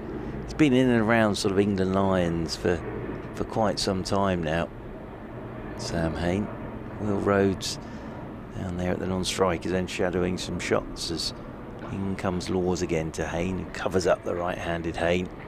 Plays it straight back up the pitch, and Amla does the fielding, moving round to his left-hand side. Solid looking defensive shot again there from Sam Hayne, having a bit of a chat back to Ben Foakes at the moment. Warwickshire done a lot of hard work so far today. What they won't want to do is let it slip this afternoon, as Laws is in once again to Hayne. Hayne is forward, wants the single. There isn't one there, as Conor McCurr comes up to do the fielding. End of the over, 102 for 3. Hayne 24. Rhodes yet to get off the mark. It'd be your first look at Tom Laws as well, Roland Butcher. He's impressed everybody. It's just his 4th championship game, 19 years of age, but it's a pretty simple approach and nice action, isn't it? And well, the proof's in the pudding today with 11 overs, 2 for 13. Yeah, he's bowled well. Steady. I think he has an idea as to what he wants to do with the ball. Bowls fairly good lines. Quite impressed with what he's done so far. I guess can play that 3rd seamer, 4th seamer role quite well. Looks as if he can bowl for a long time as well, so it'll be a good asset. And on top of that, he's young as well. He is, and he can bat. So he can only get better. Absolutely. Now Jamie Overton's heading off now for a bit more treatment. So Cameron Steele, who we've seen a lot of today, is back out there at a deepish backward point. He'll be glad to see that Dom Sibley's not still out there, because of course really tough chance, one of the 2 that were put down off Sibley. Jordan Clark it is, back into the attack from the Vauxhall end to Will Rhodes, who's up on his toes, plays this one out into the offside, rolls out there towards Conor McCurr at extra cover. Signal to Kemar Roach to get a little finer down there. He was at long leg, he's sort of moving round towards a fine leg now, is Kemar Roach. Down in front of the Mickey Stewart members pavilion. Settles himself down once again, does Will Rhodes. Still looking for his first run, the Warwickshire captain. He lets this one go outside his off stump. And then down to do a bit more gardening. Because of course you played with at Middlesex. I'm thinking of Norman Cowans. Obviously, he was a wonderful bowler, Norman, wasn't he? Yes, I mean, Norman was a bit quicker than people thought he was. But his main asset was he bowled good lines, did a bit with it either way. And obviously he had the ability to bowl a short ball as well. So around the wicket once again comes Jordan Clark. This one's left alone. Outside is off stump once more by Will Rhodes. Late decision. Yeah. Great team, that. Yeah, and it didn't harm Norman having to bowl the other end to Wayne Daniels. Absolutely. So you think of Norman Cowans, Wayne Daniels, then you'd have Edmonds and Embury as well in there. Yeah. Not the worst pair of spinners to have. Yourself, Graham Barlow, hell of a player. Mike Gatting, of course. Yeah. Paul Downton. I saw Mr. Downton the other day down at Beckenham, actually. He's in good form, yeah. He's in very, very good form. Well, I'm looking forward to seeing him, but I go to Kent for absolutely. For the championship game. He's in great form. As Jordan Clark comes round the wicket once again. And, Rhodes has had a flash at this one. Outside is off stump. looking to go down towards a shortish third man boundary. That went past his outside edge. Bit of a naughty shot that from Will Rhodes, but just looking for his first runs. The gap's there down towards third man. That wasn't too far away from his outside edge. He'd have been livid with himself if he got anything on that. Yeah, not a convincing stroke yet. Not yet off the mark. Still looking to play square the wicket. Waits again. Over his bat does the left-handed Will Rhodes. Oh, and that's a Yorker. That's well played, well bowled as well by Jordan Clark. But well played by Will Rhodes. Got bat on it, got his feet out the way. And that potters off down towards backward point. Because Wayne Daniel was a fearsome bowler, wasn't he? Yeah, he was. I mean, he was a big guy to start with. You know, he would charge in.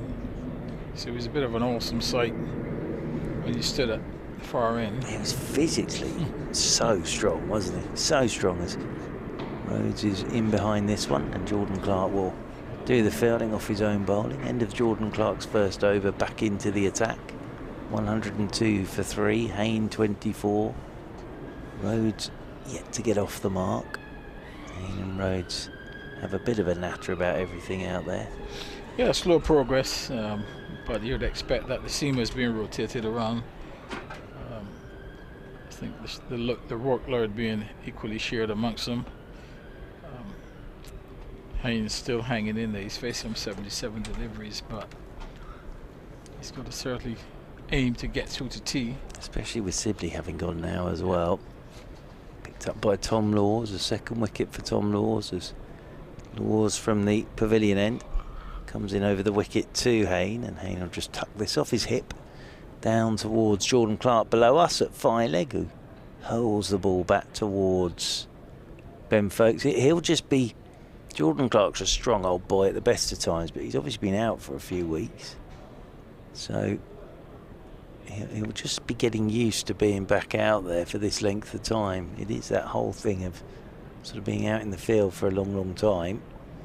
Hasn't been doing it for a few weeks, Jordan Clark, so very important part of this Surrey Championship side, but he'll have been delighted with the way they've been going in his absence. As Rhodes on to strike for the first time here to Tom Laws, and Laws is in, and Rhodes elegantly pushes this one out to Jordan Clark, who does the fielding, moving round to his left. Yeah, Tom Laws very impressive again today, into his 12th over now. 2 for 14, and then, well, he batted extremely well against Essex on that final morning. Sort of belied the night watchman tag, really. So he's a promising cricketer, this one, as in he comes once again, and this is left alone outside the off stump. Surrey boy, it's come through the Surrey system, so another one that's coming out the Surrey age group system, and only 19 years of age. So bright future ahead of him. Obviously don't want to get too far ahead of yourselves because he's right at the start of his career, but he's made a very impressive start. Cameron Steele's being deposited out towards that deep mid-wicket boundary rope now. Rhodes has spotted that as Laws is over the wicket to Rhodes. That's down the leg side. Rhodes will be annoyed. Didn't get anything on that to get off the mark, and taken by Ben Foakes, moving away to his right-hand side. The weather's okay at the moment. There was talk of some precipitation this afternoon. There was a little bit of talk of rain about now, but that hasn't occurred, thankfully. As I was saying, it has been raining in Manchester because they've only just got underway in the game between Lancashire and Kent in Manchester, as Laws is in once more. Rhodes pushing off the back foot out into the offside, and there's no run. They'll be a bit happier in Scarborough. 122 for 6. I was just saying, Jeremy Coney sat behind us, bit of a recovery. You don't want to, if you're a Yorkshire player, you don't want to go badly at Scarborough, do you? No, I think the last game last week also started similarly to where there was. It was Surrey were there. There was a Surrey were there, yeah, and then runs in the afternoon. Lythe and Tattersall. Actually, if they could do the same thing, they put on 305 for the 7th wicket.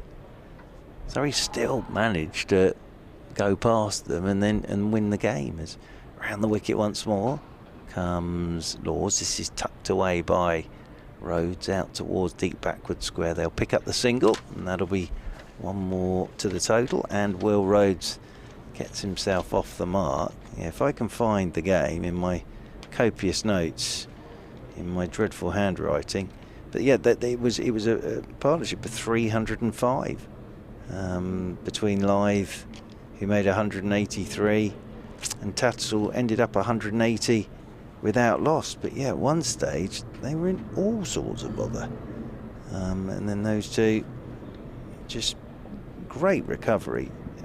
Where were they? 125 for 5, 125 for 5, and then they put on 305. So it could happen again this afternoon. Frayne and Bess, as Jordan Clark comes round the wicket to Rhodes. He's playing that cut shot again, and it's gone past his outside edge. It's almost as if it's a practice from Will Rhodes, and he's not convinced he's actually going to hit this. Yeah, I think he'd be annoyed with himself that he's missed out on this one. I think it was certainly wide enough for him to put it away, and perhaps maybe not quite as short as he thought it was, but it was out there really asking to be hit. And for someone who's been tied down for a while, I think when you get those type of deliveries, you need to put them away just to build the confidence. Around the wicket again comes Jordan Clark to Rhodes. Rhodes lets this one go again outside his off stump, just coming back in at Will Rhodes, taken by Ben Foakes down to his right hand side. Will Rhodes goes for a little wander off towards square leg. Sam Haynes thinking about life in general down there at the non-striker's end. Jamie Overton off the field of play again, having injured his finger. Still not sure whether it carried. It was a chance off the outside edge, but he went off, and he's been back and bowled, but he's gone off again now. So Cameron's still back out there as Jordan Clark is in once more to Rhodes, who's driving up towards mid-off, and there's no run. He's a very elegant player, is Will Rhodes. Yeah, he looks to stand pretty straight when he plays. Doesn't seem to get far forward and bend into. He sort of gets half forward and plays it pretty much on the up. Of course, moved from Yorkshire to Warwickshire. Around the wicket comes Jordan Clark to him again, forward inside edge, down past his stumps, down towards Kemar Roach. I say forward, he didn't really get very far forward, just sort of hung the bat out there. Yeah, that was a good example of what I was trying to say, is that it doesn't get very far forward, it just sort of get a half stride, and in actual fact that ball was a lot fuller. When the full stride, he could have met that with a punch down the ground. Ended up just getting the toe end down to fine leg. Yeah, and any sort of movement there back into him, as we saw, brings that inside edge into play as Jordan Clark is into Sam Hayne and clipped very neatly by Sam Hayne into the leg side. He'll pick up a single out there to Conor McCurr at deep backward square, who had an interesting morning. Did Mr. McCurr, because he wasn't expecting to be playing in this game, and then got the late phone call when Dan Worrell went down this morning. So got himself here and came onto the field of play just after midday, and in his second over picked up Alex Davis. So eventful morning for Conor McCurr. Jordan Clark round the wicket, he comes, and forward comes Rhodes, pushes this one down into the leg side. Round comes Jordan Clark to do the fielding off his own bowling, and there's no run. End of the over, 106 for 3. Hayne has 26, Rhodes has 2. Rhodes, when Rhodes plays forward, it gives the impression as if the ball's going to spit all the time, because he never ever comes out. He just interesting technique. He's a tall lad, Will Rhodes, and he is a good player to watch, but as you say, he doesn't really get forward. And Kemar Roach is coming back into the attack. I'll vacate at the end of this over and bring Richard in, and then Richard can do an over with Mr. Butcher, and then Mr. Coney will come back in. As forward comes Hayne here to Kemar Roach. This one's pushed into the offside. Just to say, during the tea break as well, I'll be chatting to Tom Hicks about his book, Bowler's Name, The Life of a Cricketing Also-Ran. He actually came out last year, but it's very interesting. His teacher now is Tom, and he teaches abroad, but he's over and has come with his dad today.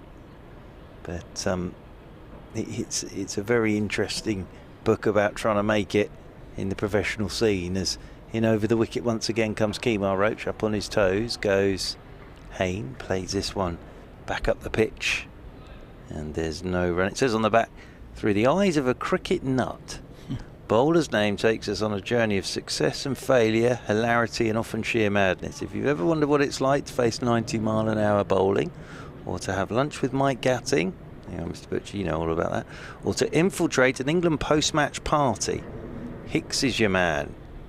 So that's Tom, who's going to be joined us. Knows the currents very well. As forward comes Sam Hayne, turns this one into the leg side, and there is no run.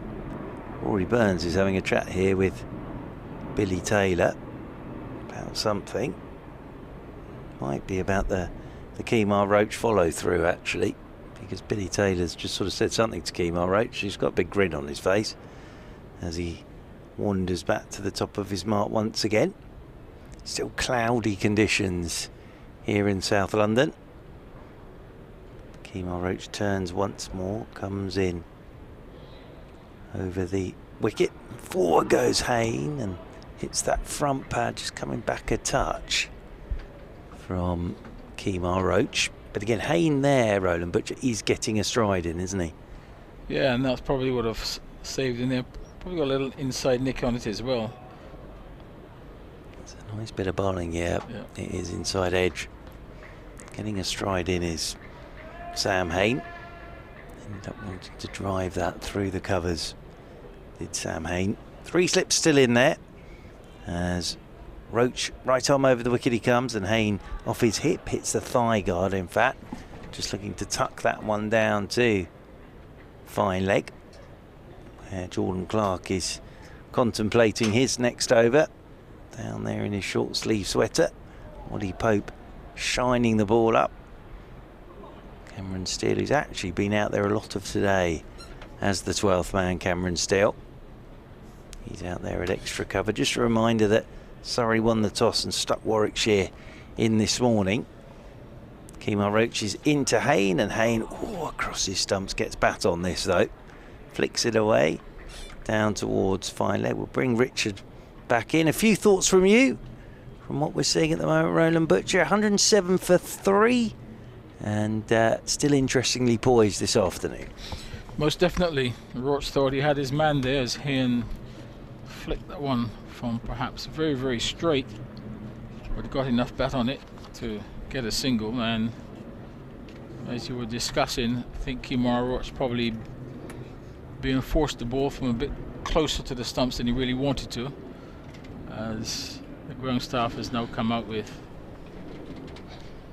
I guess, some type of hammer to ensure that the footmarks are flattened out so that Kemar Roach can bowl from a little bit wider. Good afternoon to you. Roland. We've got some, I can consider it a first world problem in that Church has just realised that he's left his shoes under the table. So he's have to disappear in barefoot and wander off.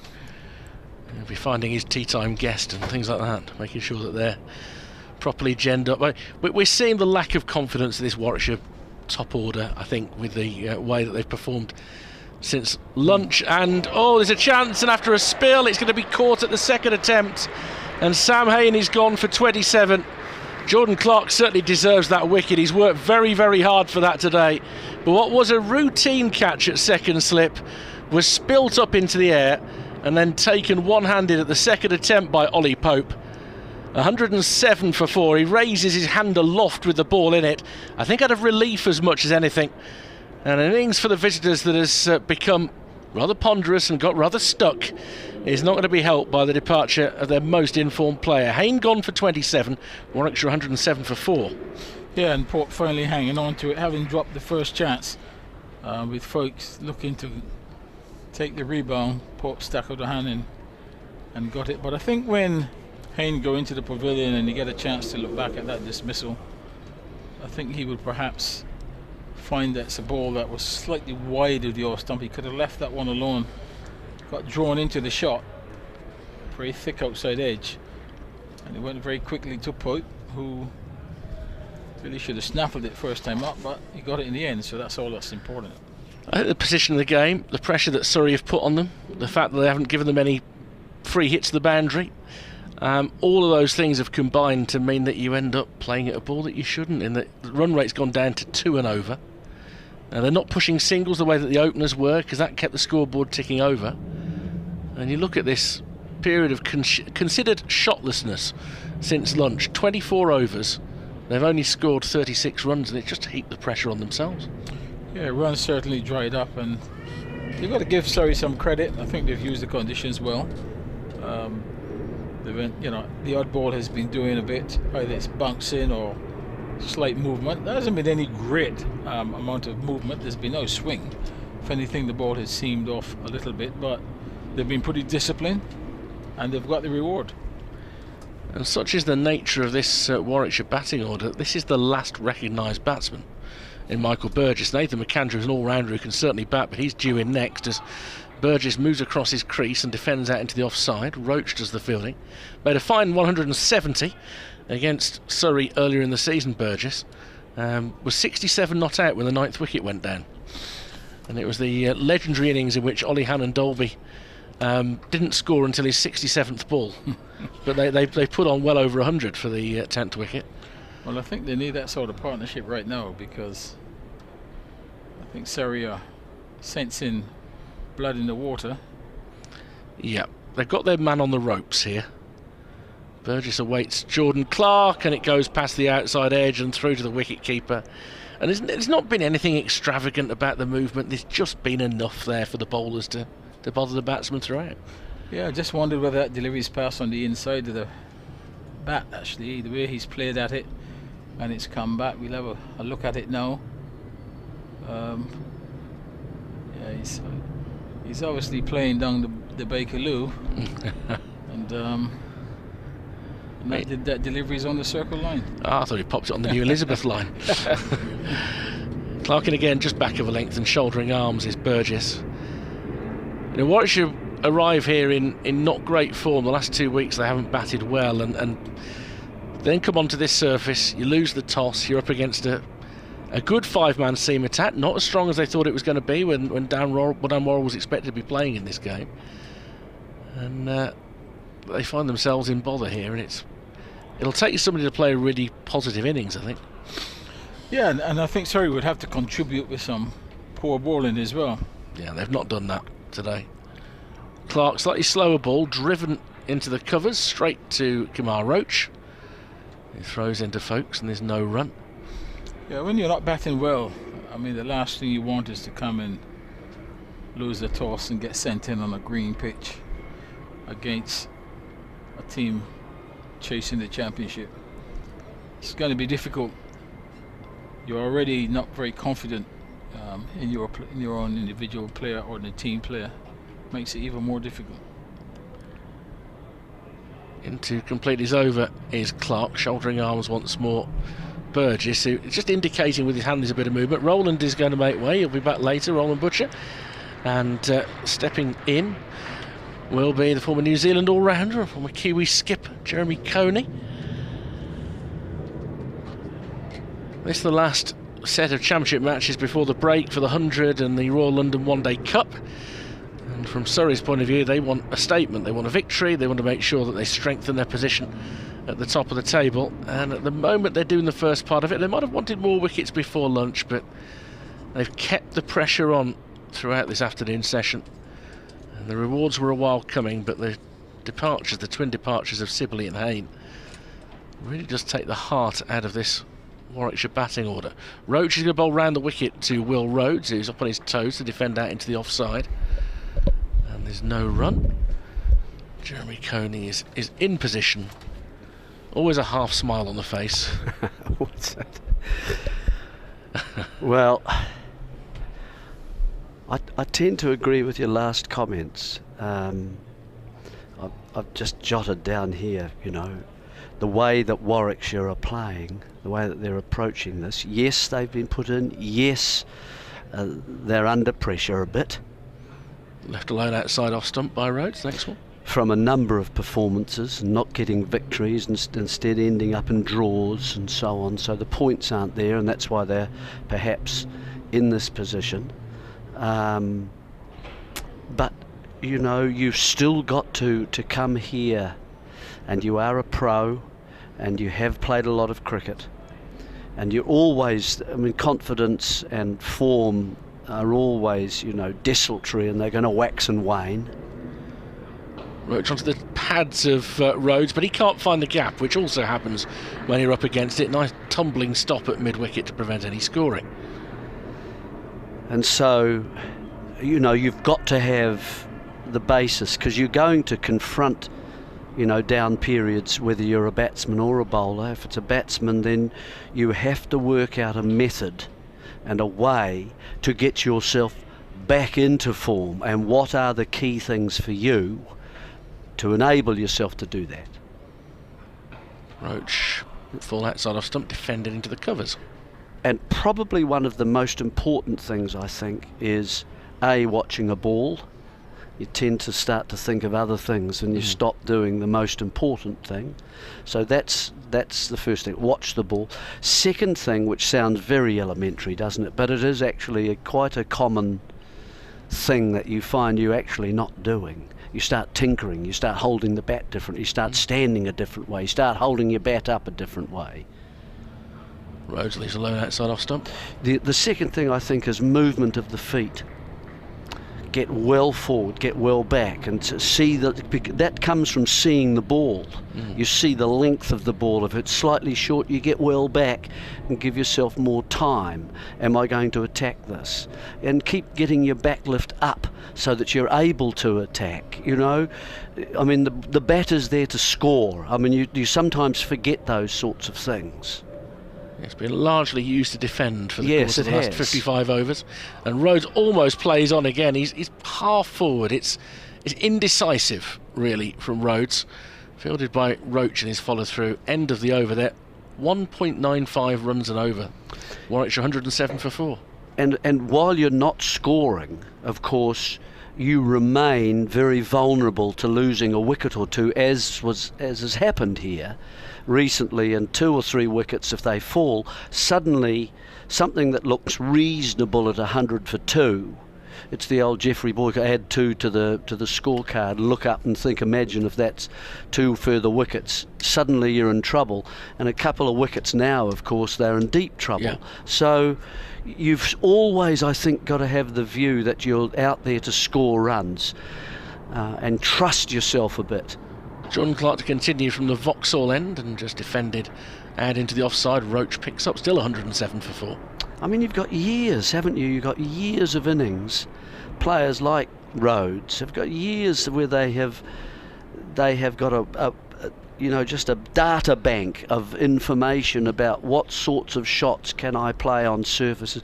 This is not an unusual pitch. No. You get this wherever you go in England. A grassy sort of surface suits the seamers.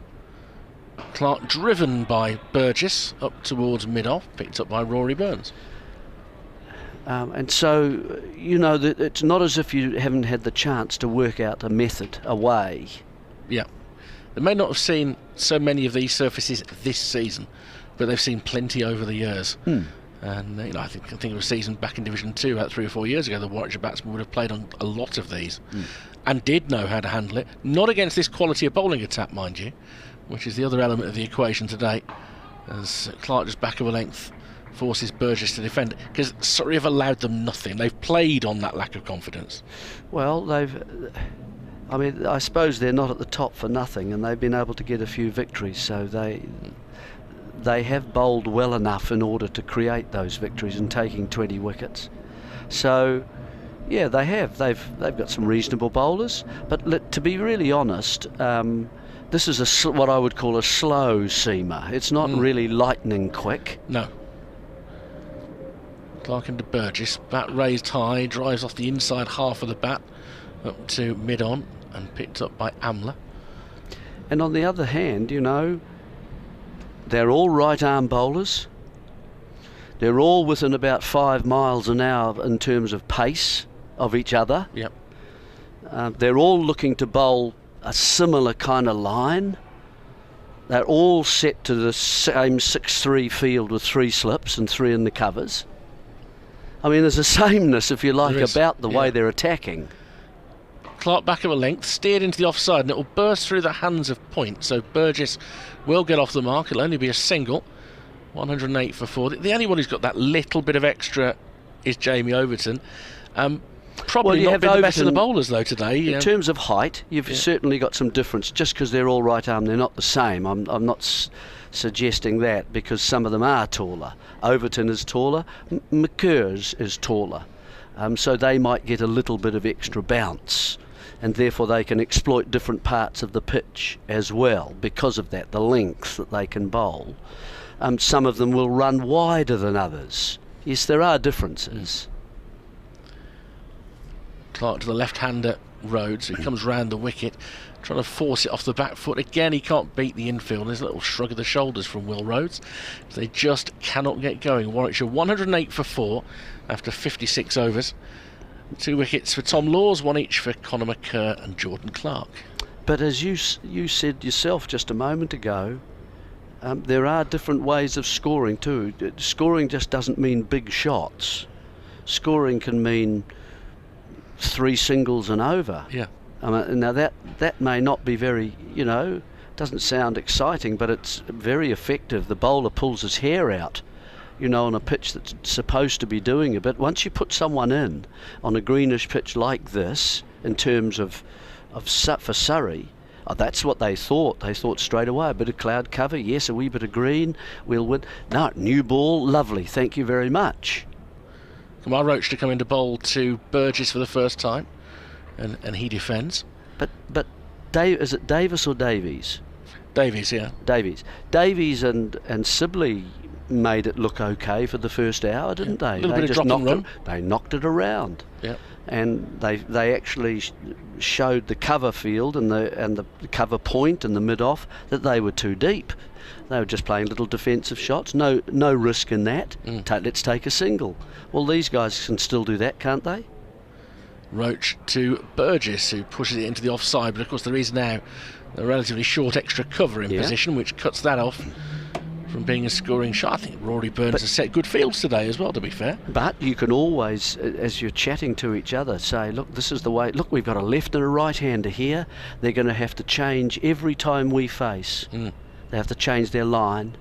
And so we might get someone, you know, the left-hander will say, well, I'll get something on my leg stump here. If you've been facing 3 or 4 balls, I'll knock that away to the leg side and away we go again.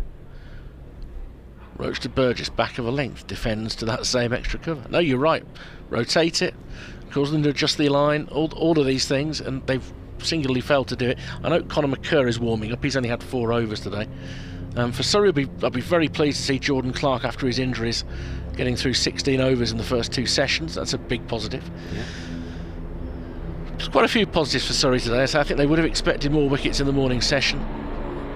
But patience has been their game, and it's worked very effectively. It certainly put them ahead in the match, as Burgess, looking to drive, gets a nick onto his pad. Gasps of exasperation from behind the stumps. Well, Warwickshire have also had a bit of luck. They've put down 2, haven't they? Or possibly 3. Yeah, well, Sibley certainly had 2 full lives, didn't it? Yep, so, you know, there's a bit of VAT in the score, to be honest, you know? Yeah. It's a couple of all-rounders after this. Well, really, McAndrew, full all-rounder. But then quite the tale to come, as Burgess' driving can't beat the field. A square drive that's picked up by McCurr at point. Yeah, but at least it's a drive, isn't it? Yeah. It's not just a... There's some ambition in the shot. Oh. And he might feel disappointed about that, but, you know, he's played a bit of a flowing shot. Yes, it's possible to score runs out here. It's not all over for Warwickshire. They're only 4 down. I know they haven't got perhaps the length in the batting that they would normally like. they can still get a good partnership going. Burgess defends. Final ball of the over. Another maiden. 108 for 4.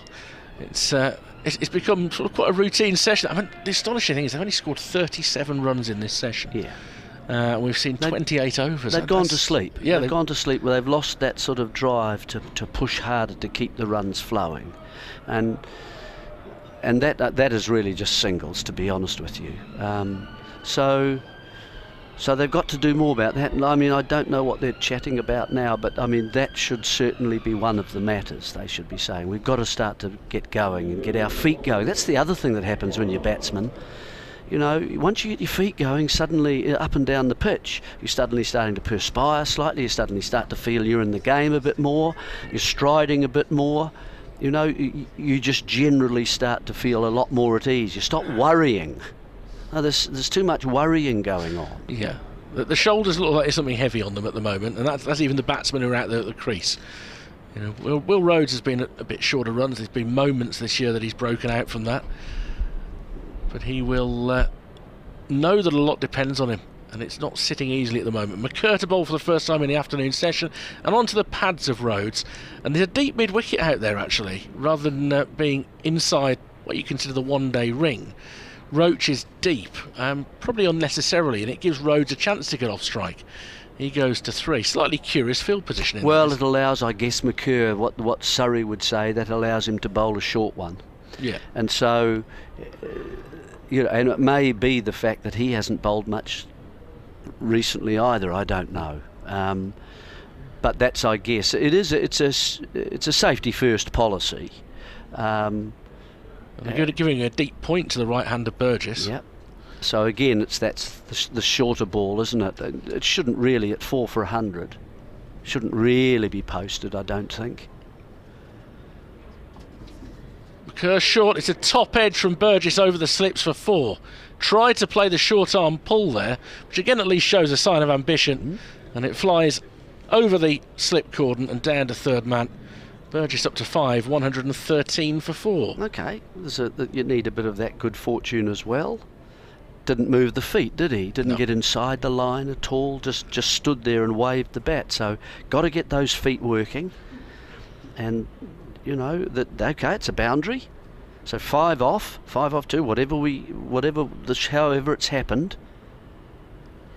Usually got a good shot for him, but you're right, Jeremy, just wasn't quite in position to play it. Now he guides the ball down towards third man, and there'll be more runs. Full face of the bat. It's going to be a real chase along the rope for Kemar Roach. He gets there and they'll come back for 3. And suddenly the scoreboard ticks over a bit. 116 for 4, Burgess to 8. It's like they've had a coaching drill from you here, Jeremy, and it's true though. They can't hear it, but they've reacted to it. They've got 8 off this over, and that's a change, isn't it? They've moved up and down the pitch. The bowlers had to bowl first ball of the over to the left-hander, then a couple to the right-hand. Now he's back at the left-hander. See how he goes here. A slip's been dropped. 2 men are out on the boundary. And Rhodes dabs into the offside. And he was looking for a quick single. It got too close to Jordan Clark, but there was a little bit more intent even about that shot in defence. Yep. He was coming down the wicket as if there might be a run on for a moment. Yeah, well, Burgess wasn't really quite looking at him as if there was a need for a single there. So you've both got to be really on the same page to take those kinds of singles. If he can get it into that just slightly squarer than that, there should be a run. Anything straight can go on the leg side. 2 slips, a gully and a point, and another top edge of the second of the over, this time by Rhodes, trying exactly the same shot, a short arm pull, and it flies way over the slip cordon, and he goes to 7, 120 for 4. It's almost a one-day element to it. They've seen Conor McCurr come on, and it's like we've got to target somebody here. Somebody might bowl us a loose ball, and it's him they've got after. Well, it's an interesting one. Whether it was far enough outside off, which I think probably it was, it would have become a much straighter pull stroke. Yeah. It would have beaten Roach out there at sort of deep mid-wicket. So it might have gone through for a boundary. Got, again, no foot movement. They've somehow come up with 12 runs in this over, and the final ball beats the outside edge and through to the wicketkeeper. It's an odd business. 120 for 4 of Warwickshire. Many hours ago, about more than 3.5 hours ago, I teased something, which I was going to say when I first saw you play as a spectator. It was 39 years ago last month. Goodness gracious. I mean, you know, yeah. 39. At Edgbaston. You sure? At Edgbaston. It was... wasn't 29, was it? Sadly, well, I was at secondary school, so it's definitely going back that far. And it was... so we were playing Warwickshire, or...? No, playing in the World Cup. Yes. At Edgbaston, you played against Pakistan. Right. We won that match, I think. You won that match. You scored 34 yourself. Did I? You had a decent day, because you had a good day with the ball as Roach begins a new over, driven by Burgess. Amla fields at mid-on. There was a short but very entertaining but short moment when Abdul Qadir was bowling to Lance Cairns, who'd been put up the order at number 4. Yes. There was a bit of a 4 and out over that was. Well, Lance definitely couldn't resist that. Yeah, he wasn't picking what Abdul Qadir was bowling. No. But he had a big Maori club in his hand. He did, but he was out for 4. He's one of those ones with no shoulders to the bat at all. Is Roach once more driven by Burgess up to mid-off. But there was a greater positivity about what Burgess is doing out there. Yeah. And I think you defended a score of around 230. Nobody made a big score in the match. It wasn't a great surface. But you bowled them out for about 190. Right. And Coney 12 for 28 3. 3 for 28 in 12 overs. That's all right, isn't it? Well, in a one-day game? Yeah. Wow. Yeah. So 12 overs too, so 60 over games, yeah. Wow. Those were long matches. Roach driven square this time, and a diving stop on the wicket end by McCurr, who does well. But again, Burgess looking to show some semblance of attack here. What would that have been? In the 1983, which... I think we got to the semis that time. I can't remember. It is, as you pointed out, such a long time ago. Wow. But I think we got through to the semis, and we might have been beaten by England at Manchester. Close match. They beat us by about sort of 5 or 6 runs. Roach to Burgess, who plays in defence, back up the wicket this time. And again, no run. It was the start, really, of India's love affair with one-day cricket, that tournament. Oh, well, of course it was. Prior to that, but of course in Kapil Dev they had a world superstar who really announced himself during that tournament. Yeah, he did. They played the West Indies, didn't they, in the final? Yeah, I think if I remember rightly, it was the West Indies, and ended the West Indian dominance. So dabbed into the leg side. Burgess was hoping for a single, but Amla is nice and short at mid-on, so they couldn't get through for a run. Burgess is looking to do the right things here. Well, he is. He's missed a couple of little square drives, hasn't he? They've found the backward point man, but there I almost think there's a run to Hashim, and because if he's going to run in, he's going to be virtually side on. It's going to aim at one stump if he does get there, and so the chances of him breaking that are not the highest, I would say. Roach back of a length is defended by Burgess. Ended the over and made an over, 120 for 4. Actually, he did do it earlier in the day, which would leave you a little bit reticent. There was that lovely throw on the turn from that same sort of angle. So, whilst he may not exactly be Jonty Rhodes, he nonetheless is... Oh no, you've got to be watchful. There's no doubt about that. You don't want to, when you hit it to mid-on, I think, go to the inside of the fielder of mid-on, because then if he does field it, he's got 3 stumps to aim at. And whereas the other side, it's a bit harder for him to hit. And if you're off and looking for your runs, that does put pressure on. Will he pick it up properly? He's always, because he's come in by the stumps and because he's at mid-on, he's in those areas where other games have taken place. So you can often get a nasty little bounce at the last moment where the footmarks are. 5 more overs till tea. I'll squeeze in one more before Mark comes back in. And it's McCurr round the wicket, and that is the pull shot they've been trying to play. Well in front of square, got onto it early there, Will Rhodes, and gets a rather more convincing boundary this time. He's in the double figures with 11, 124 for 4. Much better. Much better, Warwickshire. Now they're attacking the short ball from McCurr. He'll have to start to do something about it. Will he pitch it up? You might get a drive away.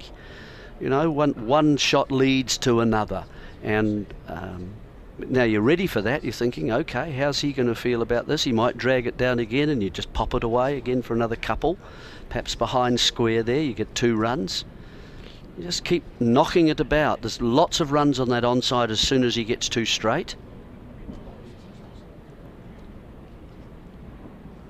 In round the wicket again, McCurr sends it well outside off stump. That was his reaction to it, and Rhodes leaves well alone. Well, that's just a question of the length as well. If he drops that little bit shorter, then the cut comes into play, doesn't it? Or that, as he's already shown us, the top edge is working very nicely. Well, they've both demonstrated that, but it only happened because they went at it a bit more positively. Yeah. There is the first tentative limbering up from Will Jacks today. We may see a little bit of spin before the tea interval with 4 overs after this. McCurr short and worked into the leg side by Rhodes. Scatters the pigeons as the throw comes in from Kemar Roach. It was, of course, at the opening game this season up at Edgbaston that some of the Surrey pigeons, those who were members, came to Edgbaston, and they were on the balcony in front of our commentary box, quite noisy for a few days.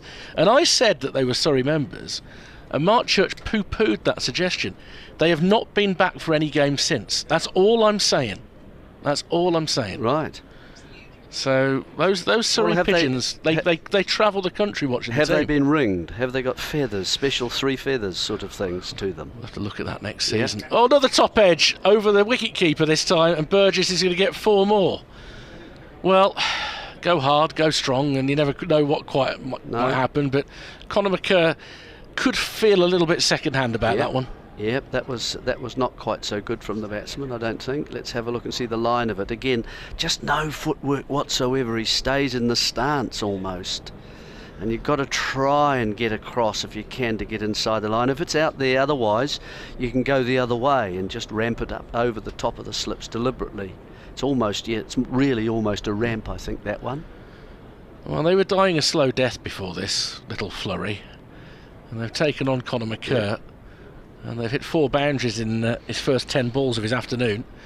And he's into Burgess again, and that's full outside off stump.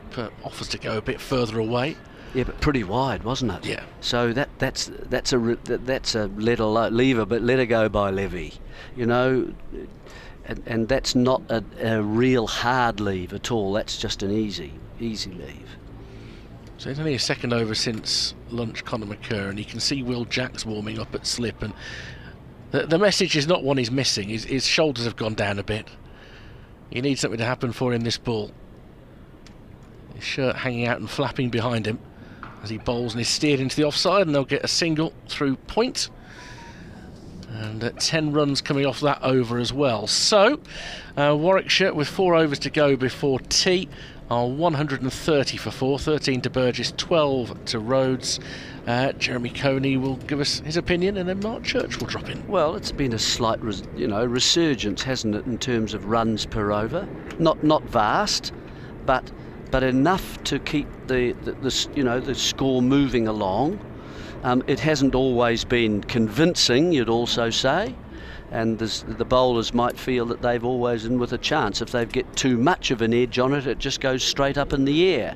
So they're living with small margins, but at the same time, at least there's some effort to get on and score and move the game ahead. Otherwise, you just tend to be wasting time. You tend to just abuse time in the game. And that's very important that you don't do that. Even if you're down in a position where Warwickshire find themselves, you've got to get a score to move on to try and bowl the opposition out. Yeah, it's been good from Burgess. All right, he's had a couple of moments, but he's looking to be positive. Surrey have just basically been allowed to bowl at Warwickshire this afternoon. Now, Will Jacks comes into the attack to bowl a bit of off spin. Burgess will take him on, I'm sure, as he's forward. Michael Burgess plays this one straight back up the pitch, and there's no run. Sometimes you get the ball to turn damp, so if it is slightly still a bit grippy. He's in again. Jacks forward comes Burgess, plays this one back up the pitch, and there's no run again. He's a solid-looking player, Michael Burgess. He made a big 100 against Surrey in the opening game of the season. Came through the Surrey system, funnily enough. As part of the Surrey Academy. He's forward and just pushes this one away out towards the sweeper on the cover rope. And up comes Jordan Clark to do the fielding. It's just changed the pace of all of this as well, having Will Jacks into the attack. I was thinking with Conor McCurr, actually, you can almost just leave someone at a very fine third man catching, couldn't you? Because there's been 3 now. Rhodes as well has had a pull. It's gone straight off the top edge and has bounced once over the boundary rope. But it's an interesting one, but there's a little bit of sort of, I don't know. I was sat outside watching, and Surrey were bowling very well, but they were just being allowed to bowl very well. There was no change at all from Warwickshire, and there was a moment there where I thought, oh dear, and sort of going at 1.5 and over. It's very easy, I think, to forget, and I'm you know what batting is about. And it is about to score runs. It's to go out and certainly defend your wicket. Yes. As round the wicket once again comes Jacks. No, we've got a bit of a problem in that we've got a steward trying to tell somebody to sit down, and now the steward's got behind the bowler's arm. So just as Jacks was about to let go of that, the steward, who was shouting at the person to sit down, was actually stood behind the bowler's arm. As round the wicket comes Jacks, and this one turned by Rhodes into the leg side. They'll take the single. One more to the total. It's only 25 these two have put on, but it's just changed the tempo a touch of the afternoon, as Jacks is over the wicket to Burgess, and Burgess nudges this one down into the leg side. Well, it's caused a change, hasn't it? In the bowling, we haven't seen spin till now. It's also to do with a bit with tea, isn't it? The spinner's on. Exploratory as forward goes Burgess, plays this one back up the pitch. Cameron Steele does the fielding. He's had a busy old day as Cameron Steele was 12th man. Jeremy Coney, you take a break, sir. We'll bring Eva Gray in. 3 overs till tea. And just a reminder, I'm staying on at tea to have a chat with Tom Hicks about his book, Bowler's Name, The Life of a Cricketing Also Ran. So I've just seen Tom. He's up here with his dad and his godfather. So Tom's going to come in and join us during the tea break. Thank you to Jeremy Coney. Eva Gray is coming back into the chair to my right hand side. 132 for 4 Warwickshire, and Conor McCurr will continue from the Vauxhall end of the ground, coming round the wicket to Will Rhodes, and the left-handed Rhodes up on his toes, punching into the offside. Jordan Clark gets round to do the fielding, and there is no run. So yes, we were sat outside having a watch outside, and at that point nothing was really happening, was it? Yeah, absolutely. I mean, as you said, been going along at 1.5 runs and over for the majority of the day, and Surrey just being allowed to bowl line and length. They haven't strayed even to anything short, any other plans or anything. This one's left alone by Rhodes, outside his off stump, taken by Ben Foakes. Yeah, we've seen nothing really from the Surrey bowlers other than just kind of plugging away at that line just outside off stump, challenging the outside half of the bat. But yeah, they've not been forced into trying anything different. We haven't seen any extravagant. That's hard to say. Honestly, I'm glad you even attempted that. As round the wicket goes Conor McCurr, thick edge from Will Rhodes, but it whistles off all along the floor down to the short third man boundary rope for 4. Played it pretty well because it was up on his toes, jabbed the bat down on it, and that shot off down to that third man boundary rope, and on to 17 goes Rhodes. 136 for 4. Yes, we haven't seen any extravagant drives. There we go. Which kind of would cause the Surrey bowlers to change their plan. No short ball tactic, no wacky fields. As he's in again here is Conor McCurr. This one's left alone by Will Rhodes, just nips away a touch from him. But yeah, just a tiny little bit of something from these two since they've come in. We've seen a few short arm pulls fly over first or second slip, and you've been tearing your hair out in the back of the room. Well, now, I was just wondering whether it was worth leaving someone down sort of a fly slip position, because especially with Burgess, he's not moving his feet, he's just whacking across the line really. As Conor McCur's round the wicket, Yorker again, that's well bowled but well played by Will Rhodes, gets bat on it. He's not too sure where it's gone, it's rolled away behind him, but from that angle round the wicket, just spearing it in at the toes of Will Rhodes. It's very well bowled by Conor McCur, who was sat having his bowl of Weetabix or whatever he has this morning. Other cereals are available, with his feet up, probably watching Holmes Under the Hammer. And all of a sudden phone call, could you get down here, because Dan Worrell's gone down in the warm-up. So he's out there now. He picked up the first wicket, that of Alex Davis, as McCur is in, driving his Rhodes, and that's away for 4. It was upish, but it's away for 4 runs, and that whistles away to the cover point boundary rope. 21 to Rhodes, 140 for 4. Yeah, that's a good little bit of intent, as we've just been talking about. They've tried to pounce on anything that's just slightly short of that length, and that one there, a little bit too full, a little bit too wide, and he's just thrown his hand through it. A little bit upish, but kind of evades the field as an extra cover and backward point, so it's all safe. But yeah, just being a little bit more proactive, I think, with at least trying to rotate the strike maybe. Surrey have kept their catches in for the majority of the day so far, so there are gaps available. And yeah, just lacked a little bit of intent to kind of rotate the strike. As here is Will Jacks down the leg side, nicely taken by Ben Foakes. As Burgess gets nothing on that. He's got the leg slip in there, Ollie Pope. Orthodox slip is the captain, Rory Burns, as Jacks is in. And this is swept by Burgess, but there is a man lurking. That's Conor McCur there, just behind square at 45. Burgess averages 36 in first class cricket. Big 100 against Surrey at the start of the season. He's on the back foot here, just pushes this one neatly and tidily out into the offside. Jamie Overton comes up to do the fielding. Kemar Roach is all on his own at deep mid-wicket. And then Jordan Clark is all on his own, sweeping on the cover rope as Jacks is into Burgess. Burgess, forward, shout for a catch here. Well, now that's interesting, because the bails are off as well. It all happened very, very quickly, that. Burgess pushed forward. I think it was an appeal for a catch, then the throw to the stumps, because Burgess had almost wandered out of his crease a touch. So, yep, Rory Burns catch and then throws the ball back from slip.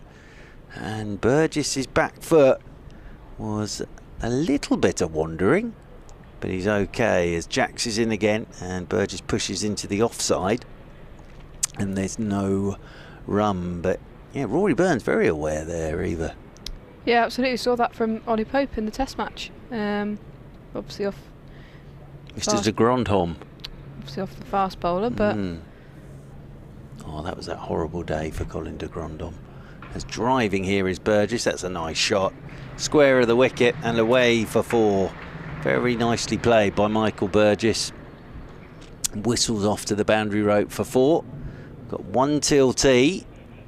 Burgess moves on to 18, 144 for 4. But Colin de Grandhomme, who of course was playing for Surrey before that Test series, was very, very good for Surrey. But that Saturday for him was horrible, wasn't it? Run out going for a wander without scoring. Then bowled Ben Stokes with a no ball, and then his hamstring went, and that was the end of his tour. Yeah, one of the worst days, I think. Oh dear, yeah. But what a great man, and he was terrific for Surrey in the couple of games he played for Surrey. Most laid-back man in the world.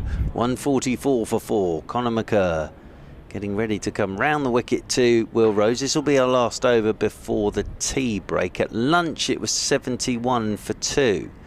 So we're almost identical, really. This is 73 for 2 in this session. So we've almost had the identical session, really. Yeah, we were chatting outside about Will Rhodes. Probably will be after a score here, as yeah, we said that the Warwickshire top order have struggled a little bit for some form. Few contributions here or there, but got 100 against Yorkshire in May, but not much since then. Round the wicket again. goes Conor McCurr. Up on his toes goes Will Rhodes. He's got a bit to think about, of course, at the moment. No run there as captain. Side's not going too well at the moment, so there's an awful lot to think about. I think people at times don't quite realise how much there is captaincy-wise other than just playing.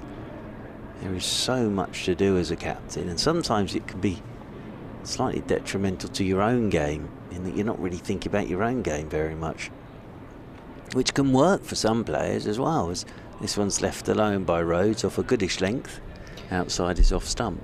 Yeah, it worked quite nicely for Joe Root, didn't it? It did. Indeed it did. Seen a little bit more intent here. Just tucked one off the hip that he didn't quite manage to evade Hashim Amla a few balls ago, and then a punch into cover, but he's trying to rotate the strike, I think. Yeah, definitely. I think the key thing now is that these two just get through these 3 balls and then have a think about how they're going to go about it after tea. As in round the wicket goes Conor McCurr. That's down the leg side. He's looking for that Yorker again, looking to get it right up there on the toes of Will Rhodes. Well, Yorkshire's revival has sort of stalled a bit now, actually. 158 for 8, but from where they were, 30 odd for 6, actually not done too badly. Don Best 67. I think Mr. Frayne also made runs there. Yeah, Will Frayne 53. Round the wicket goes Conor McCurr, and forward goes Rhodes and plays this one back up the pitch, and there's no run. Kyle Abbott has 4 for 36. Mohammed Abbas 3 for 25, and Keith Barker 1 for 37. Jordan Thompson is 5 not out.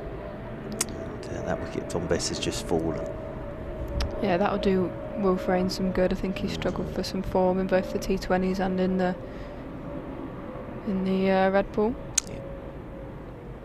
Conor McCurr, round the wicket he comes again, and that's a short delivery which is pushed by Will Rhodes off the back foot, and that will be tea. And Warwickshire at tea, 144 for 4, and as I say, Eva Great, that's basically the identical session that we had before lunch. 71 for 2 at lunch, 144 for 4 at tea. Yeah, I think they'll be pleased to kind of get through that session with, as with this morning, just the 2 wickets to fall. Yeah, seen a little bit more from these two, but we haven't seen much all session in terms of increasing that run rate and stuff. But yeah, we're interested to see how these two go about it after tea, and just look to press that scoring on a little bit. Brilliant. You go and get yourself a cup of tea. Eva and I will be back with Roland Butcher and Jeremy Coney after the tea break. Should be some cake down there, I would have thought, as well. So those 2 wickets to go after tea, after lunch, apologies. Dom Sibley was the first to go, caught behind off the bowling of Tom Laws for 43, and then Sam Hain, who was caught eventually by Ollie Pope off the bowling of Jordan Clark for 27. Surrey winning the toss this morning, sticking Warwickshire in. Conor McCurr, as I say, was having his cereals and then got a phone call because Dan Worrell went down in warm-up and got here, and he picked up the first wicket of the day, and Laws with a wicket as well. So at tea, Warwickshire 144 for 4. Now, I've been mentioning it all day, but I'm delighted to say that sat alongside me at the moment is Mr. Tom Hicks, who's a brilliant book. It's been out now probably for a year and a half? About a year. Yeah, about a year now. Bowler's Name, The Life of a Cricketing Also-Ran, which I think you've put yourself down in that, and you and I did an interview during the winter. First of all, lovely to see you. Welcome to the commentary box. Thank you for coming to see us, number one. Oh, Chachi, thanks so much, and what a privilege to be here, and really enjoyed the day. It's been a long time since I've been to the Oval as well, actually, and nice to be back in the UK, and thanks for the opportunity to speak to your listeners today. Well, just to explain to everybody, as you say, nice to be back in the UK, what you're doing now and where you're doing it, number one. Yeah, so I'm a teacher by trade, so I'm currently the principal deputy head of Harrow School in Hong Kong. So we have a number of schools over in China and in Hong Kong. Been there for a couple of years, and as people will know, it's been quite tricky travelling out of Hong Kong, still with quarantine when we head back, but we do get nice long holidays like private schools do, and So we're here in the UK for 6 or 7 weeks with the family, enjoying some unseasonal hot weather, which has been beautiful, and taking some cricket as well. So it's been nice catching up with people and doing a bit of promotion around the book, which was difficult to do actually when it came out in the first time. Yeah, because is this the first time you've been able to get back as well because of lockdown and COVID? I was briefly back for personal reasons in April, but just briefly. But this is the first time we've been able to properly travel. So yeah, it's I think we did miss that chance to talk about the book and just to do the usual sort of tour of cricket societies, but it's been lovely, the interest in the book, because as the title suggests, I'm not a household name, but I think the point is that I was lucky enough to play with and against and rub up against some of the bigger names of the 90s and early 2000s, and that's really the sort of the story. It's much like anyone's cricket story that I think I had a shot at it when I was a youngster, or sort of felt I had a chance, and some poor life decisions probably. And a bit of luck, going the wrong way, perhaps meant I didn't play at a high enough level for perhaps the promise I showed when I was young. But I'm really, I think, falling back in love with cricket. I've got to say, actually, having retired, but playing now back in Hong Kong as well at the Hong Kong Cricket Club. So it's reignited my passion. So just being here, walking around, seeing the names on the board, and just that sound of leather on willow, really, which is the archetypal summer sound for me and for all the cricket lovers. It's just lovely. So, and the Currans very well as well. Just explain to everybody, because it's in the book, but explain how you know the Currans. Yeah. So before working for Harrow, I was a housemaster at Wellington College in the UK, and obviously sad circumstances around how the boys came to be at Wellington after the death of their father. But they came and made a real impact on cricket at the school, as you might imagine. I remember umpiring on the main ground there and watching this young blonde lad pinging it to all parts and thinking he's going to go a long way. And that was obviously Sam. And at the time, Tom had a much more schoolboy haircut than he tends to sport these days. But they were great boys, and Ben as well.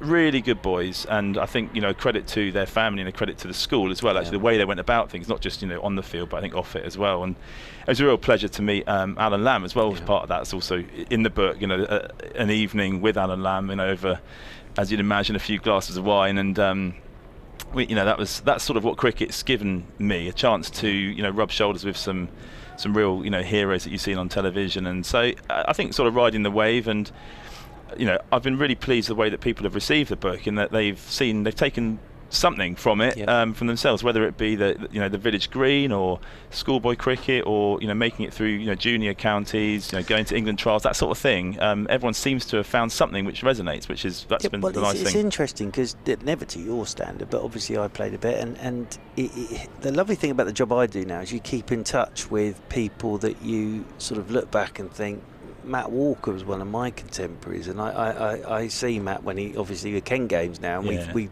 think back and talk about a few names that we played with and against, because just to explain to everybody from your, obviously Dorset's a huge part of the world for you, but also Oxford University obviously as well. So just explain to everybody what your path was, really. Yeah, I mean, I think Surrey as well, really. And that's the other thing about coming here today, is sort of there is quite a lot of Surrey in my background as well.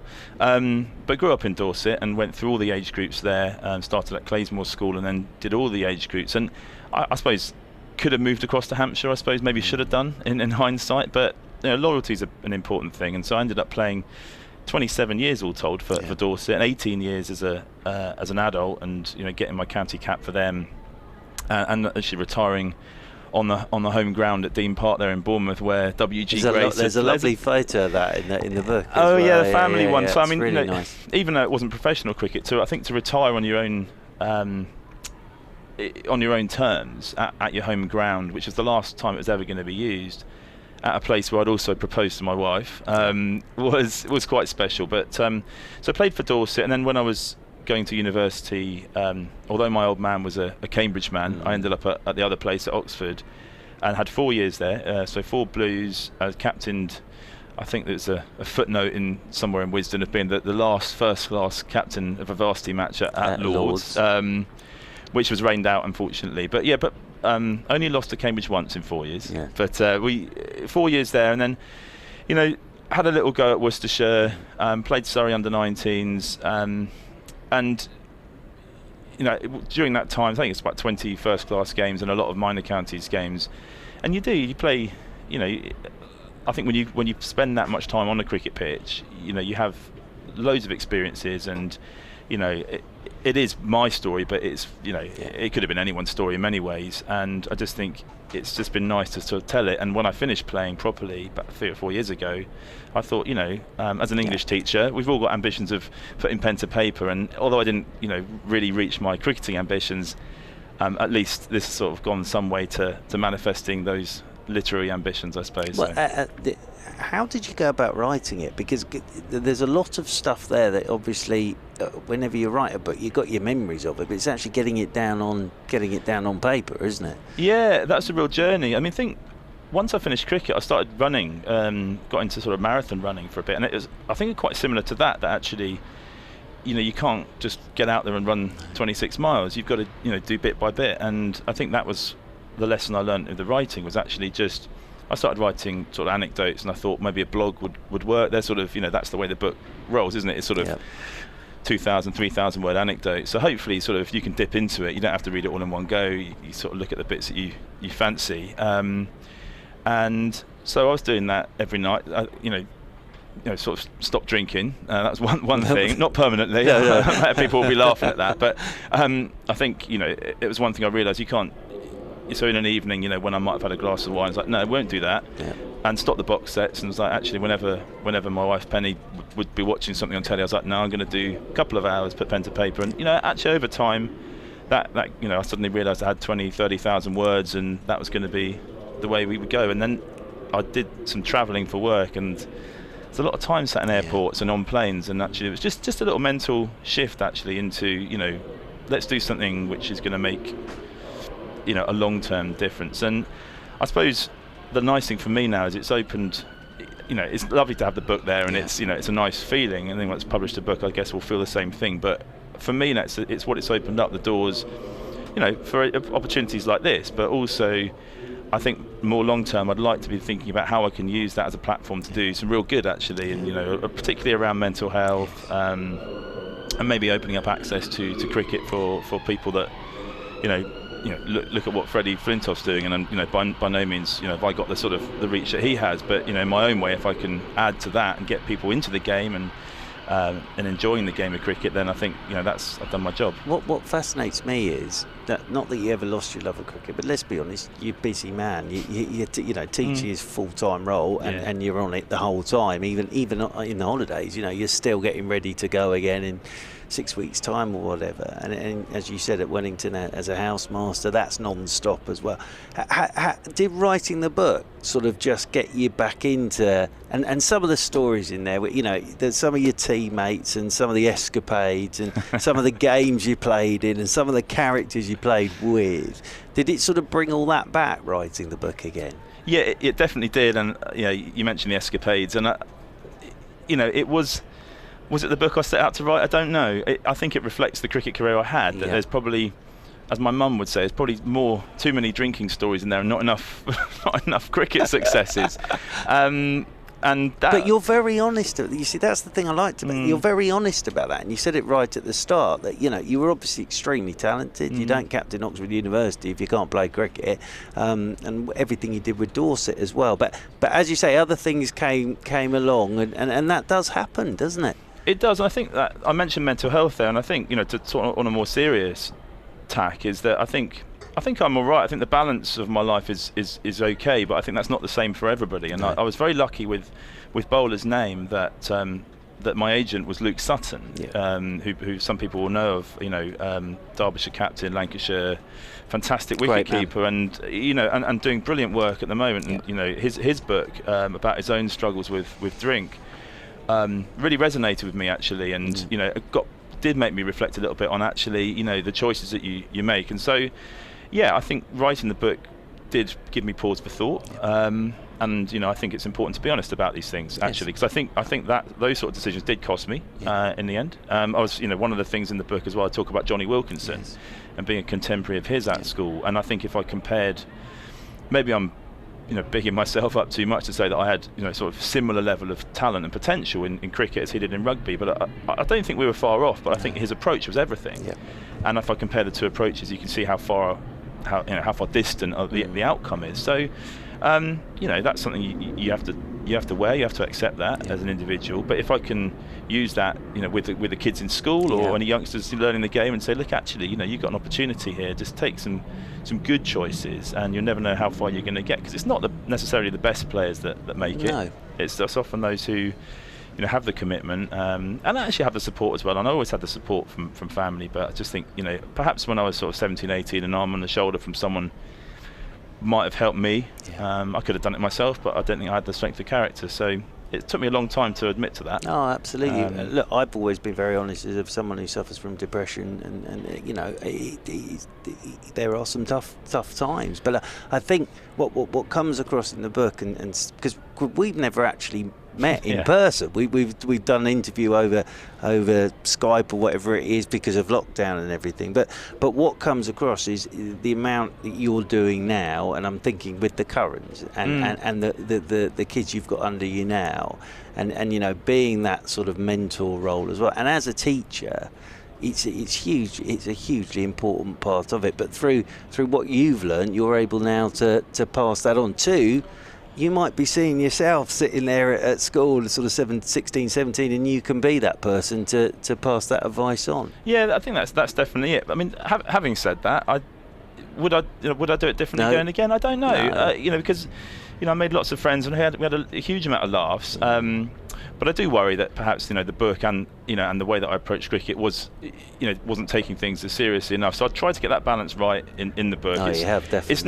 It's not a treatise on mental health and mental illness. Like, people are better qualified than that. It's not a book about leadership either. But equally, I'd like to think as a school leader, I'm growing, I'm learning, and cricket was a massive thing for that as well. I made some good choices and some really poor ones along the way. But the thing is, everyone can, whichever level of cricket you've ever played at, you can relate to an awful lot of this. The thing that came across to me as well is just because obviously with the Oxford University stuff is how much there is involved as well. It's not just playing for Oxford University, is it? There's an awful lot involved in being captain of Oxford University as well. Yeah, Oxford, but I think the bit about captaincy is probably the club cricket bit, which I think a lot of people could relate to, and that most of my club captaincy was at Farnham in Surrey. And again, hopefully some of the Surrey fans listening will know Farnham, and if you haven't been down there, do, because it's beautiful. But that's when you're having to you've got to remember the sawdust and the scorebook, and you've got to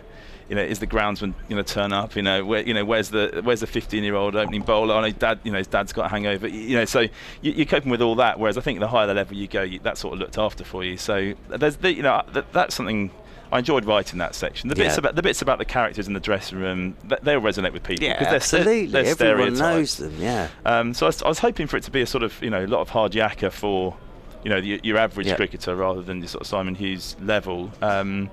And as I say, people that have read it have enjoyed it. It's a terrific. It genuinely is a terrific. Two names I want to mention to you: Graham Swan, of course, contemporary, and Simon Jones as well. Who, because Simon Jones, even back then, was rapid, wasn't he? And he was sort of the one that you say, wow. Yeah, there's a little mini chapter called "Who's the Fastest," and Jonesy, for many years was that. And what people forget is actually he did a lot of his fast bowling injured, whereas when he was 16, 17, not only was he rapid, but he was also mean. He said he'd sooner see someone on the deck than get him out, and so he was. I saw him dent someone's helmet in a net session in the under-17s, and I always tried to make sure that I was batting at the same time as him, so I didn't have indoor to school at Taunton. Thanks very much. That's it, and it was quick down there at Taunton, and it was only when I've played a T20 late in the day, and Fidel Edwards came pushing off the sight screen with a wet white ball that it was a little bit quicker, and I was a bit late on the whole hook shot there. But what a privilege to play against these guys, and Graham Swan. I mean, Graham. Yeah, so he was my age growing up. So we did the old sort of Liddershall, pre-Loughborough days, and I remember him, ripping his finger apart even then, and he talks about it now. But he, I love listening to Graham.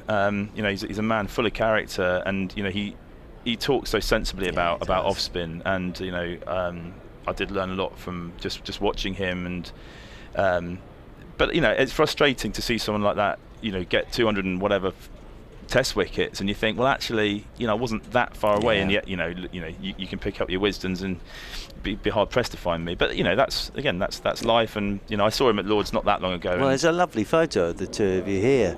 Lord's in the long room in 2018. Yeah, and bless him. He was lovely. He remembered me straight away, and you sometimes think you've been forgotten by the cricket fraternity, and that's another thing. It's been nice actually, just meeting old people and bumping into that, and that's what sport and cricket can do, isn't it? Just and I think, as I say, falling back in love with the game, and this summer's reading's been some books in the 1950s that I'm sort of dipping into, and I think if in 50 years' time there's some cricket geek picks a dusty copy of Bowler's Name up in a charity shop, and I'll be very pleased, because I'll be sort of part of that heritage of adding to cricket library. Really. And you're here with Dad today? Yeah, delighted to be here with Dad, because obviously I haven't seen much of him. Die-hard Surrey fan, and an AFC Wimbledon fan as well.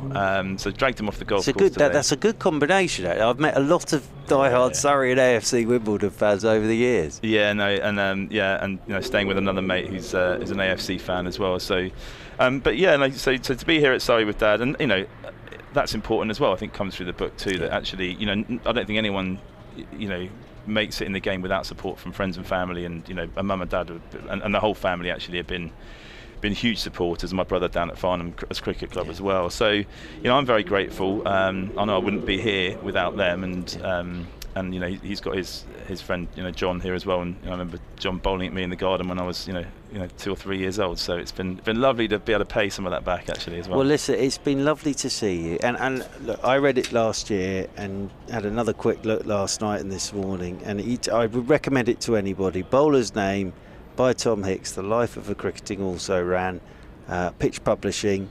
And anybody who's ever played any cricket or been involved in club cricket or any sort of cricket, this will resonate fully with them. You're going to stick around and have a watch of this afternoon and be around tomorrow morning. Do bring Dad and your godfather into the commentary box as well. They'll be asleep within a couple of minutes listening to us. But Tom, thank you so much for joining us. Actually, really appreciate it, my friend, and lovely to see you. And as I say, I'm going to lend this book out. Well, Jeremy Coney wants to have a read.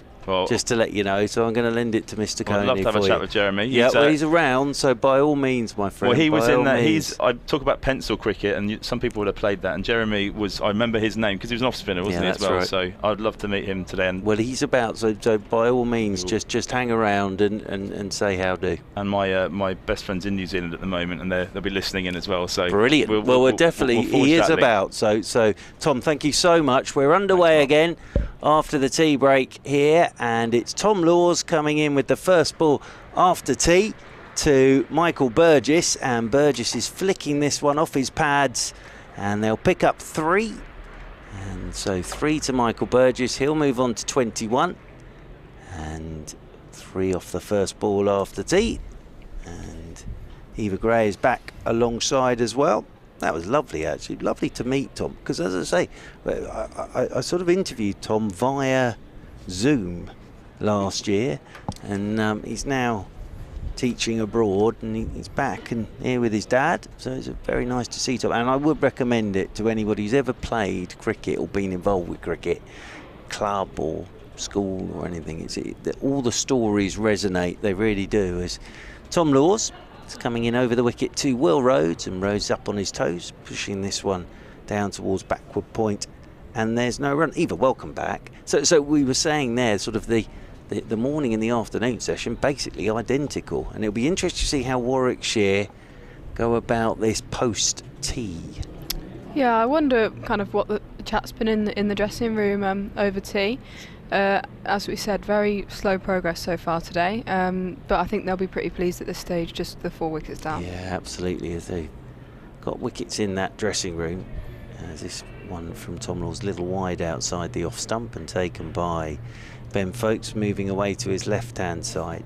From a Surrey perspective, they'll just keep chipping away here and stay patient. Won the toss, bowled first. Ideally in this session, if they can pick up 3 or 4 more and keep this this first innings total down for Warwickshire. They won't be too upset with where they found themselves, as Tom Laws is in, and that's down the leg side. Rhodes has nothing to do with that, and diving away to his right is Ben Foakes, who as always has been diving all over the shop today, as Mr. Foakes. He really has. I haven't had a chance to do a rota during tea, Mr. Coney, because I was doing a book review during the tea break, but I'll tell you the way we'll do it. When you fancy it, come on in, old boy. That's probably the easiest way to do it, isn't it? And same with Mr. Butcher. He's gone off to take some photographs, I believe. Has he? Mr. Butcher of the ground, having played here for a number of years, of course, for Middlesex against Surrey. As round the wicket once again comes Tom Laws. Short ball, and that's cut into the backward point region. It's a good stop from Jamie Overton, but Will Rhodes will be livid there. Gets a short wide one after tea and cuts it to within reach of the big long arms of Jamie Overton. The other thing I would say there is Jamie Overton, that finger must be okay, because he's not diving around doing that if he's really feeling that finger. So his finger must be okay, because he took a blow to it this morning as Laws is in and Rhodes is driving. The on drive from Rhodes up to Hashim. Amla stood up there at mid-on. End of the over. 147 for 4. Burgess has 21. Rhodes has 21. We've got 31 overs left today. Weather's still okay. It's been the seamers that have done all the bowling really for Surrey. Had a bit of Will Jacks before tea, but it's going to be Jamie Overton to get us started again after the tea break. And as I say, that's an encouraging sign, that finger of Jamie Overton diving there at backward point, because he definitely was feeling it this afternoon, wasn't he? Yeah, 100%. And I was just going to say as well, that's the value of kind of having really well set fields and yeah, just diving around and stopping the fours, I guess. I mean, he's had 2 kind of balls just off the pace there, a short and wide one and a slightly over pitched, and 2 good bits of fielding. It just means that if not getting value for his shots is Rhodes, and just builds up a bit of frustration at himself and at the situation. Yes, indeed. It's going to be Jamie Overton then from the Vauxhall end of the ground. He's going to be coming over the wicket to Michael Burgess. Yorker first up, which Burgess gets bat on, whips it up towards mid-on. There is Hashim Amla with his underarm throw. Just as we say that, Jamie Overton's walking back looking at his finger again. So 147 for 4. I'm pretty sure he has got some form of taping on that. You're allowed something, especially if, as you were saying, you were talking about your knuckle. Oh, horrible. Yeah, I've had one of those. Oh, they're no fun. My bone came out my skin. I can see. Oh. As over the wicket comes Jamie Overton then to Burgess. That's a nice looking drive from Michael Burgess. That's out towards Mr. Kemar Roach out there doing the fielding. And the throw will come in over the top of the stumps. And they will pick up a single. One more to Burgess. He's on to 22, 148. You normally know it's something bad when you guys just run straight off. You have one little look at it and you're straight off. Remember dear old Zafar Ansari, it was the day he got his first test call for the overseas tour at Old Trafford, and then that afternoon Ashwell Prince cut one to him. Well, I honestly thought that was it. He was rolling around, poor lad, and terrible break. As over the wicket comes Overton, and Rhodes turns this one down towards fine leg. They'll hair the first, but up comes Kemar Roach again to do the fielding. Gets the ball in the air very quickly and keeps them down to a single. That will move Rhodes on to 22, 149 for 4. Yeah, this one I was in training and just doing high catches, and I dropped it, obviously. And I just looked down. I knew it was painful, and my knuckle on my... is that your third finger? Oh. Your third was just pointing straight upwards. Aye, aye, aye. Yeah, I did it shutting our patio doors. Ooh. Very painful. As Overton's in, outside edge, gone. Burgess just pushed at that, climbed on him, great length delivery. And Michael Burgess after tea has a little push at a good length ball that just nipped away and bounced outside edge and taken by Ben Foakes. And Michael Burgess has to go for 22. Surrey have an early one after tea, and Warwickshire are 149 for 5. He was hanging about there a bit there, wasn't he, Michael Burgess? Not sure what he was hoping for, but definitely a outside edge on that one. A really nice length from Jamie Overton. He's been threatening to do that all day. Played and missed quite a few outside that off stump, just as we said, climbing off that length. And yeah, it sees the end of Michael Burgess. Yeah, so he'll be happy with that. To get rid of Michael Burgess, who of course scored that big 100 against them at Edgbaston in the first game of the season. Clip of the commentary there is going to be magnificent, with me saying, I broke mine shutting the patio doors. Well, that's out. So Nathan McAndrew is making his way out into the middle. And Jamie Overton with his first wicket of the piece today. They've shared the wickets around the seamers today. But Nathan McAndrew making his way out there into the middle. 149 for 5. Floodlights might have to come on again here. It's getting a little bit gloomy. Yeah, it looks really dark, doesn't it? Yeah, and in fact the ground staff are making their way round towards the covers. There was some talk of rain this afternoon. They said about 3 o'clock. Consult my... Oh yes, in you go, into your weather app. That's probably a good one. My one's not brilliant, I have to say. Light rain at 4:34. Oh, well, not far off now, eh? 8 minutes time. As Jamie Overton, first ball for the right-handed McAndrew when he's forward and turning this one down into the leg side.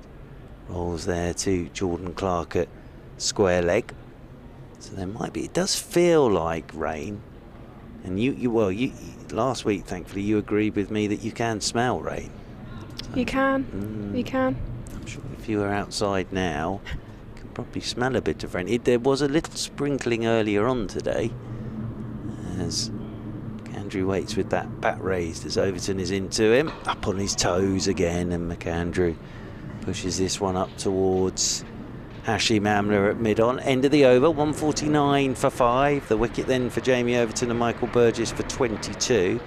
What I would say from the Surrey bowlers today is it's been a very neat and tidy bowling display. Not spectacular, but just very neat and tidy. Yeah, definitely. I think... Yeah, we spoke about it all day. That there's not too much on offer from this pitch. As we said, looks quite green out there, but they always get good carry here at the Oval, and they've just kind of been putting it there or thereabouts for most of the day, and kind of forcing them into making their own mistakes. And as I said just before tea, they've not strayed too much from that line and length. They've not been forced into trying anything particularly special or different. And yeah, we've got 2 men out on the pool now. I wonder if Tom Laws might have a go at some short stuff here. Around the wicket he comes, Tom Laws. Oh, and that's hit Will Rhodes amidships. Oh, that'll hurt. That's lit back. And Will Rhodes here. He's down on his haunches. And Ollie Pope is... It's always get the giggles, don't they, in the slip cord. And he's just checking the furniture. Everything's where it should be for Will Rhodes. McAndrew, I've just noticed, has naught on his back. Never noticed that. I've never seen a player with the number 0 on his back. So there we are. I'm not sure about that. No. Well, I'm sure he'll score some runs, but he's a bit of a target. As round the wicket then comes Laws to Rhodes, and Rhodes forward he comes, plays this one out towards extra cover, and there's no run. Yes, I don't think I've ever seen that. No, me neither. Georgia Adams wears 1. Right. But never 0, I don't think. Well, there's just one big 0. I think actually I did Warwickshire versus Northants in May. And I think it was his second game or something, and he did add 0 there, but we thought it was because he'd only just signed.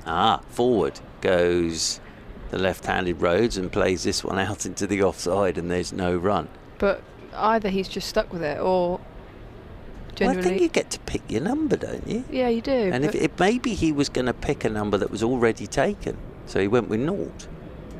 I don't know. Can happen. But I've never seen that before. Someone with 0 on their back. As round the wicket comes Tom Laws, and forward goes Rhodes. That's a lovely shot from Will Rhodes. Just a roll of the wrists and clips that quite beautifully through the leg side and away for 4, and the 150 comes up for Warwickshire, 153 for 5, and Rhodes moves on to 26. McAndrew yet to get off the mark, but that's a lovely bit of batting, Eva Gray.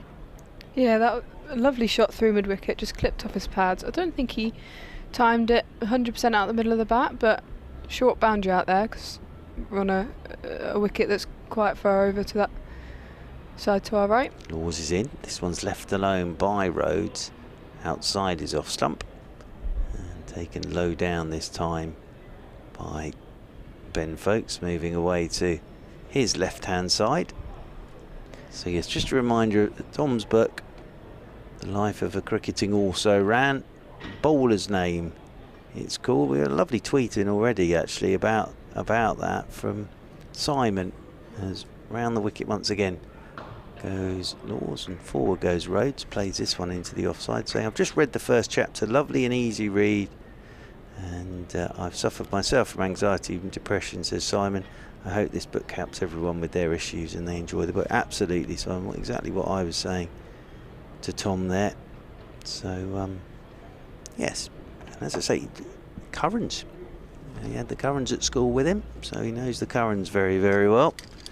And any book that has a picture of yourself when you were about 4 with a bat in your hand and a bowl of cereal and the Statue of Liberty and a cricket ball on the back is well worth having a read of. As Jamie Overton coming over the wicket to McAndrew as the floodlights are coming on, and welcome to listeners on BBC Radio 5 Sports Extra as well as the floodlights come on here in South London, with Warwickshire 153 for 5 at tea, 4 down at tea at 144 apologies for 4, and then Michael Burgess has gone after tea, caught behind off the bowling of Overton for 22.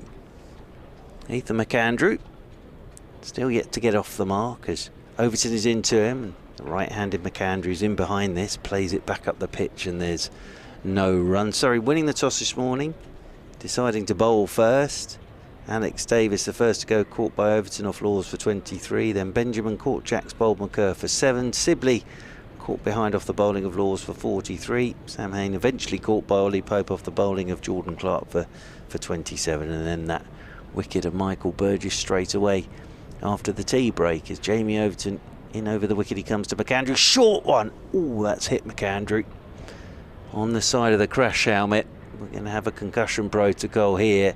He's looked for the hook shot, and that's hit him flush on the side of the crush helmet, and that'll be 4 leg byes, and we will just have a bit of a break now just to check that McAndrew's okay, but he was a bit late on that, I have to say. He's put a thumbs up straight away to Jamie Overton, who was making sure he was okay. Of course, Jamie Overton at Taunton. Eva Gray is alongside us.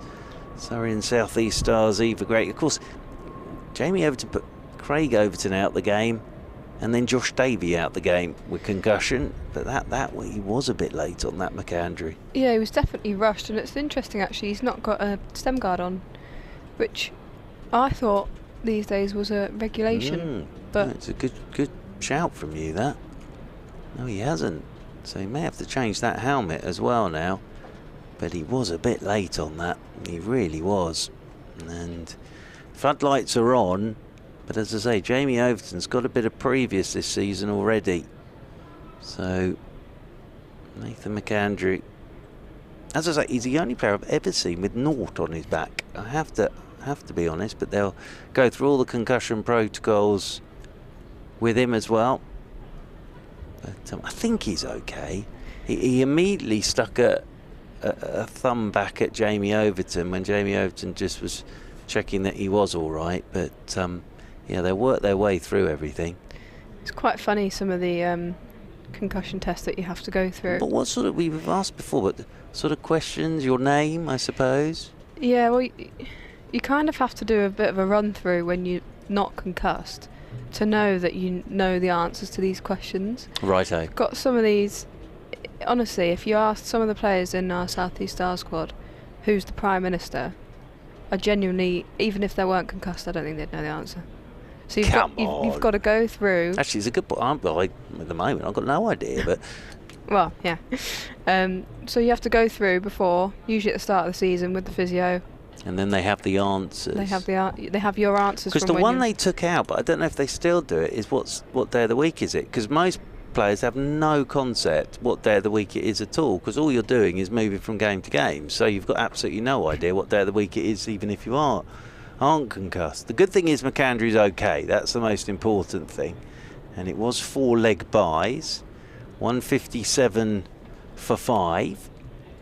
So McAndrew settles himself down over his bat as Jamie Overton comes in over the wicket to him, and he's had a drive at a fuller length delivery. Good bit of bowling from Jamie Overton. It's gone past the edge but follows up the quick bouncer with a fuller length delivery, which McAndrew goes after.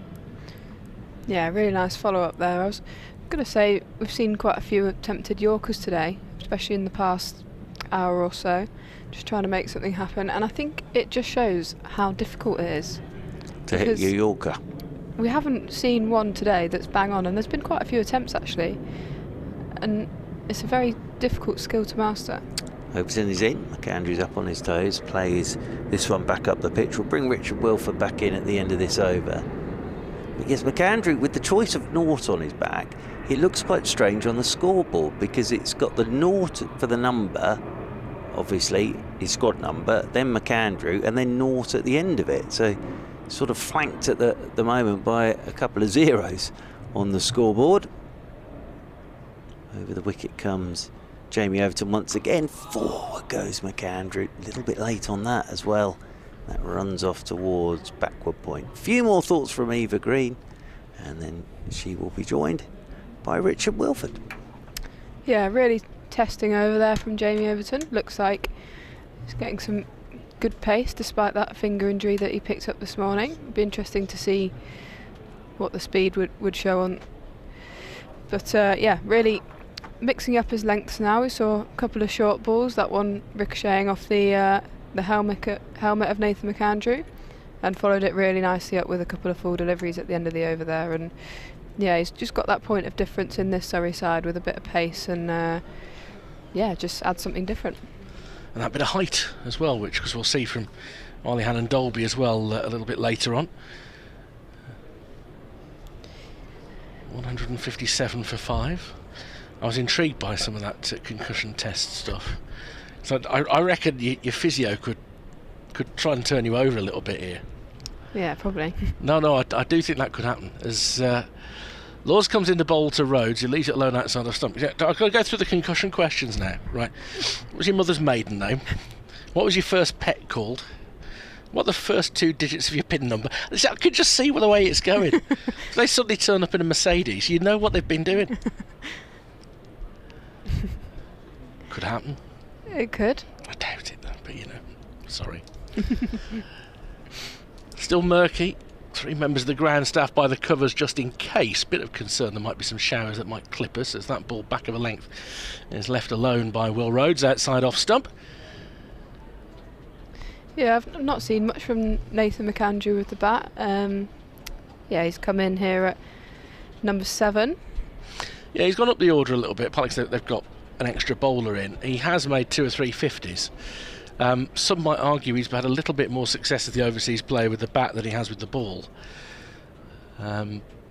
He's not found it easy at all. As Laws is short and he's pulled towards the leg side boundary by Will Rhodes, and he will beat the fielder just in front of one of the scoreboards on that side, the taller of the 2. Another boundary to Rhodes, and he's only the 2nd player to reach 30 today. But he's pulled out that shot a couple of times now. 161 for 5. Yeah, still not very well timed from Will Rhodes, who's given a little bit of width and a bit of length, so managed to get it to quite a straightish mid-wicket. But yeah, he's faced 60 balls now and he's still struggling a little bit for timing.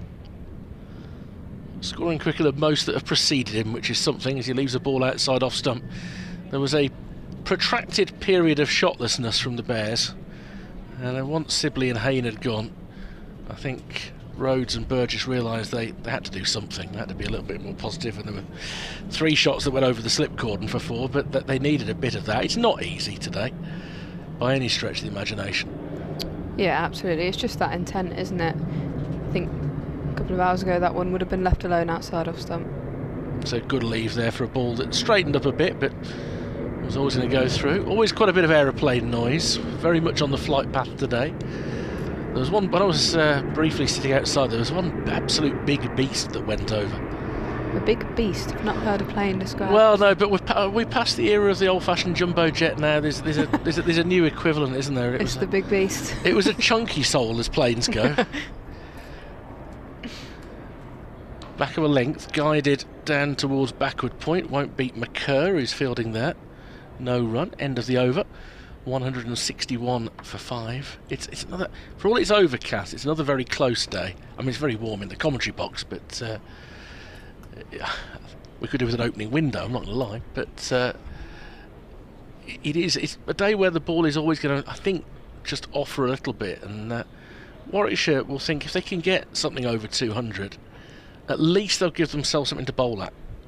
Yeah, definitely. I think it'll also be quite interesting to see how, when Surrey do get a bat, how they go about these runs. As you said, we've seen quite a timid, I guess, approach from Warwickshire, but yeah, just a little bit reserved. But I think Surrey have got some aggression in that top order. So McAndrew tries to leave a ball from Overton and ends up dabbing it into the ground. It scuttles through into the slip cordon where it's cut off, and not dissimilar to the shot that got Sibley out, where trying to leave the ball, it's come off the face of the bat through to the wicket-keeper.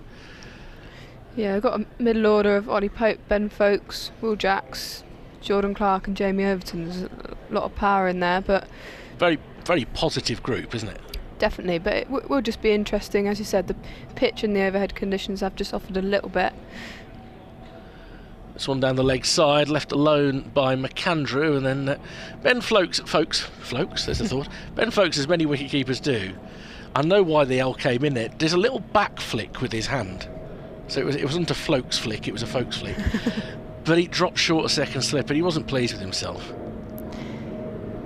Yeah, so it'll be interesting to see. It's said so often, isn't it, that you can't really judge a pitch until both sides are batted, and it'll be interesting to see whether Surrey have bowled well or whether the pitch has been quite difficult to score when you get it in the right areas. Overton back of a length into the pads of McAndrew, who clips it towards mid-wicket where Jordan Clark is. Starting to see that awkward period where the floodlights are creating foreshadows around players in the field, and that often means that the light is getting questionable. Yeah, they don't look too concerned at the moment, do the umpires, but you're right, the shadows are a bit of an indicator that the floodlights are taking over. Weren't expecting any interruption today. It has been, I think the cloud's been a bit lower today than the forecast would have suggested, a bit more menacing. Overton full on Midland leg, full face of the bat though from McAndrew, steers it out into the covers where McCurr fields. So we've been able to keep 3 slips in play throughout the course of the day. And look, other than Conor McCurr, who struggled a little bit, particularly in his second spell, they've kept a probing line and length, they've used the short ball well, they've kept the pressure on. Yeah, definitely, and as you said, that's allowed them to keep these 3 slips in play. We've seen a couple of drop catches, a couple go over first slip, a couple fall short and go down to third man, so the kind of the edges are there and the chances are coming, so it's definitely worth keeping them in. Overton drops one on a full length, defended by McAndrew. So I'm glad you were talking then, because I was going to say I'm feeling a bouncer here, really feeling a bouncer here, and I would have been proved wrong. I hate it when that happens. Oh, you have to get used to it when you're doing this. It's uncanny how it happens. There is no conceivable way we can affect anything that's going on the field of play, and yet sometimes you do make yourself wonder. Just so deep point's just gone out to the boundary. Wonder if that is a bit of an indicator of the short ball, maybe. Or is it going to be a double bluff and he wipes him up with a Yorker? Overton in, it was very full, and it's a square drive out towards Kemar Roach, who comes in, bypasses the pigeons, and McAndrew gets off the mark with a single. It's 162 for 5. We're closing in, aren't we, on Roland Butcher time, I think. So more or less, so Eva is going to make her way out, and for Middlesex and England batsman Roland Butcher is here with his chilled can of water. Got to keep yourself quenched on a warm afternoon. Thanks very much to Eva. Still got a lot of session ahead of us. We've got 26 overs left in the day here at the Oval. If the light doesn't curtail it, and I think that is a slightly moot point at the moment, Roland. Absolutely, Richard, but it's been cloudy for some time now. Obviously the lights are on, and we'll have to see how that goes. Just to say, those telltale shadows are a bit of a worry. As a new over begins from Laws, bowling to McAndrew this time, who drives in defence really up towards mid-on. Amla does the fielding. Where there are too many scoreboards in a short area over on our right, and they're remarkably close together. Both very good scoreboards, but the taller one of the two, the numbers tend to shine very brightly when the light gets bad.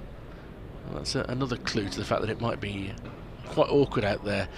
And McAndrew is having to get down on that a wee bit late. Was hurried slightly by Laws, who's bowled very well today. Yes, he has. Certainly made something happen every time he's been given the opportunity to bowl. And there's been an expectation of wickets as well. He's been unlucky with a couple that were shelled or dropped just short. One that hurt the fingertips of Overton as he's cut nicely for 4 here.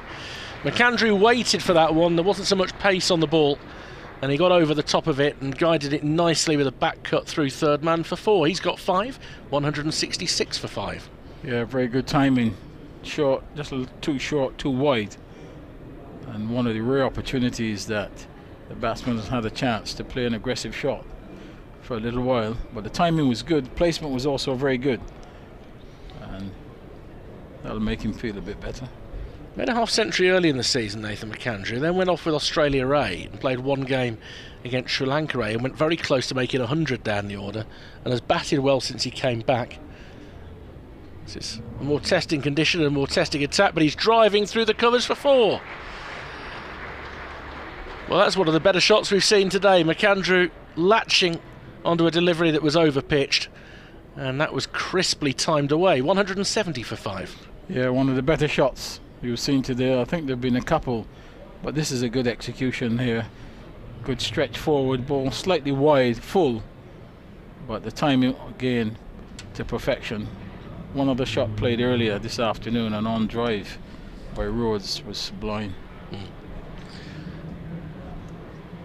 Well, Rhodes has grown in confidence a little bit as McAndrew gets a little bit square on in playing defence, but he's got the full face of the bat on it. Back into the bowler's follow through. There's no run.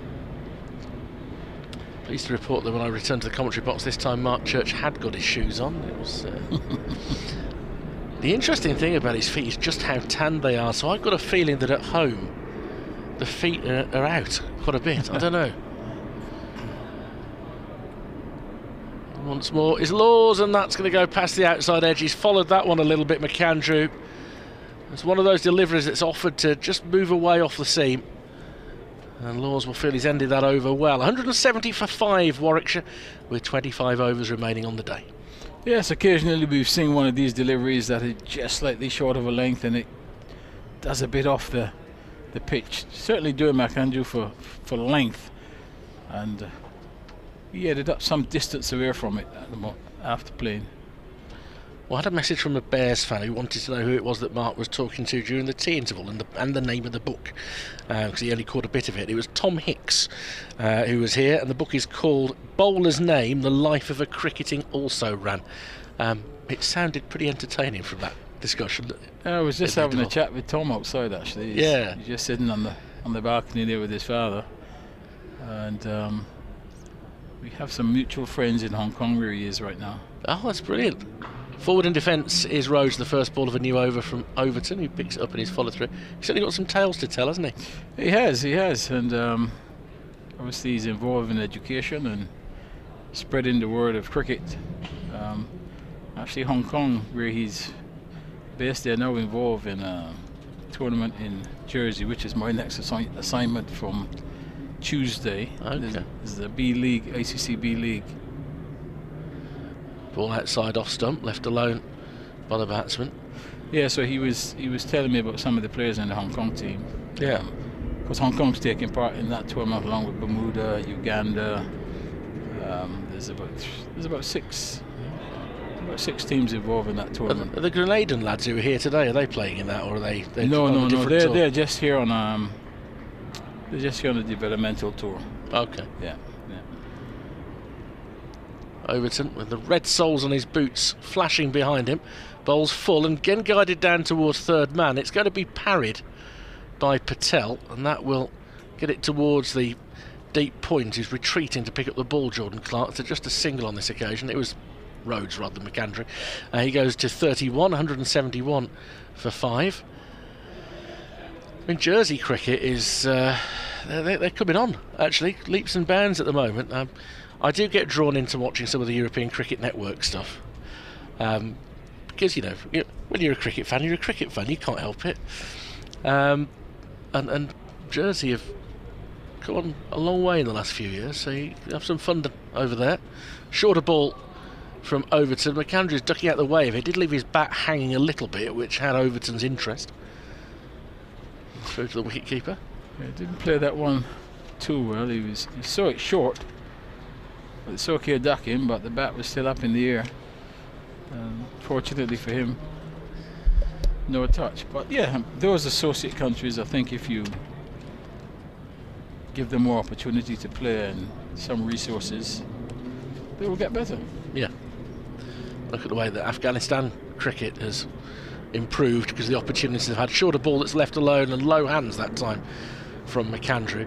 Talking of which, if those of you haven't seen it yet, I do recommend that 3-part series that's on the BBC iPlayer where Freddie Flintoff, decided to try and form a cricket team on an estate in Preston. And I mentioned it, the connection was there's a young Afghanistani lad who's trying to get a visa to stay over here, who was a self-taught left-arm seamer, and he had such a technically beautiful action. Talented young lad. Very shy lad as well. There's a full ball on the pads of McAndrew, who's steered into the leg side, picked up by Overton. And the 3-part series, and Mark's nodding behind me because I think he's seen it. It became so much less about the cricket and so much more about the lad. So without too much of a spoiler alert, when one of them at the very end you find has got a job, I felt like blubbing because it meant it was a lad who'd had really, really tough times in his life. And the fact that he got a job at the end of it, and that's actually mattered more, being prepared to have the skills that you can carry on forward in life. It doesn't matter whether you can get the ball to swing or whether you can hit it to the boundary. It's a lovely series. Yeah. I saw one episode, and Freddie looks like he was enjoying it. I think he was surprised how emotional it made him. I think I don't think you can fake that. I certainly don't think Freddie can fake it. But I think he's the sort of character who wants to give something back to the community as well. So, interesting. I think we should note that we're 8 overs from Surrey having a second new ball available. So as a result, Will Jacks, about a couple of overs before the tea interval, is going to come on to bowl again from the pavilion end. So you would expect 4 overs. Can I just say, stunningly, I think we've actually the same ball for 72 overs so far today. I don't want to put a curse on it or anything, but it's the summer of the ball change. Jacks round the wicket, bowls to the left-handed Rhodes, who clips it towards mid-wicket. There might conceivably have been a single there before Ryan Patel got there.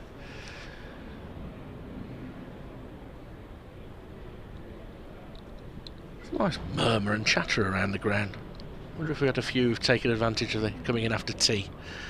That's turned around the corner by Rhodes. That'll be a chase, and I think it will be cut off short of the rope, but good slide, good commitment that from Jamie Overton in the middle of a spell, and throws it underarm, which is interesting. Throws it a long distance underarm up towards the leg slip fielder who's under a helmet, but 2 more to Rhodes. He's 33, 173 for 5.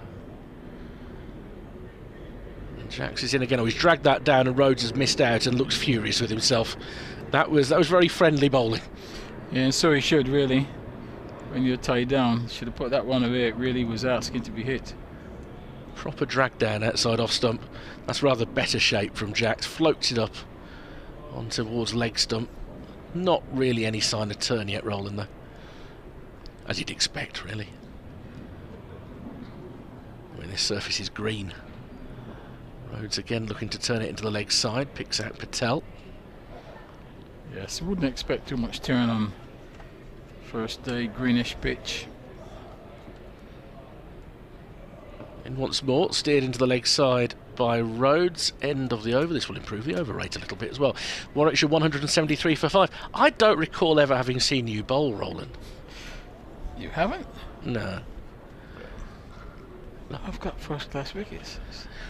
Now I notice you've been really careful about not coming up with a number there. How many? A hand and one. Okay. Actually, I got one of your men as well, a Surrey opener by the name of Graham Clinton. He's one of my scalps. There you go. Yeah. Yeah, that retired him. What did you bowl? A few offies. You've been claimed here 4 first-class wickets at 45 apiece and 1 List A wicket. There you go. I think they're doing me.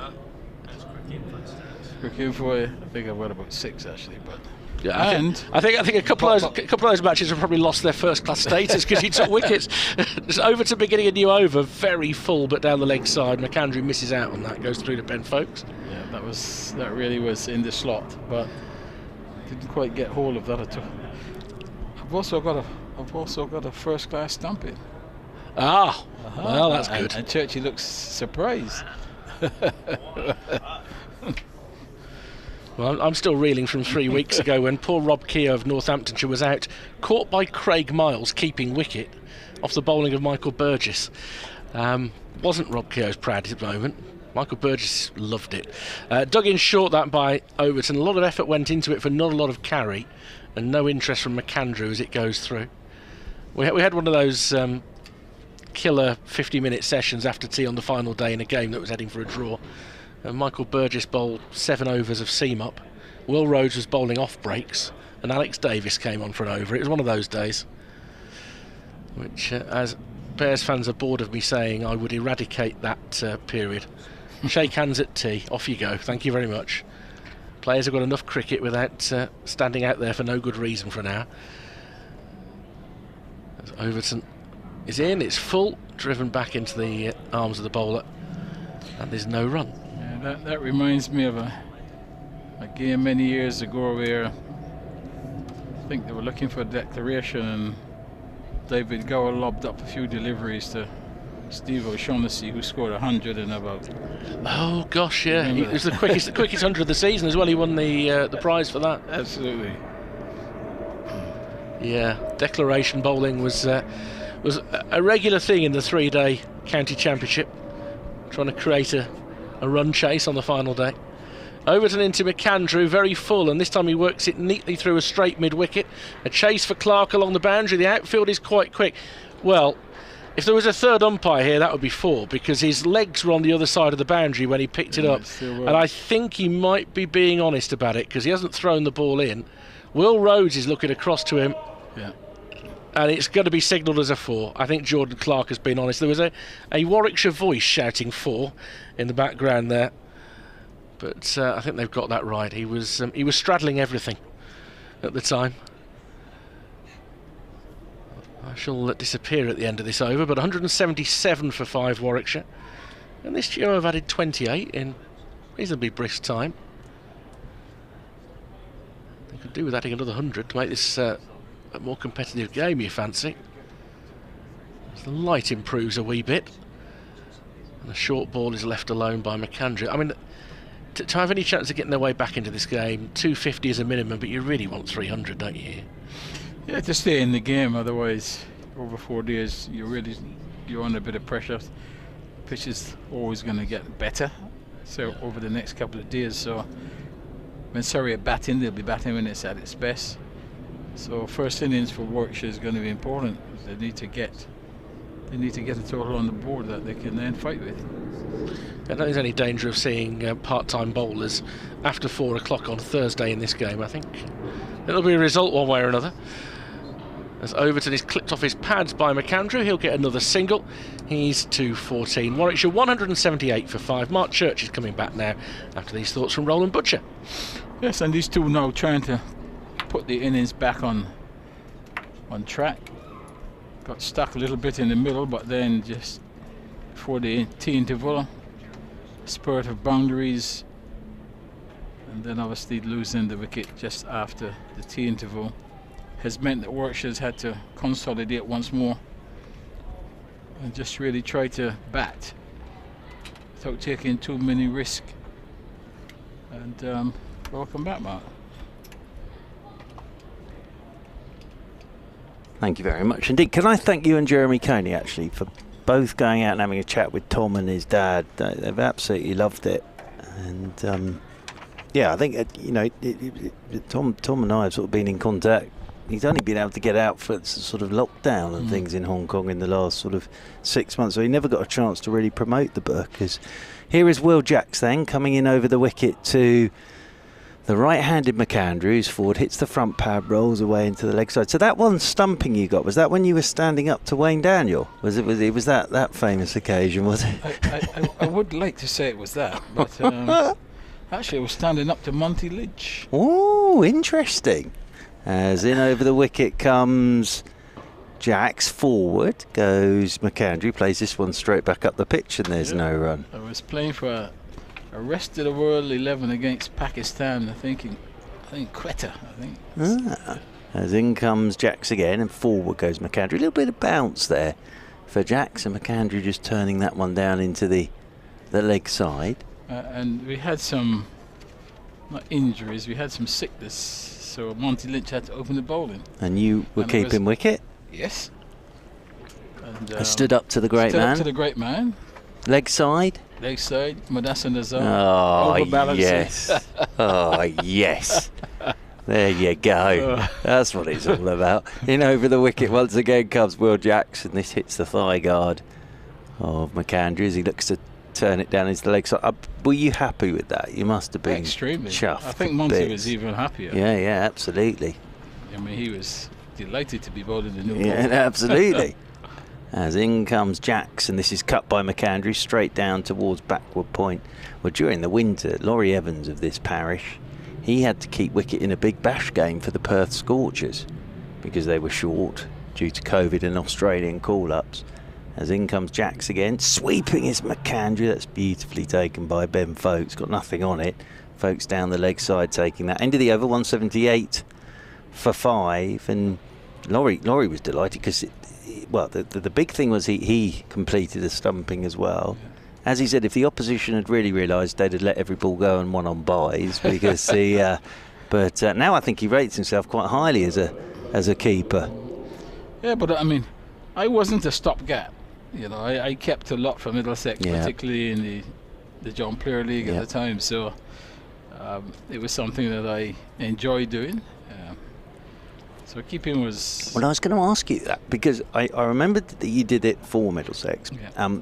And a lot of players now, in terms of T20 young batters, are starting to keep wicket in the fact that they think it adds something, obviously, to their game. I know Narayan Donald's doing it now at Glamorgan. Obviously got Banton doing it. And there's a lot of young batters now who are trying their hand with the gloves because it just sort of adds something to the game, especially with this franchise stuff going around at the moment. Well, it certainly makes sense because, if you're not a top line batter and you can keep as well. Round the wicket comes Conor McCurr back into the attack here from the Vauxhall end, and this is turned by Will Rhodes into the leg side. That runs out towards Jamie Overton at deep mid wicket. They'll pick up a single. Rhodes moves on to 34 and Warwickshire move on to 179 for 5. Yeah, I mean, each team must have a keeper, and if you can have a keeper batsman, that's certainly better for the team than just having an out-and-out keeper. So you can understand why these youngsters want to keep wicket as well. Yeah, absolutely. And adds a bit of value onto your price tag as well in this wonderful world that we're in now with franchise cricket. 179 for 5 as in over the wicket comes Conor McCurr. McAndrew's allowing this one to pass outside his off stump, so he can low down by Ben Foakes moving away to his right hand side. Sun's coming out again now. We've got the floodlights on. It did get a bit gloomy there for a while. And Surrey can take a new ball after this over in 4 overs time. So that could be an important passage of play. 21 runs away, Warwickshire, from a batting point. As there's a bit of rain in Scarborough, to let you know, as in comes McCurr, and up on his toes goes McAndrew, pushes this one out into the offside, and there's no run, with Yorkshire 158 for 8. So a bit of rain in Scarborough. I've been very lucky whenever I've gone to Scarborough. There hasn't been any rain at all. In fact, that's it for the day in Scarborough. So 158 for 8, done for the day in Scarborough. Pulled the stumps up and gone for fish and chips, I think. As Conor McCurr in once more, right arm over the wicket to McAndrew, just turns him round a touch. Thick outside edge, they'll get the single. McAndrew's done well here, he's on 15, having got absolutely smashed on the side of his crash helmet by Jamie Overton before he got off the mark. And 31 Rhodes and McAndrew have now added here on BBC Radio 5 Sports Extra, BBC Radio London, BBC Radio WM, BBC CWR, BBC Sport website, the BBC Sport app, Surrey live stream. We're everywhere. As round the wicket once again goes Conor McCurr. Oh, and flashing outside edge, Will Rhodes, and caught by Ben Foakes behind the stumps, and Will Rhodes will be absolutely livid with that. All that hard work, wide short ball, has gone after it, got an edge. Ben Foakes with the catch. Second one for Conor McCurr today, and you can see Will Rhodes has done pretty well there to swing the bat and not hit the stumps in frustration, and then tosses the bat up in the air and catches it. It's a big wicket as well, in the fact there's a new ball round the corner. He will be livid there, the captain. He's gone for 34, and Roland Butcher, Warwickshire 180 for 6. Yeah, he's tried to get out in that fashion on a number of occasions today. Didn't get an edge on that before, but he certainly did with this one, and perhaps this was the easier one to put away. Didn't bounce, but somehow he managed to get a nick on it, and further trouble for Warwickshire. 180 for 6. I think Surrey now will sense that they could get a good piece of batting this evening. Yeah, well, there's so much to that dismissal, in the fact that Rhodes was in, he battled away to 34, there's a new ball round the corner, and then he gets out in that fashion, and you could see how cross he was. And Danny Briggs is out there to join McAndrew. Conor McCurr, who, as I said earlier, was waist deep in cornflakes when he got the call this morning, has picked up a couple of wickets now. Wasn't in the original squad for Surrey. And then Dan Worrell went down with a shoulder injury, got the call, and has picked up a couple of wickets today. And Danny Briggs is out there with McAndrew. Surrey have a second bowling point. That's the other thing. So Surrey have a second bowling point. So we're as you were now in the table, in the fact that obviously Hampshire picked up a couple of bowling points. Now Surrey have picked up a couple of bowling points. So we're as you were. We're back to the 14-point gap at the top. As first ball for Briggs, and he's in behind it, the right-handed Briggs, and plays this one back up the pitch, and there's no run. Roland Butcher, thank you, sir. You have a break. Mr. Coney is going to jump in to the... Well, the nice thing is having a seat where there are people joining me today who can actually pull me up on everything and what I get wrong, because I've got you two and Eva Gray as well, and Richard Wilford. After this morning, when I thought I was going slightly mad with Conor McCurr this morning when he wasn't actually here, and, yes, that threw me slightly. Then I left my shoes under the table. What a day it's been. Will Jacks is going to continue from the pavilion end of the ground, and McAndrew will be the man on strike, but Surrey will be delighted with getting rid of Will Rhodes at that point. As here is Jacks then over the wicket to McAndrew, and he's forward and just pushing this one into the leg side, and there is no run. Jeremy Coney, good evening to you, sir. Hello, Churchy. How are you? All right, thank you. And as I say, there was how was the chat? Very good, our thank friend? you. Yeah, no, it's terrific. Thanks. Yeah, lovely to see Tom. Yes, he's delighted to get back. As this is a quicker one from Jackson. This one's pushed by McAndrew out into the offside because obviously he's been knocked down in Hong Kong when the book came out last year. I see, okay. And he hasn't been able to get back to see family. So back for a few weeks now. Here is Jacks, tosses this one up forward. Goes McAndrew, just smothers that one, pushes it down into the offside, and there's no run. But that Rhodes dismissal, as I say, there's so much in that dismissal, in the fact he was in, he got himself to 34. There's a new ball round the corner. Driving is McAndrew down towards backward point, and Overton does the fielding, moving away to his right-hand side. Well, he's also kind of the last recognised batsman, isn't he? And so he was required to bat with the remainder. In comes Jacks again. McAndrew is forward. Jacks giving him an opportunity He to is. really toss that one up, but McAndrew resisting temptation. He is, yeah, but I thought Rhodes would be the man to bat with everybody else. Basically, if Warwickshire were going to get to sort of 290, that sort of score. And over the wicket again comes Jacks. Forward goes McAndrew. Plays this one back up the pitch, and there's no run. End of the over, 180 for 6. Maiden over there from Will Jacks. McAndrew yet to get off the mark. McAndrew probably just got 15. Briggs is yet to get off the mark. I've sort of today with Surrey with their bowling, they've sort of just been fairly neat and tidy and picked up their wickets when they've needed to. And at Warwickshire, it's just been a sort of stuttering inning so far from Warwickshire. It hasn't ever said we want to take this game and move it somewhere where it suits us.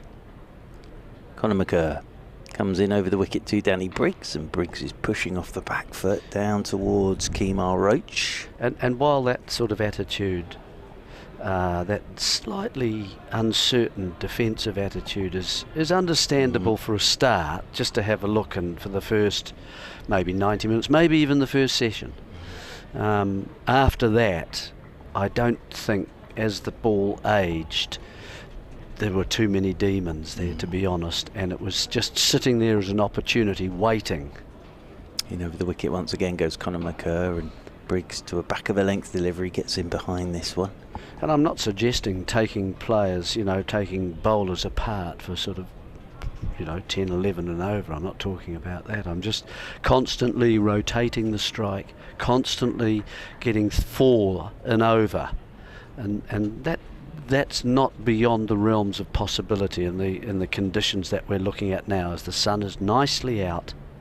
In over the wicket once again is the right-handed McCurr to Briggs, and Briggs lets this one go outside his off stump. If you look at the partnerships, even 52 for the openers, and probably the most difficult when the bowlers are fresh, ball new pitch and so on. Then we've had partnerships of 13, 36, 6, 42 and 31. There's enough there with your 40s and 30s for you to be able to actually to go on. And I think if you get yourself in that frame of mind of looking for runs. In comes McCurr again, and this one Briggs pushes at, and it just goes past his outside edge, climbs into the gloves of Ben Foakes. Rather than I want to stay in, which is a very, very different kind of attitude. We saw a little bit of that with Burgess, didn't we? When a couple of times he just tried. Yes, he did. A couple of pull shots, which may have been top edges. Top edges, then a couple of drives. Got it moving forward a touch. And then he got a pretty good one from Overton. Then actually Rhodes started to get a few as well. As in comes McCurr again and goes past the outside edge of Danny Briggs as he pushes forward once more. But yes, I think what Surrey will sort of say to themselves here is we've just got to keep doing what we've been doing. Well, but I think now that you've got an end kind of open, I know Danny Briggs would like to take me around the back of the pavilion for saying that, but there's kind of an end open at this point that you can run through this team with some really good bowling here. Over the wicket once again comes Conor McCurr. Short ball, and Briggs just about pulls the bat inside the line of that one. Climbs again into the gloves of Ben Foakes, but it's back-to-back maidens again. And we're just creeping towards that new ball now. And Rory Burns will be pretty happy with where he finds his side after winning the toss and bowling first this morning. Because you often think when you do that, right, we want 5 down at lunch. We want that spectacular looking. But we've said it already, haven't we? We've seen it all season. That can happen. Yeah. And then the afternoon, None. life gets easier and batting gets easier. But really, today there's been, I think, that opportunity. Well, Rossington did it. Yes, absolutely. And with Harmer. Absolutely. Last week. And they were, what, 7 and 8? Yep.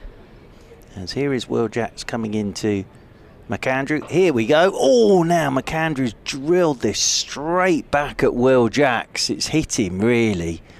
And he's looking at his hand. Well, there's a bit of intent there from McAndrew using his feet, but he's smashed it back at Will Jacks. He got a bit close, didn't he? He didn't get underneath it enough. Taking evasive action in many ways. That was sort of one of those horrible catch it or wear it jobs. And got his hands to it, did Will Jacks, as he's in now to McAndrew, and McAndrew will just jump onto the back foot, cut this one out towards the sweeper on the cover rope. There's Jordan Clark to do the fielding. I think in a way Will Jacks would just be glad he still got his fingers. Yes, yeah, it was hit very hard. About just above hip high to the left of Will Jacks in his follow through. He was sort of, spinners, you get through your follow through relatively quickly, so he was more or less static. As this one turned off the hit by Danny Briggs down towards short fine leg. There's Conor McCurr to do the fielding. So we're an over and a half away from the new ball for Surrey. I want to finish off this Warwickshire innings as quick as possible, as this one's left alone by Briggs outside the off stump. But I think at the moment, as I say, Rory Burns would just be quite happy sitting there, because that's what they've done all day. Just bowled good lines, good length. As I say that, there's a short one from Will Jacks, and it's pulled away by Danny Briggs. Half tracker from Will Jacks. Ryan Patel won't have enjoyed that at short leg, but it's pulled away by Briggs for 4. He's off the mark with a boundary, and Warwickshire move on to 185 for 6. Well, they haven't. Oh, yes, it was really pulled down, wasn't it? And down leg side as well. No one behind square on the boundary at all. He just had to get a contact there. But the Jacks, he's bowled, this is his 6th over. He's only gone for 13. Tosses this one up, and Briggs is forward and just pushes this away into the offside. That's the end of the over. 185 for 6 then, Warwickshire. From a Warwickshire perspective as well, the other thing is all the points are going to be crucial this season, even though we don't know what we're playing for next season. But they're 15 runs away now from a batting point as well. Yeah, well, what we were talking about this morning, it's a good championship to win, isn't it, for Surrey? They're going to have to do it from the front, and they're going to have to do it when those lying second have got an easier run home in terms of where they play and in terms of who they play. So if they win it, they'll have earned, I think, and earned the whole victory. Rory Burns has just headed off up the steps at the moment, as here is Conor McCurr coming in over the wicket to McAndrew, and that again just bounces on McAndrew and nips away. Nice little spell of bowling this from Conor McCurr. Yes, they just have to pick the right ball to attack, don't they? They can let all those go, really. They're not threatening the stumps. The only thing is just a little fine edge that goes through to either the keeper or first slip. No need to try and force their way on those particular deliveries. Just wait for one a wee bit straighter. You can tuck away. Over the wicket once again goes McCurr. Forward comes McAndrew. Good length delivery. Plays this one out into the offside. I'll tell you, he's had a very busy day, Mr. Coney. Cameron Steele, he's back out there again now. So he's out there at the start to play for an hour and 10 minutes until Conor McCurr got here. Then Jamie Overton got injured, so he had to go on for Jamie Overton. And now he's back out there because Rory Burns is. Well, they've had people off going the on and field. off all day because Hashim Amla went off for a while. Hashim went off for a while. As waiting once what more. What did you say? He had to fill out his tax return? Well, it was probably one of those, as this one's kept a little bit low. He didn't really go anywhere, McAndrew, on the crease there, and dropped the bat. It's only because I've got to do mine. Drops the bat on that, and it rolls down into the gully. But I don't think Hashim's one was injury based. I think it was more correspondence or call of nature based. Right. When he went off. But yes, I've got to do mine. I've got to get all my receipts. It's not much fun. Thankless task. That. Do you then pass it all over to someone else? Yes, yeah. Okay. I can't add up as this is a short one, pulled by McAndrew out there towards deep backward square, and they'll pick up a single.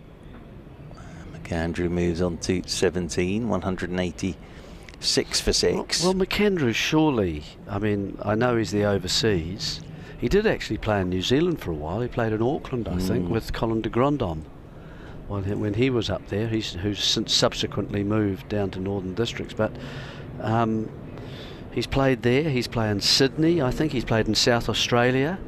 He hasn't played a lot of first-class cricket. It's more of a white ball game, I think. Just looking at his record as Briggs turns this one up towards mid-on and there's no run. This is his 19th first-class game. Yeah, and he's had. Well, how many would he have had for in England? For Warwickshire this season? Give me 2 seconds. Probably 4 or 5, yeah. would he? So it's not a huge amount this season. Just have a quick squeeze at the stats. So I wouldn't think he would have played double figures in terms of Australia. He wouldn't have played 10 first-class games. Over the wicket once again comes McCurr, and Briggs pushes this one straight back up the pitch.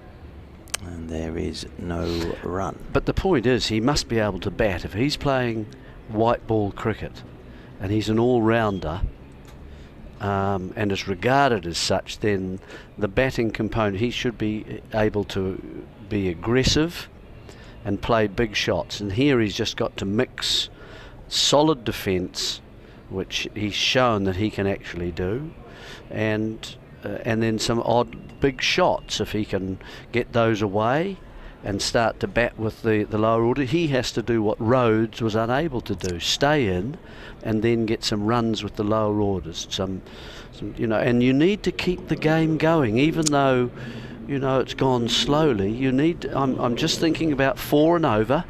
4 and over is not impossible in these conditions. We're just looking, this is his 7th game of the summer in the Championship. There you go. McAndrew. Okay, so Surrey have taken the new ball straight away. So Kemar Roach has the new ball in his hands down there at the pavilion end of the ground. Now this is when the slips start to feel it. As over the wicket he comes to McAndrew, and that one's just turned away by McAndrew. Hit the thigh guard, I think, into the leg side. Leg byes will be the signal. I think Ollie Pope will be in charge out there at the moment with no Rory Burns. So Ollie Pope's in charge at the moment. Rory Burns headed off in the previous over back towards the dressing room. So I think Ollie Pope's making decisions alongside Ben Foakes and Hashim. There's a lot of experience out there for Surrey, so not like there isn't enough people out there that can make a decision. Well, Amla's been a test South captain. Africa captain. Yes, he was. Absolutely is. In over the wicket comes Kemar Roach to Briggs, the Yorker, and Danny Briggs plays it pretty well. Gets the bat down on it. That bat foot went up in the air as well. I was saying, I can't remember ever seeing a player, since names and numbers have come in, playing with 0 on their back, because McAndrew's squad number is 0. And it did look a bit incongruous, I have to say, on the scoreboard, because they put your squad number in front of your name, and before he got off the mark, sort of his name and a couple of noughts either side. As in comes Kemar Roach. This one's left alone by Briggs. You can see the gold lettering as it goes into the gloves of Ben Foakes, who felt that one a bit, did Ben Foakes. Taking off his right glove. 187 for 6, but the sun's out now. Ground looks very nice now, bathed in sunshine. Good number of people in today as well. The light's on though. Lights on, sun out. Bit of a shadow. from the players at the moment. Kemar Roach strides in once more. Over the wicket he comes to Briggs, and Briggs off the stumps just flicks this one down fine to Conor McCurr, who hurls the ball straight over the top of Ben Foakes. And the backing up is done by Tom Laws.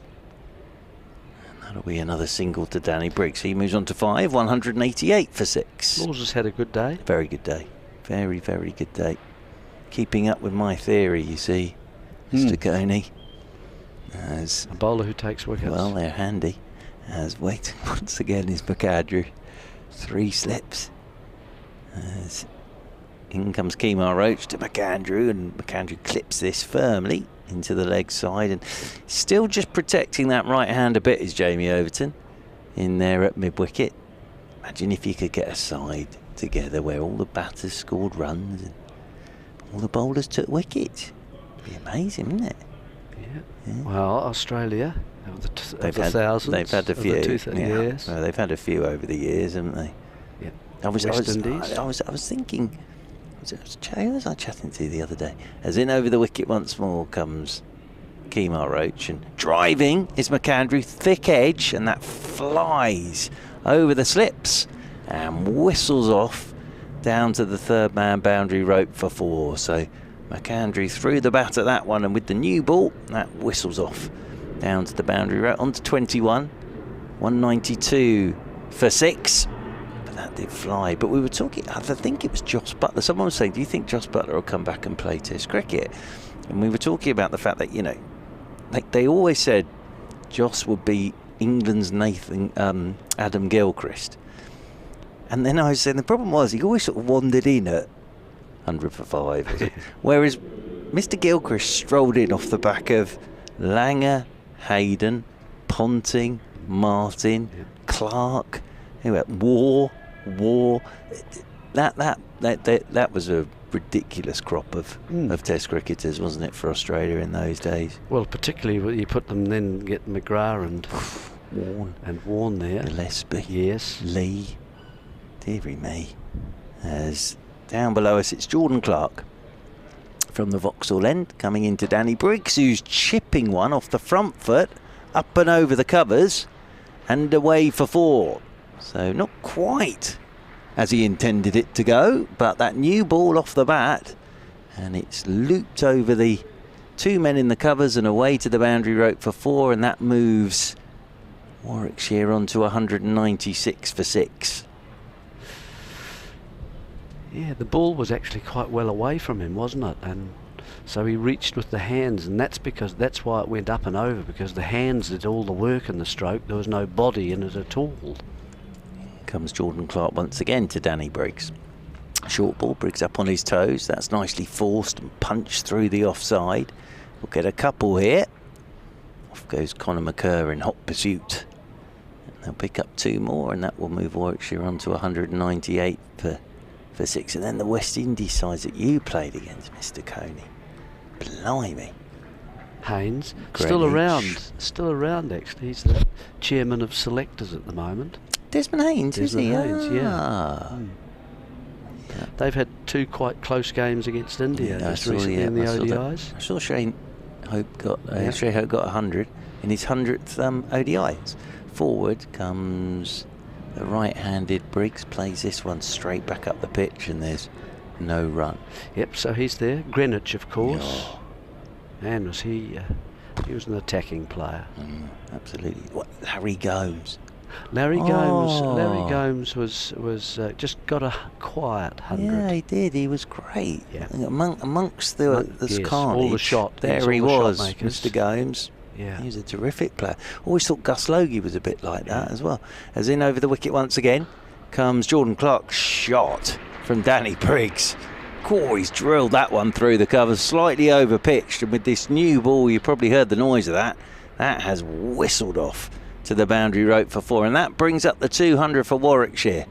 So they have their batting point, 202 for 6. Difference is the stride, and also the knees get bent.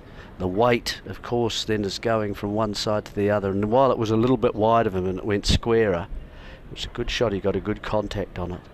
No one square, of course. That's forced a man out now. Got a sweeper out there, so there's a single into the covers if he wants it. He lets this one go.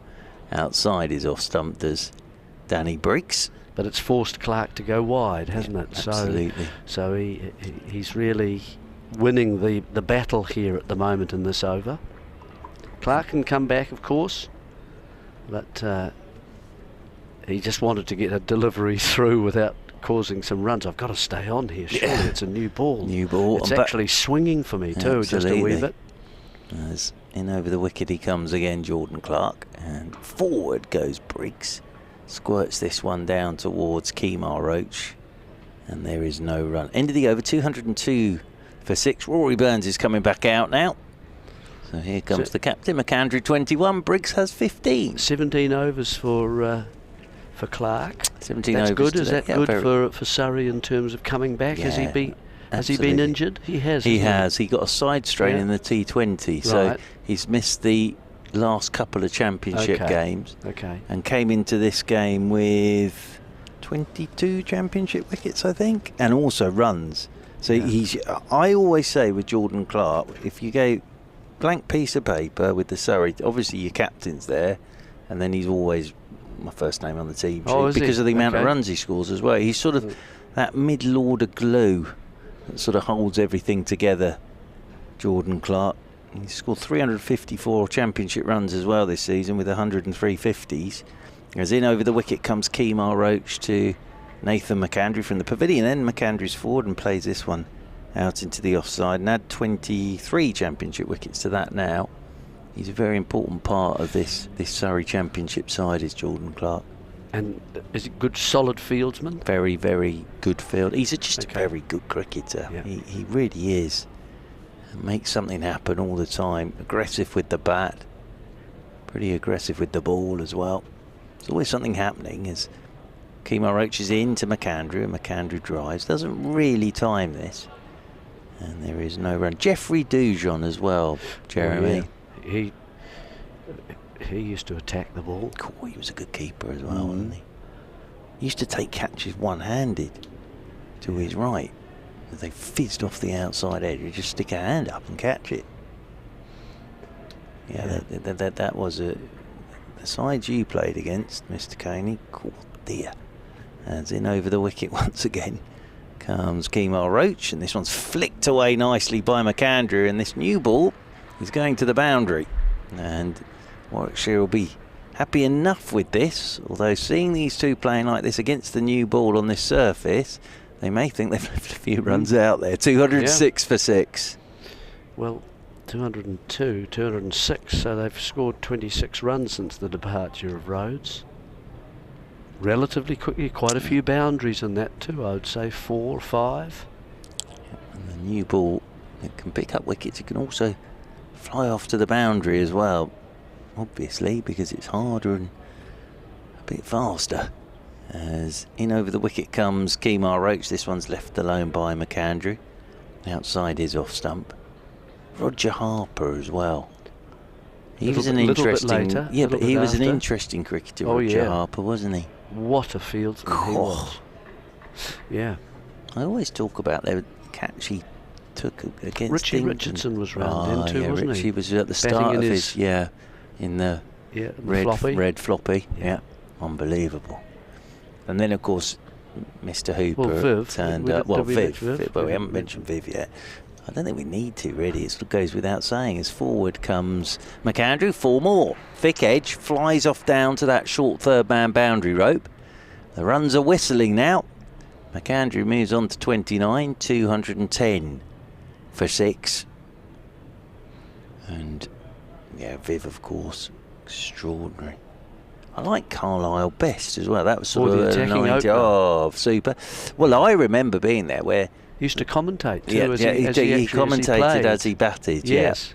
Then there were Clayton Lambert and Philo Wallace as an opening pair, who was so ahead at the time. As in over the wicket comes Kemar Roach, and McAndrew is forward and plays this one up the ground, and there's no run. 210 for 6, because I can remember they sort of were put into open because the opening, Phil Simmons wasn't scoring runs against England on a tour, and Philo Wallace and Clayton Lambert just walked out, whacked it, and England didn't know what to do. Literally teed off from ball 1 in the evening session and just smashed it to all parts. And it was like, hang on, this is meant to be a test match. And they just absolutely launched it all around the place. It was great fun. Really was. Carl Hooper. I used to like watching Carl Hooper bat. He was quite a useful one-day bowler too, actually. With his sort of very fast off breaks. Keith Arthurton. Yes, He always had this clever trick, though, Mr. Arthurton. He'd score 100 at the start of the series and then not get any more runs, as this one's left alone outside the off stump by the right-handed Briggs. I'd love to look at his stats. Got enough. Well, I'd love to look at Keith Arthurton's stats, because he's a great player and looked cool as well, because he always batted with his white floppy left-hander. Yeah. But if you looked at Keith Arthurton's stats, I'm sure in series there'd be a lot of hundreds in the first test and not a lot after it. But he was great value, Keith Arthurton. As in comes Jordan Clark over the wicket, and this is driven by Danny Briggs out towards the sweeper on the cover boundary. I'll vacate at the end of this over, bring Richard Wilford in, and then have another over of Mr. Coney and Mr. Wilford, and then we'll bring Eva Gray in to join Mr. Wilford. But yeah, and Keith Arthurton as well, he just, when he got the white floppy sunlight out there, he just looked cool as well. He just looked Kookaburra bat, left-handed. And he sort of scored hundreds in the first test of series, and then that was it, really. As forward goes McAndrew, that nips back, hits the pad, rolls away into the offside, and there's no run. Sherwin Campbell. I used to like Sherwin Campbell. Who else was there in those days as well? But that West Indies side you played against, wow. And same sort of, as you said, same as that sort of Aussie side that we were talking about in the 2000s. Came a little later, yes. Yeah, as this one's punched off the back foot by McAndrew, and he'll get a couple of runs here. And this partnership's a good one. It's moved on to 33 now, and 213 for 6. And you have to say, these two, there's been a bit of intent from both of them, and actually batting's looked a bit easier here against the new ball. Danny Briggs has done a good job. Played a very nice cover drive and has come out and looked to be positive. In over the wicket comes Jordan Clark once again, and that one's a slower one from Jordan Clark. McAndrew almost leading edge straight back to Jordan Clark, but managed just to keep the bat straight enough. Yeah, just looking at that, so 19th first class game for Nathan McAndrew. Came into this one averaging 41.33 this season for Warwickshire with the bat, and then with the ball it's taken 16 wickets with the ball as well. As Jordan Clark is into him, and McAndrew is forward and pushes this one down into the leg side. End of the over. A few more thoughts from Jeremy Coney, and then he'll be joined by Richard Wilford. Well, he's come in at number 7 I think today, and so supported is Captain Rhodes for a partnership of 31, and since his captain has departed, which was a disappointment I think to perhaps the Warwickshire team, because they were just starting to show some signs that they might maybe 290, and they were nascent signs, to be fair, but with his dismissal it's now opened up an end. But we've seen McAndrew and Briggs with the second new ball, actually they've played some nice drives as the bowlers have gone too full looking for wickets. They've been driven. And Briggs will prepare to face Roach, and that goes past the outside edge and through to the wicketkeeper. I thought Jordan Clark came back a little bit stiff, and I think he's bowled so well today, but the lack of cricket in him perhaps showed up a little bit in those 2 overs that he's bowled from this Vauxhall end. Well, he's got it to swing, and it's just a question of how full does he bowl.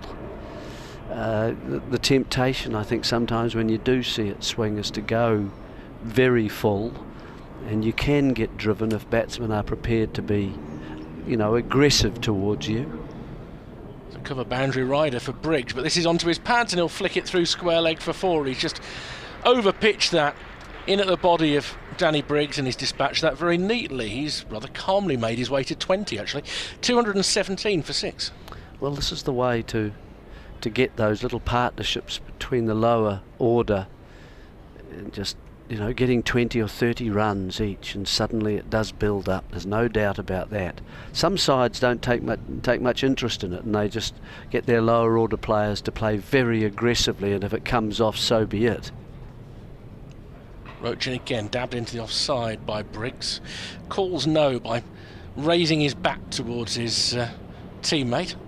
He knew there wasn't a single on there. Tom Laws did the fielding.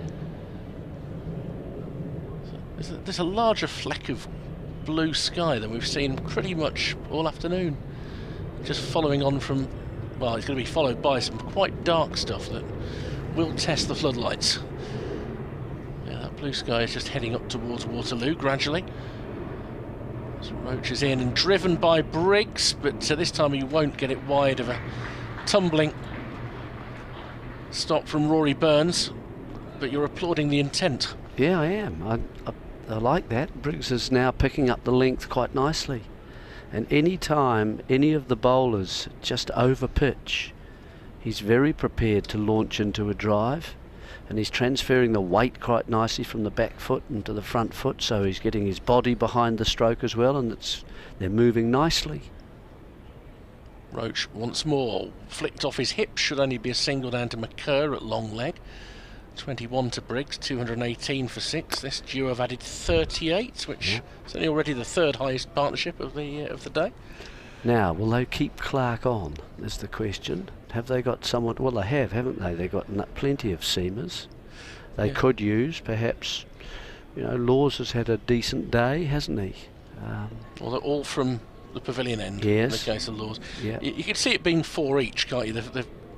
Kemar Roach is in his third from the far end, just 2 from this end for Clark. As that one back of a length is left alone by McAndrew. Jeremy Coney is going to bid farewell. Whether we'll be back yet today will depend a bit on the weather. We've got 11 overs to go, but if not, I believe we're seeing him again tomorrow. And Eva Gray from Surrey and the South East Stars and the Oval Invincibles. Look at that, 3 teams, 1 player is going to come in and rejoin us. After chilling as much as you can on the balcony, it's still quite close out there. But it's just nice to get a bit of fresh air, isn't it? Yeah, absolutely. I was sat out there last Tuesday when it was 40 degrees, and there was actually a bit of breeze up there, but I would imagine that they didn't get that down on the square. Did they get the aircon working in here last Tuesday, or was it? It would have been like a furnace in here. Yeah, it was temperamental. It kind of automatically turns off every 10 or 15 minutes, so we had to be quite on it. But it actually points to the back of the room, so I think you were fine if you were in the room, but at the front down here it was sweaty work. Well, you can't have the equipment behind us overheating. There is a change of bowling, and it's a return for Jamie Overton coming on for Jordan Clark, and his first ball kept a little bit lower than I think Danny Briggs was expecting, and goes past the off stump. Edgbaston, I mean, this is no consolation to you, was beautifully air conditioned. I set it at 18 degrees in the commentary box, had to raise it for the rest of the week. But we just didn't feel the heat when Ollie Hannon-Dolby was fielding with his shins uncovered. I'm not sure about that. Oh, he was in the middle of a spell. It was understandable. And this one's again a bit too short, a bit too wide from Overton, left alone by Briggs. He was fielding down at long leg at the far end, and they got an umbrella out for him in a chair. It was like he got his own little cocktail bar going. He got an iced towel to wrap round his neck. When you've got a bowler who's got 42 first-class wickets this season, you look after him. Look after him, yeah. We just had a little bit of shade down here to our right, and at one point there were 2 subfielders on, and then they both found themselves in the shade.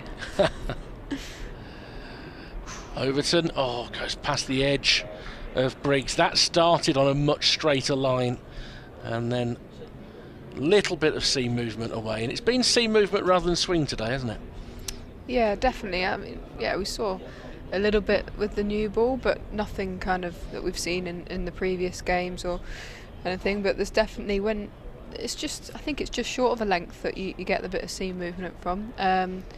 When they've been coming forward and driving, we haven't seen anything too drastic. But yeah, that's the length from Jamie Overton. Straighter and fuller, and Briggs wants a quick single, and he's picked it well. McAndrew comes through. Sharp from Briggs, he's 22, 219 for 6.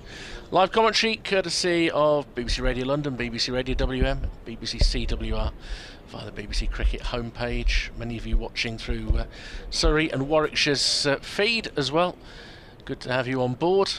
You've had Roland Butcher, Jeremy Coney and Eva Gray providing the expertise, and me and Mark Church just trying to hang on for the ride, really, for the day. As Overton comes into bowl to McAndrew, well wide of off stump. And through to the wicket keeper. You were hoping to be here for 2 days, but you've got training, haven't you? Is that right? Yes, I do. We've got one of our last meetups with the South East Stars before we all disperse to our respective teams for the 100. Oof. Exciting times. Absolutely. So bit of a deload in terms of bowling this week, but still got to get our gym and running and that kind of stuff done. So in at Beckenham with some of the other girls, which should be good. Overton from the Vauxhall end, and that was full but way outside off stump and went further after it pitched. McAndrew showed no real interest. He'd got the bat back like a lumberjack about to fell a tree, but then decided there wasn't any need.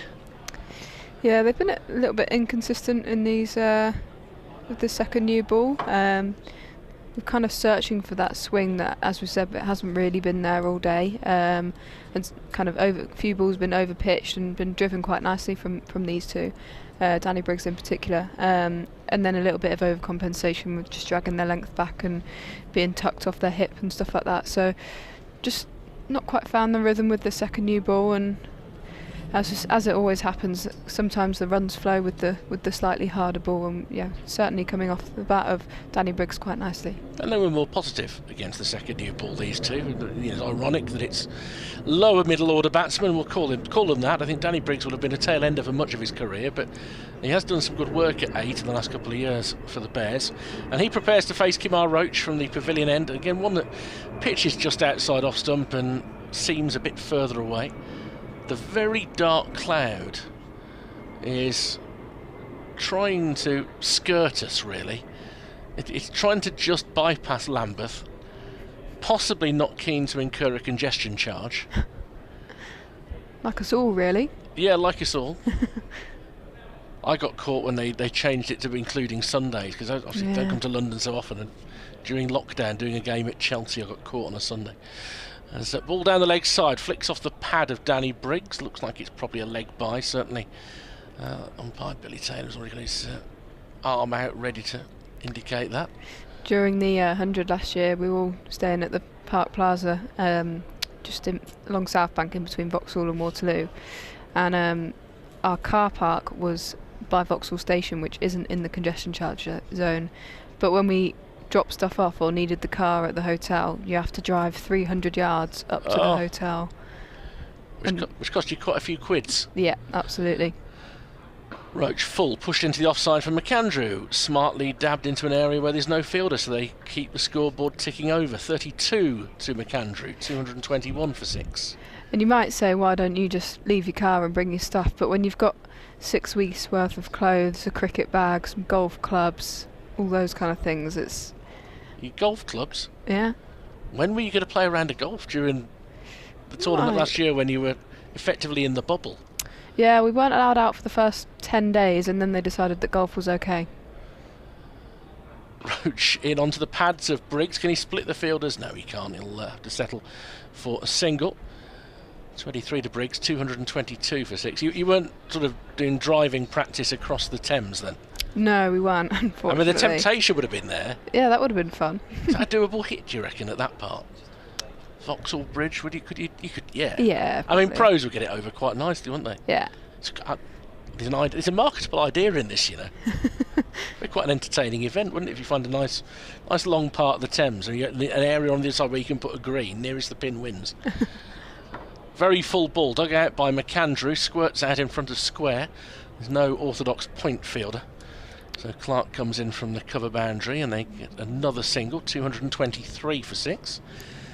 So yeah, we were allowed to go and play golf, but we weren't allowed anywhere near the clubhouse. You weren't allowed anywhere near anyone else. You weren't allowed to get buggies. You had to walk around with your clubs. Right. Which on a rest day is not exactly what you want. No. But yeah, as we were saying this morning, some teams took it more literally than others, and I'm actually quite proud to say we stuck to the rules. So there you go, and therefore you didn't get COVID while you were there, as the ball's left alone outside off stump. I'm not a golfist myself. I have got a set of sticks. But they have been sitting in an area of the garage that is hard to get to for some time. So is that your excuse? Yeah, I'd struggle to find that. Actually, I'd really struggle to justify the time, in that my family don't see enough of me. Well, they probably say they do, but they like me to be available at times to ferry them around places. Yeah. When you've got a teenage daughter, the slight sense that you're now a mini cab is inevitable. We haven't quite reached the stage where our friends end up being ill in the back of the car or anything like that. Oh, but no. I don't mind it though. I think at least I know they're safe that way, don't I? So. Yeah, I don't know. I wouldn't like that. Tough age, 15, let me tell you. Overton in, back of a length, dabbed down to point, and there's no run. Be a tough few years. You seize anything you can remotely find in common at 15, when your daughter's 15. Anything. I spoke the other week about I was in a good books because we did Harry Styles concert, and I dressed up. Did you? I did. Because if I hadn't, I'd have looked an oddball, because virtually everybody at Wembley Stadium had dressed up. Dug in by Overton, standing high on his toes is McAndrew to defend it back down the wicket to the bowler. How was he then, Harry Styles? Oh, tremendous. Was he good? You know, I mean, to be fair, there's nothing wrong with good pop music. I'm very jealous. I had a t-shirt with a watermelon on. So you know why. I've got a pink cowboy hat with Dad written in plastic jewels on the back. Nice. And a little pair of... Somebody in the queue for merchandise gave me a pair of star glasses as McAndrew pulls this but doesn't get towards mid-wicket where he intended. And it was picked up by Amla. Yeah, they're pink glasses in the shape of stars because she'd got two pairs, one for her dad and one for me because I was in the merch queue. Oh. That was 90 minutes I won't get back, the merch queue. Oh, I'm not surprised you're in the good books. Yeah. Commitment. It was 2.25 hours from our seat to the tube in a queue. Got back at 3:20 and it was still worth it, so I can't knock it. Overton, back of a length. Oh, he's reaching for that McAndrew. He's no need to do that. That's a flat-footed attempt at a cut. And that's a shot he can keep firmly, back in his golf bag, if you like, because he's playing well. He doesn't need to reach for that. Yeah, very, very little foot movement there. He's just practicing getting that back foot outside off stumpers. Yeah, really wide, chasing that one, and quite hard to play from a flat-footed stance. The thing that will frustrate the Bears today is that we're looking at 7 players have got into the 20s. Nobody's got beyond the 40s. And that's why they're 223 for 6. The conditions have not been easy. Surrey have bowled well, but this is short of a length again from Overton. And this time the right foot does get a little bit more back and a little bit more across. And he's able to drill it out towards the boundary rider out in the covers for a single. McAndrew to 34, 224 for 6. You do just get the feeling that pretty much everyone that's come in for Warwickshire today, maybe with the exception of Danny Briggs, has struggled to time it. Even when they have tried to go after those loose deliveries of over-pitched or just short of a length and tried to pull, that it's a bit toey and a bit high on the bat, so just struggling for timing. Shorter ball, hops up, playing both feet were off the ground from Briggs as he steered that towards point where it's fielded by Ryan Patel. The darker clouds, I mean the worst of them are passing a little bit further south, happily, but that means the floodlights are kicking in again and the quartet of shadows that you see around the fielders are starting to spread. Yeah, definitely. It doesn't look too threatening over to our right. It looks a bit breezy out there, but the weather coming in doesn't look too bad. No. The flag on the pavilion, if anything, has changed direction. It's not quite so Waterloo and it's a little bit more Elephant and Castle. Good geography of London. I wouldn't know that. Yeah, it means in the build-up to this I spent an awful lot of time on Google Maps. If not least to work out where to get a cold beer at the end of play. And what have you come to the conclusion of? Well, at some point while I'm here, I will go to and other bars are available, but I will go to the Waterloo Tap because that's got a tremendous selection. To spread the joy, I was because where people do a good job. I went to the Hercules last night at the top of Kennington Road, and they had a beer that's brewed in Birmingham on cask, so I had to be loyal. It was good. It was a nice touch. Return to the attack for Tom Laws, who's bowled really nicely today. And he's into McAndrew, who shoulders arms. It goes through to Ben Foakes. He looks a mature cricketer at 19 years of age, Tom Laws. He does, doesn't he? I said to Churchy this morning, it's really hard to kind of tell that this is his fourth first-class game. He's got those 16 wickets now in first-class cricket, and he looks as if he knows what he's doing and where the right areas are, and really mature, as you said.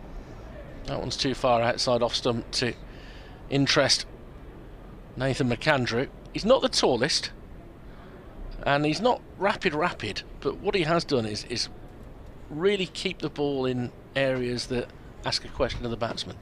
Definitely. I think today's, of what I've seen of him, been his most consistent, and I'm sure he's kind of seeing all the benefits of having Kemar Roach and Dan Morrell in the dressing room as well.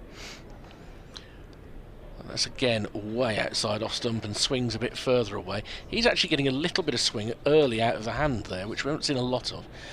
I'm pretty sure that Hashim Amla isn't going to bowl before the close of play, but he was almost doing yoga. He was down with his legs crossed a moment ago at mid-on, having a good stretch. Yeah, I don't think I'd get back up either after Saturday. Oh dear. Back of a length, guided down by McAndrew, hoping to find third man, but he doesn't. He finds the fielder, Overton, who's at quite a deep gully. And he stays down on one knee at the moment. He hasn't caught that on the end of the finger that he hurt earlier, has he? Let's see if he does a bit of ringing. That was a stiff recovery. Yeah, I just wonder whether... Do you going to go for a scan tonight, or just kind of power through? He's been quite a lot of pain all day, even when he's bowling as well. Yeah, maybe. I don't think he'd be out there if he had too much of a problem, though, would he? McAndrew driving up to mid-off, picked up by Rory Burns. They wouldn't want to take that risk, would they? No, it's the famous old, well, once you've had a scan and you've seen it, you can't unsee it, so that's a bit of time off if it shows something. Yeah, we've discovered your fingertips falling off. Better take the rest of this game off. They've already lost Dan Worrell before the match today with the shoulder injury. As the ball's left behind, left lone outside off stump, back of a length again. 224 for 6. Partnership with 44 is the second highest of the day. And we have 7 overs remaining. If this cloud doesn't lighten, it might just make it a bit tight light-wise. Getting to that time of year where it can get a bit awkward. Yeah, speaking of Dan Morrell, I think, I said it earlier, but say it again, I think he would have been right at home on this pitch. I think he can swing the ball both ways, even when other bowlers can't get that movement through the air. He's got all the skills, as we've seen over the past few games, and just seeing that little bit of movement off the pitch as well. And I think, yeah, big miss for Surrey today. Briggs on strike for the start of a new over from Overton. Oh, it's gone through the wicketkeeper's hands, and Ben Foakes is wringing his left hand out now.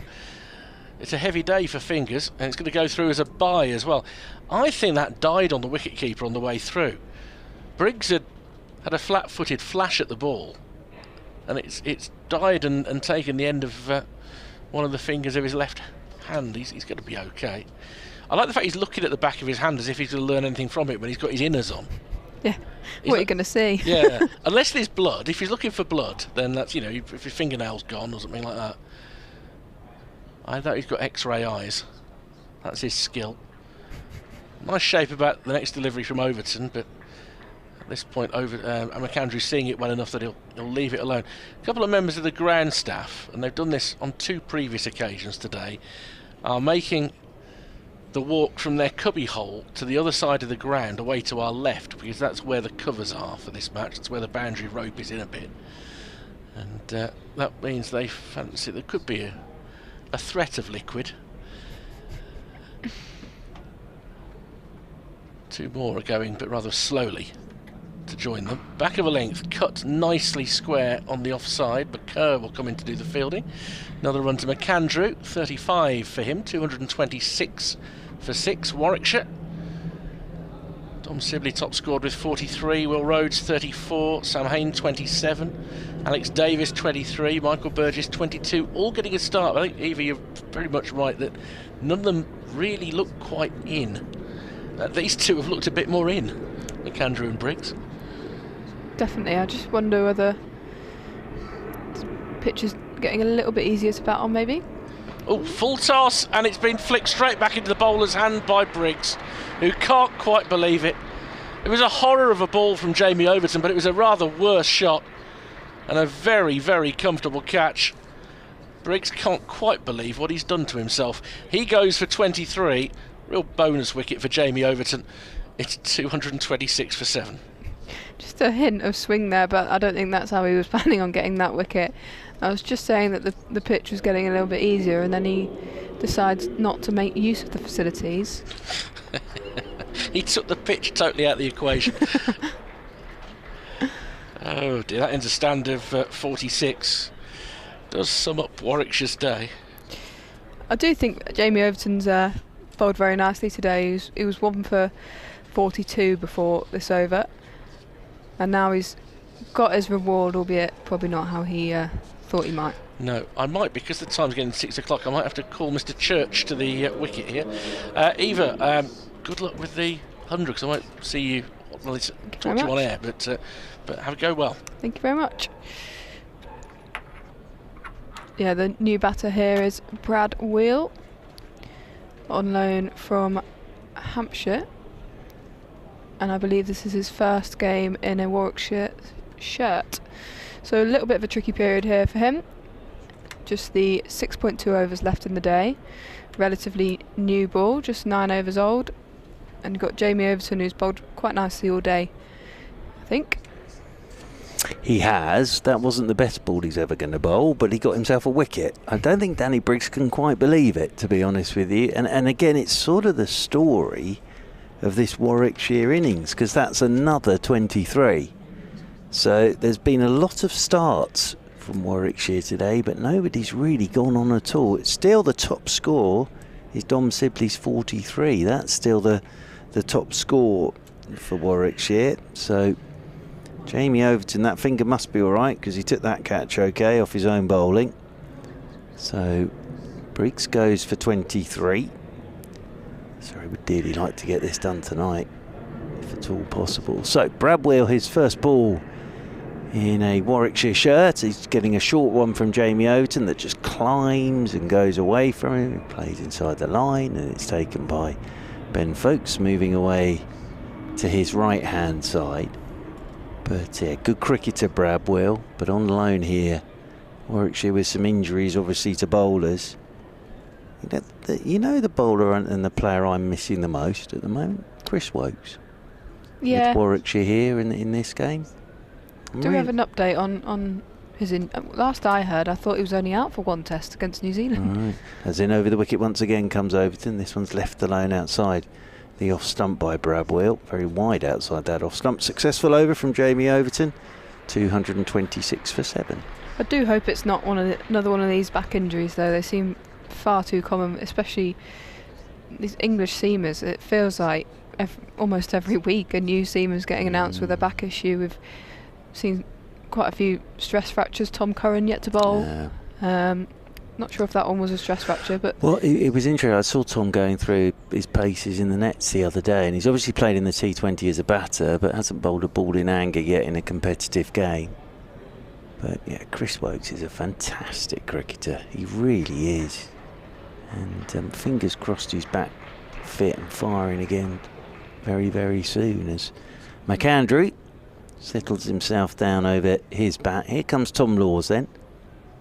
Over the wicket to McAndrew, and McAndrew will just clip this one off his toes.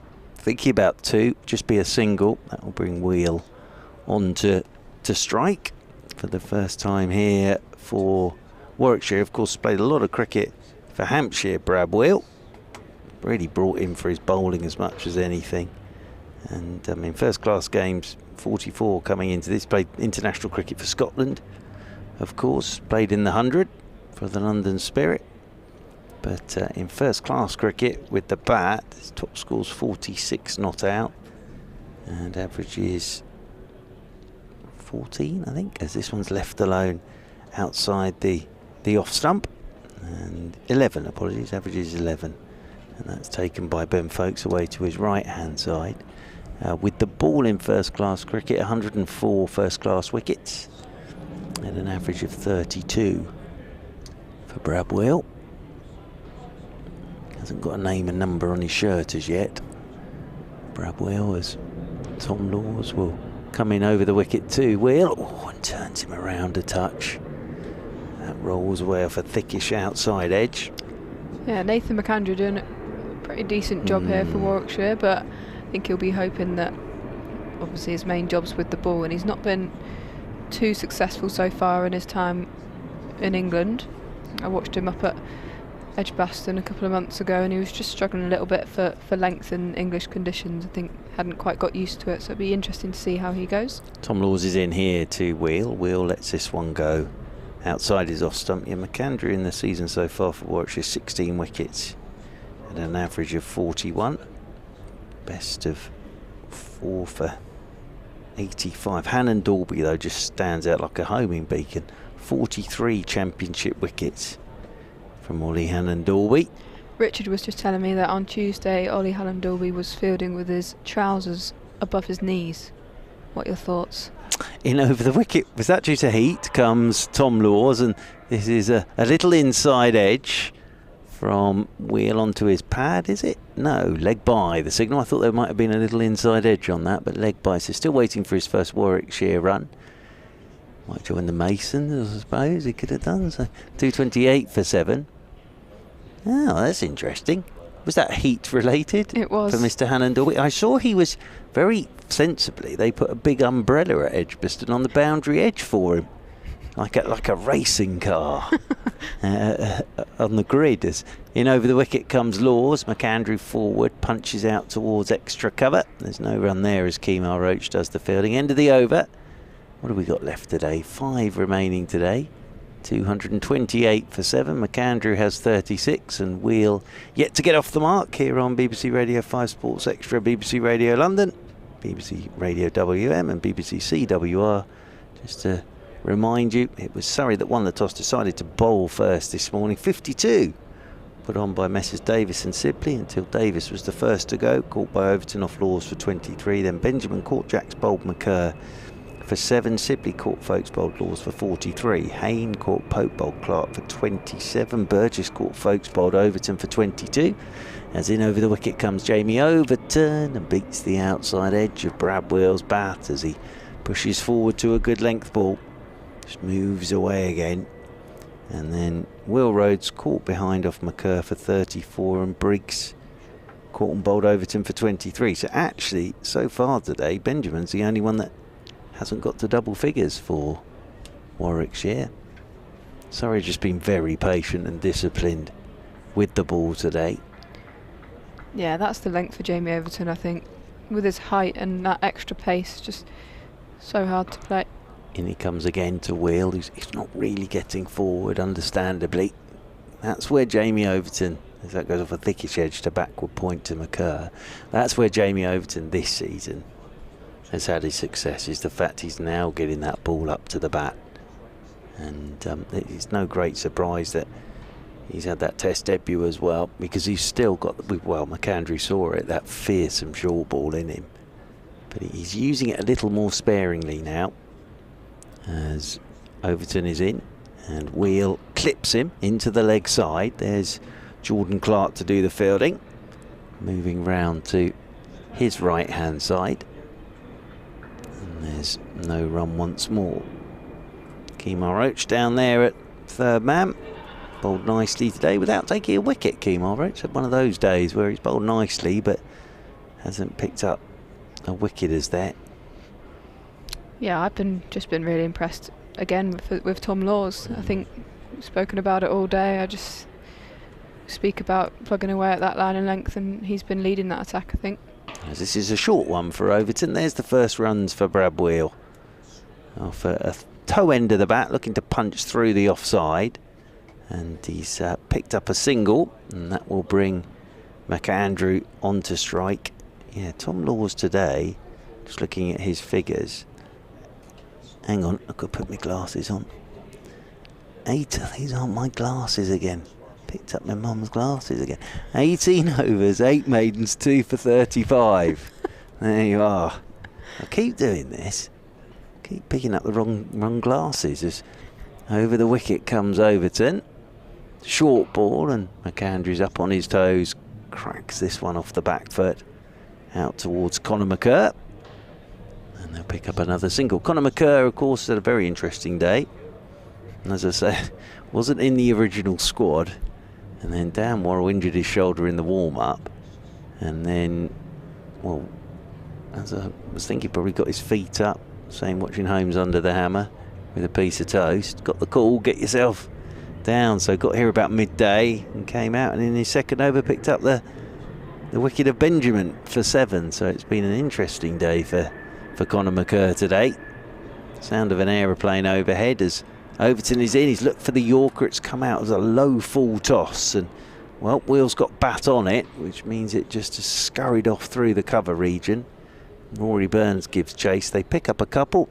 That will move Wheel on to 3, and Warwickshire, with 4 overs left today, Eva Great move on to 232 for 7. And the other thing here for Warwickshire is I think they will look back at this and think we've left some runs out there today. Yeah, definitely. I think at lunch, I think they probably would have been happy, and similarly at tea, with only 4 wickets down, I think if they could have used that as a bit of a platform to really push forward. We spoke about it, they went quite slowly in those 2 sessions, and you sort of felt that they were just taking some time trying to get themselves in, because it has been hard to time out there today. But as you said, not one of them's just kind of kicked on and gone on and got a big score. Tom Laws it is, from the pavilion end to McAndrew, and McAndrew clips him neatly and tidily out towards deep backward square. The underarm throw from Jamie Overton, and they will pick up a single. So 17 runs away from a second batting point. Just a quick look at other scores from around the country. And Stumps, Essex, Somerset. Essex 281 for 300 there for Nick Brown today. So Nick Brown 129 not out. Tom Laws is over the wicket here to Brad Wheel, who's gone across his stump. Shout for LBW. It's hit the pad as he looks to work it leg side. This will be 4 leg byes down below us. Signal by umpire Taylor. Down it goes to that fine leg boundary rope for 4 leg byes. It's getting across those stumps, definitely going down. And away for 4 leg byes it goes. Yorkshire and Hampshire, as we were saying earlier, just the 54 overs today, and Yorkshire 158 for 8. At Old Trafford, match delayed by bad light again after rain. Lancashire 112 for 4 against Kent. This one's left alone outside the off stump by the right-handed Wheel, who then wanders off towards square leg. Gloucestershire all out for 317. Northamptonshire 11 without loss. And Derbyshire and Worcestershire at New Road. Derbyshire were all out for 130, and at Stumps Worcestershire 141 for 5. Stumps, bit of rain about up north as well at Chesterley Street as Laws is in. Oh, and Wheels had a little nibble at this one. Outside his off stump, goes past his outside edge, and Durham closed tonight 132 without loss. That's a pretty good day for Durham. I think Middlesex won the toss again and put Durham in. But yeah, they did. 132 without loss. And Nottinghamshire and Sussex, that starts tomorrow. So nothing's happened in that game yet, because they haven't started. No balls bowled. Nothing's happened. As in over the wicket goes Laws, and forward goes Brad Wheel. Solid looking defensive shot that from Brad Wheel. But yes, I better just double check I've got that right with my mum's. Yeah, starts tomorrow, Nottinghamshire and Sussex. Worth saying, if anyone fancies some more cricket, the England Women's T20. 6:30 kick-off. Absolutely. Yep, so 6:30 kick-off for that one tonight. And that's in Derby. As over the wicket once again then comes Tom Laws, and this one's left alone outside the off stump. And taken by Ben Foakes away to his right-hand side. Be commentary on that on BBC Radio 5 Sports Extra as well. But yeah, that's at Derby this evening. England women against South Africa women. I know that Mr. Norcross has made the train journey to Derby. Didn't half go on about his train journey to Worcester. Blimey, I felt like I was on it with him on social media. Anybody know any trains to... Oh dear. As it's Conor McCurr. We'll do this over with you, Eva, and then we'll bring Roland Butcher in for the final two just to get his thoughts on the day's play. But thank you again for joining us. And good luck. Good luck. Well, we'll see you again, but good luck with the 100 as well. Good luck with the 100. Thank you. Enjoy yourself. It'll be great fun again. 2:37 for 7. And then I'll see you for a bit of South East Stars action after that. As in over the wicket comes Conor McCurr now into the attack, replacing Jamie Overton. He did pick up that wicket of Danny Briggs, and the first one's wide outside the off stump and left alone by McAndrew. Taken by Ben Foakes, moving away to his right hand side. Yeah, Conor McCurr picked up that wicket early on in his innings, but second spell was a little bit off the money, which is understandable considering the circumstances this morning. But yeah, came back and bowled a really tight third spell. Lots of plays and misses and getting the ball in the nice areas. He's in again here, and McAndrew's up on his toes, just punches away out towards Jamie Overton, who comes in off that cover boundary rope. And they will pick up a single, and that will move McAndrew on to 39 and bring Brad Wheel back onto strike on 3. We're still under the floodlights here because it has got a bit gloomy again. But we'll get through these 2.4 overs today. We've got a full day's play in today. We've been lucky because across the country other games have been hit by the rain. 2:38 for 7 Warwickshire. Brad Wheel on 3. 3 slips in there for Conor McCurr. As over the wicket he comes, and that's the tempter outside the off stump, but Wheel's not tempted. Just swings away a touch from him. And Wheel wanders off towards square leg. I think Surrey would love to pick up another one, maybe 2 just before the close of play, having stuck Warwickshire into bat. Yeah, quite slow progress for them most of the day, and Warwickshire just haven't had that one batsman to go on and make a score. And I guess the issue with going at such a slow pace is that when you do get 7, 8 or 9 down, you haven't got that total that... As this one's left alone again outside the off stump by Wheel. That you need. So yeah, it's been a good day for Surrey, I think. I think they've bowled well. As I said, just kind of plodding along at that line and length and just trying to make something happen and wait for them to make the mistakes. And if we're being completely honest, that's what's happened, really. Yep, absolutely. And still to come, Liam Norwell and Ollie Hannon-Dalby. Those two are still to come. Conor McCurr, wearing number 3, runs away from us, comes in over the wicket, and that beats the outside edge of Brad Wheel's bat. Defensive shot from Brad Wheel. Good length delivery from Conor McCurr. Nice bit of bowling that from Conor McCurr. Yeah, we have seen quite a few of those today. Just ball starting on around middle stump, tiny bit of movement through the air, just enough to kind of bring in the shot and pass the outside edge. Just on a length, not too full, not short enough to pull. Very nice bowling from Conor McCurr. Absolutely is. In over the wicket goes Conor McCurr once again. Oh, and that one's beaten the edge, and that one bounces once before it gets into the gloves of Ben Foakes. That's hurt Ben Foakes again. Surrey players have been in the wars today, haven't they? It's been like emergency ward 10 at times. So yeah, and just the other thing to say is with the T20 International for the Women, it's on BBC 2 as well this evening as well. So on Sports Extra and also on BBC 2 or online via the BBC iPlayer. Eva, thank you so much. Been lovely to see you, and we'll see you again soon. But good luck with everything. Good luck with everything. Thank you to Eva Gray. Lovely to have Eva here. She's off for a bit of training with the South East Stars. Then she's off to a very nice hotel in London to ply her trade for the Oval Invincibles. We'll bring Roland Butcher in for the last couple of overs and get Mr. Butcher's thoughts today on this one, as here comes Tom Laws over the wicket, and this is tucked away off his pads by McAndrew, straight out to deep backward square. They'll pick up a single, one more to the total run. And welcome back, sir. And your thoughts on today? It's been, I think Warwickshire will feel they've had everybody's got a start, but nobody's really gone on, have they? Yeah, Mark, it's been very much that sort of day. I think Warwickshire have struggled, they've fought hard. Surrey's been at them all the time, obviously pressing to get wickets. It's been one of those days where the batsman hasn't had a chance to get on top. As in over the wicket comes Laws. Oh, and a big drive here from Brad Wheel. And Eva was just saying, as that goes past his outside edge, Surrey would love another one tonight, wouldn't they? They really would. Yeah, they certainly would. That would make the job a little bit easier tomorrow morning. But I think all in all, still a little bit of swing there. So if that continues tomorrow, I think Warwickshire will be buoyed by the fact that when they come to bowl, yes, that they'll still have a chance. In over the wicket once again comes Laws. Forward goes the right-handed Will. I'm going to come out with my really boring stat again here for you, Mr. Butcher. But Surrey's lowest first innings total of the season so far has been 308 against Somerset.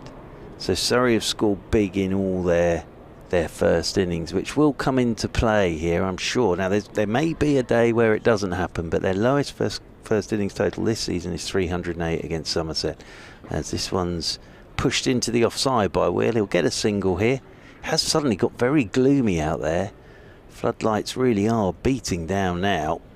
And the umpires always get a bit twitchy when you can see those star-shaped of the players' shadows by their feet. A bit like helicopter propellers, really. But it has got a bit gloomy all of a sudden. 240 for 7 with 1 over to go after this one. Waits over his bat once more, does McAndrew on 40. As Tom Laws is into McAndrew. McAndrew is forward solidly, plays this one out into the offside and there's no run. But yeah, Surrey against Warwickshire in that opening game of the season, 428 for 8 declared, then 467 against Hampshire, 308 against Somerset, 603 against Gloucestershire, 401 against Northampton, 671 for 9 declared against Kent, 382 against Somerset, 673 for 7 declared against Kent again, 515 against Yorkshire, and then 319 last week against Essex, as that one's down the leg side, and nothing on that from McAndrew. 240 for 7 at the end of the over, so 1 to go tonight. So Surrey, if you look at those stats, always score pretty big in their first innings. So yeah, I mean, that's pretty impressive stuff. No shortage of runs. Obviously this year conditions have been good for batsmen, but at the same time you still got to score runs. So yep, the fact that they've been able to score such large scores over the whole season obviously suggests that the batting unit has really been doing its work. The thing that's impressed me with them as well was Scarborough. Yorkshire batted first and got 521, and then Surrey responded with 515 and went on to win that game.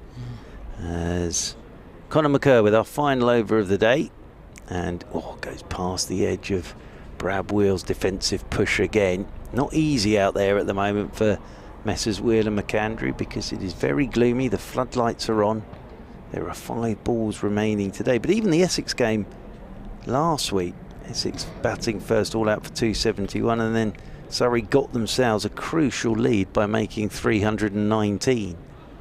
240 for 7 as Conor McCurr turns down below us once more, and will come in over the wicket to Brad Wheel. Short ball, and Wheel's turned this one off his hip. McAndrew was coming for the single and then decided against it, and there's no run. But yes, just thinking about taking a single there was Brad Wheel. McAndrew sent him back. Yeah, it would be. You don't want to run out. It'd be crazy now to get a run out at this time of the day when you're hoping to survive and be there tomorrow morning. As he waits again, does Conor McCurr. Now he'll come striding in over the wicket to Wheel. Looks for the Yorker. Wheel gets bat on it, rolls away into the leg side. Round goes Jordan Clark to do the fielding. Been good to see Jordan Clark get through his overs today. Whenever you see a bowler with a bit of a side strain, you're always a bit concerned for them. But he's got through his overs today. 18 he's bowled today, Jordan Clark. 19 for Kemar Roach, 20 for Jamie Overton. Tom Laws has bowled 20 as well. This is the 13th for Conor McCurr. He's in, and that's down the leg side. Again, looking for the Yorker, but just pushed it down the leg side. And taken by Ben Foakes, moving away to his left. Yeah, I think he got away with that one, really. It was a nice, juicy full toss on the leg side, and perhaps the batsman in a defensive mindset at the moment just to get through this over. Really missed out on a scoring opportunity. Yeah, make sure you're there in the morning. That's the key thing now, from a McAndrew and Wheel point of view.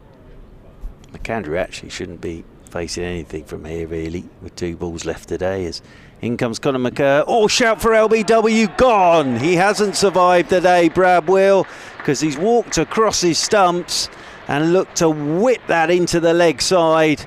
And Brad Will goes LBW for 4. McAndrew will be 40 not out.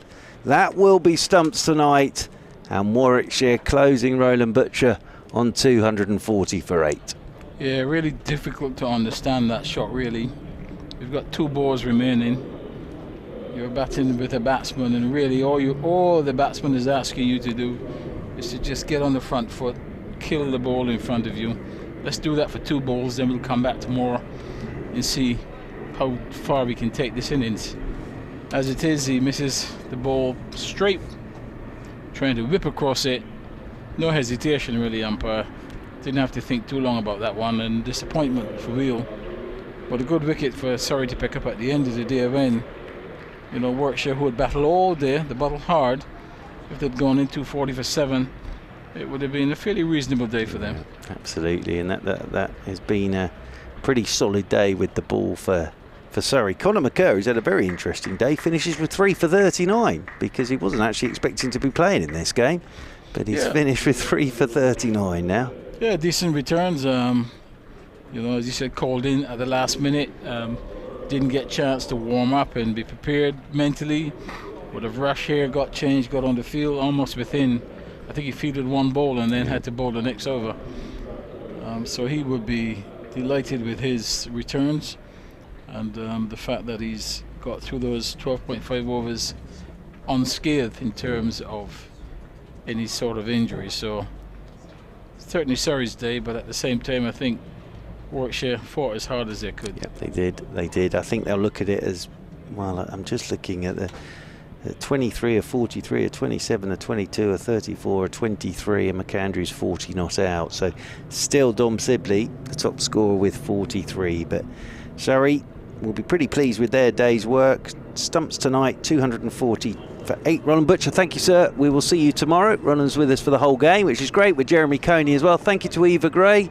Thank you to Richard Wilford. Richard and I are off. Well, Richard will do a hard-hitting interview, and I'll just do my normal couple of questions, and that'll be that. But we'll all be back with you from 11 o'clock tomorrow morning. But the news tonight is that Warwickshire, having been put in by Surrey this morning, have closed on 240 for 8 from us all this evening. It's a very good night to one and all.